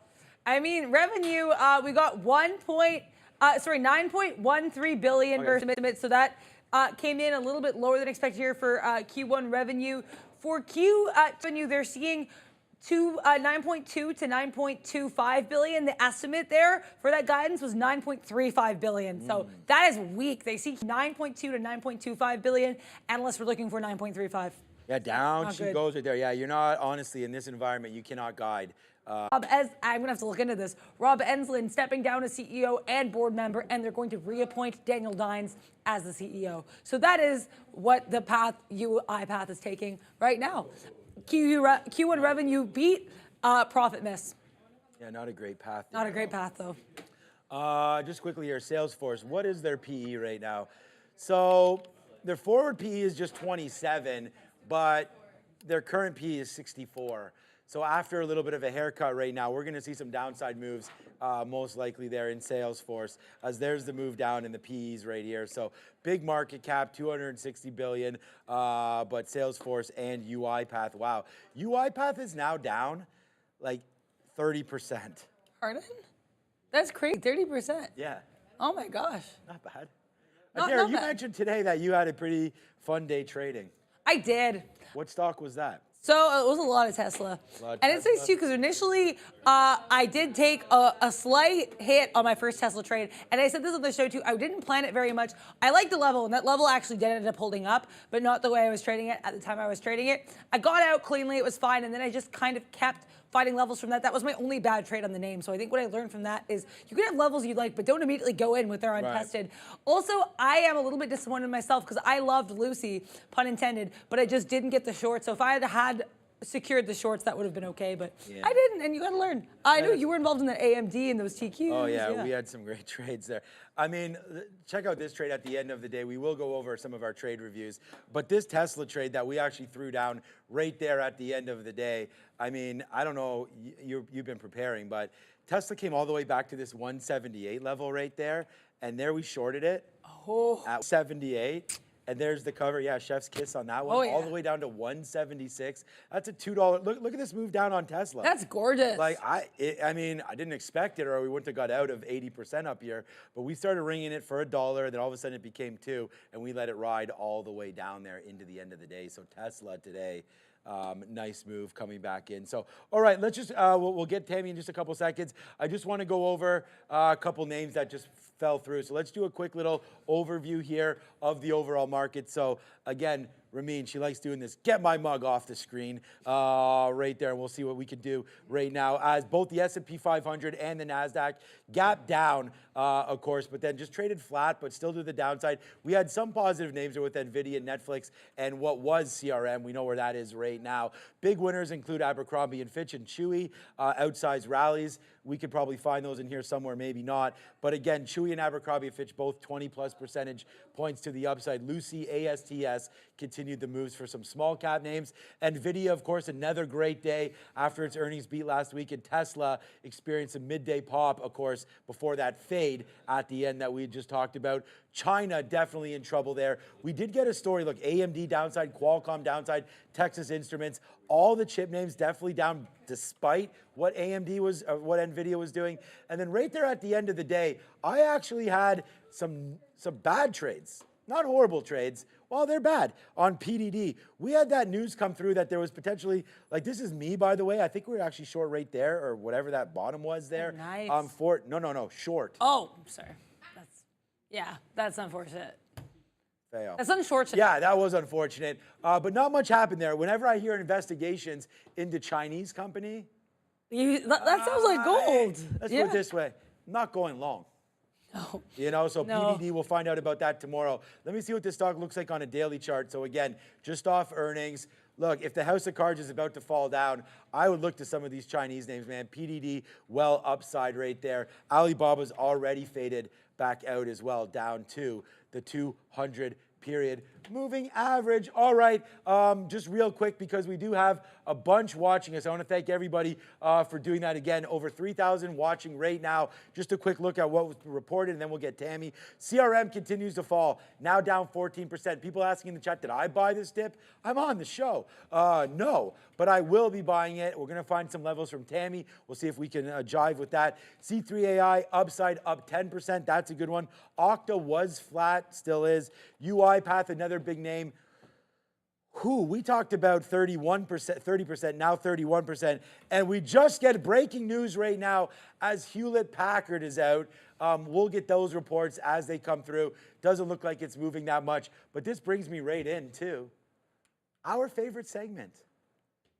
And it's Trader Talk. Let's go.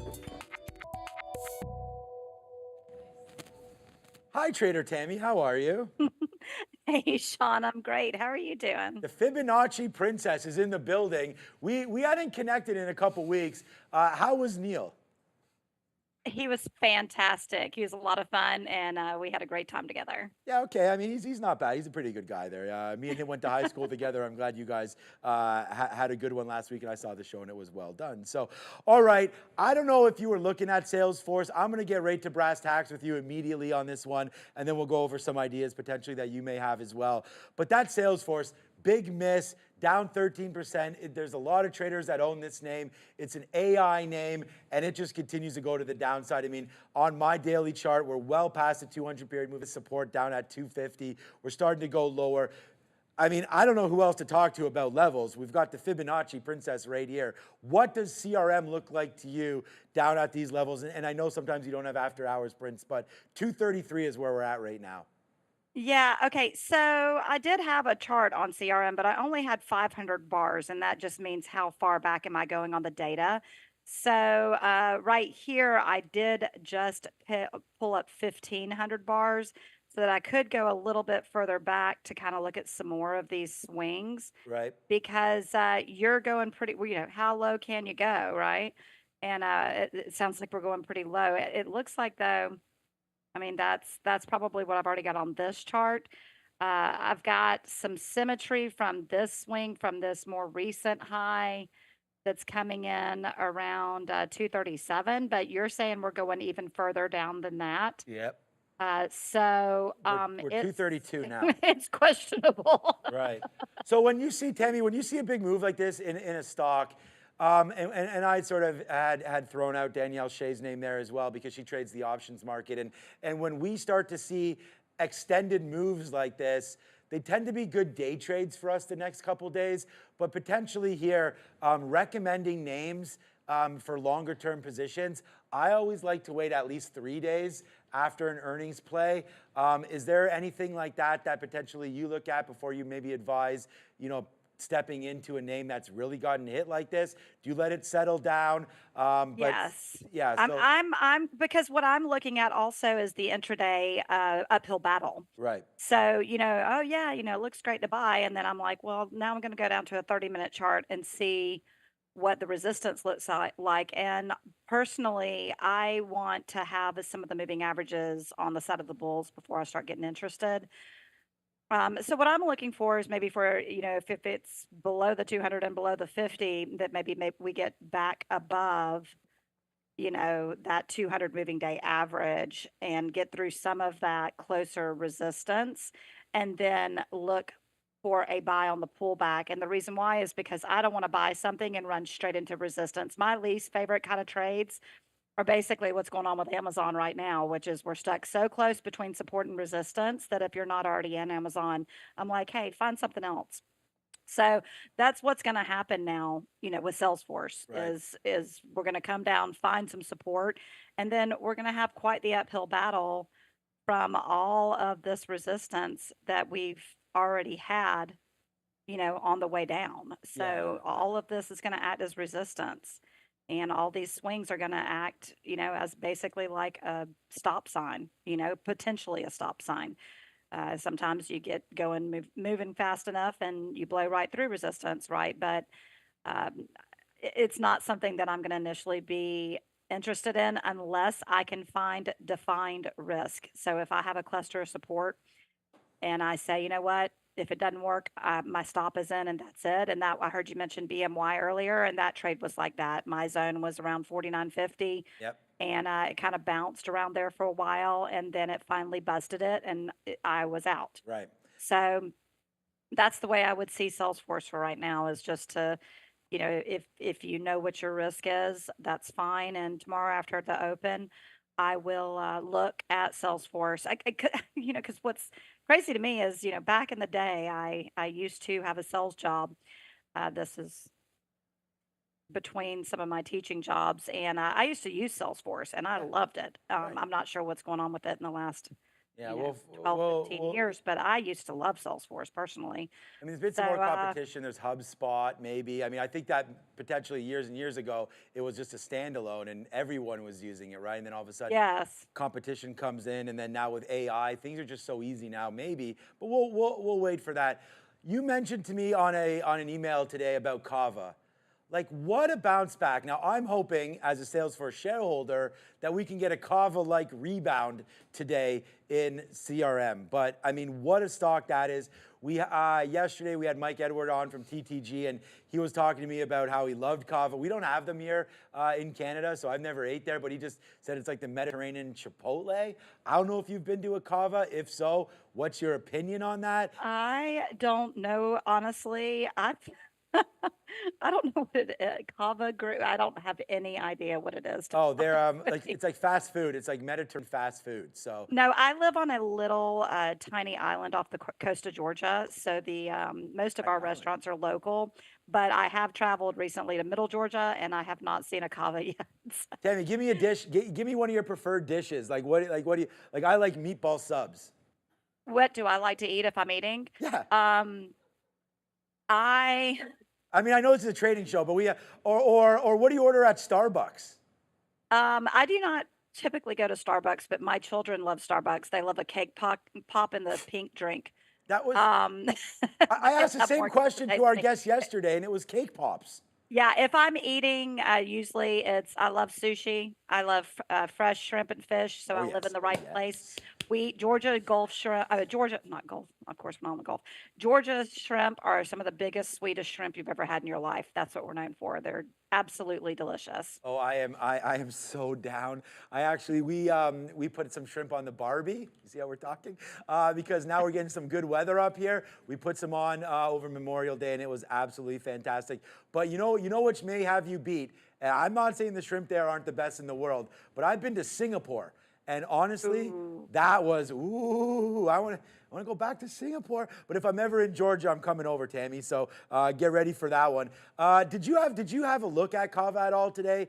You did mention that. Was there anything on the charts you want to discuss, or maybe we can go over? I just see that it's getting extended from this current swing. So what I do is I look at the current high to the current low, which of course we made a higher high today. And we're at that first target at 89.51. The second one is 93.66. And then what I did is I just looked at previous swings in the market and projected them from the more recent low, which was today, Right. to say if we get through these green target extensions, these are other places that the market may stop. All right. We like. So Yeah, I was just gonna say yeah, I like. mean, I was just gonna I'm say. not on, like I said, I'm not familiar with it myself, but it's definitely worth taking a look at. And I have to apologize. So my kids are at home for summer break, Already? and my daughter opened the office door, and the dog came and jumped in my lap while we're on TV. What dog do you have? I mean, your dog is welcome on the show. I mean, we're very Oh, well, pro very dog. very pet friendly. there you go. I have a little There he cockapoo. is. Oh, is that a cockapoo? He is a Cavachon, which is a King Charles mix. Oh with a my Bichon breed. gosh. That looks a lot like my dog. Yeah, welcome to the show. That's awesome.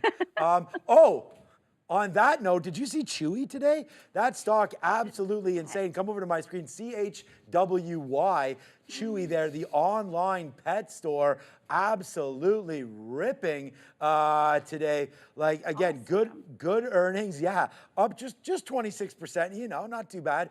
They institute a buyback program. Chewy absolutely ripping. I have used Chewy before. I used Chewy when I first got Kingsley, and we ordered a bunch of products through them. So I'm a big fan. They have great customer service. I haven't used them in a while, but I've had good, you know. And look, they don't have much of an uphill battle left. Nope. They've gone through a lot of price resistance here. So the next area that we're looking at to we've got around 20, what is that, 22, 23, and then maybe 26. So it's looking great. I think looking on a pullback, that could be a nice place to enter because you've got all the moving averages on the side of the bulls now. And what I mean by that is that pink dotted line is the 200 moving day average. Right. The green line is these are both simple. That blue is the 5, the red is the 13, and those are exponential moving averages. And when the price action, all of those moving averages, and the blue is on top of the red, I say that is a royal trade setup when it has a pullback. That is the kind of stuff that I'm interested in and I like to see because those are the higher probability trades. And that's what I do. That's the Fibonacci princess, is I give you defined risk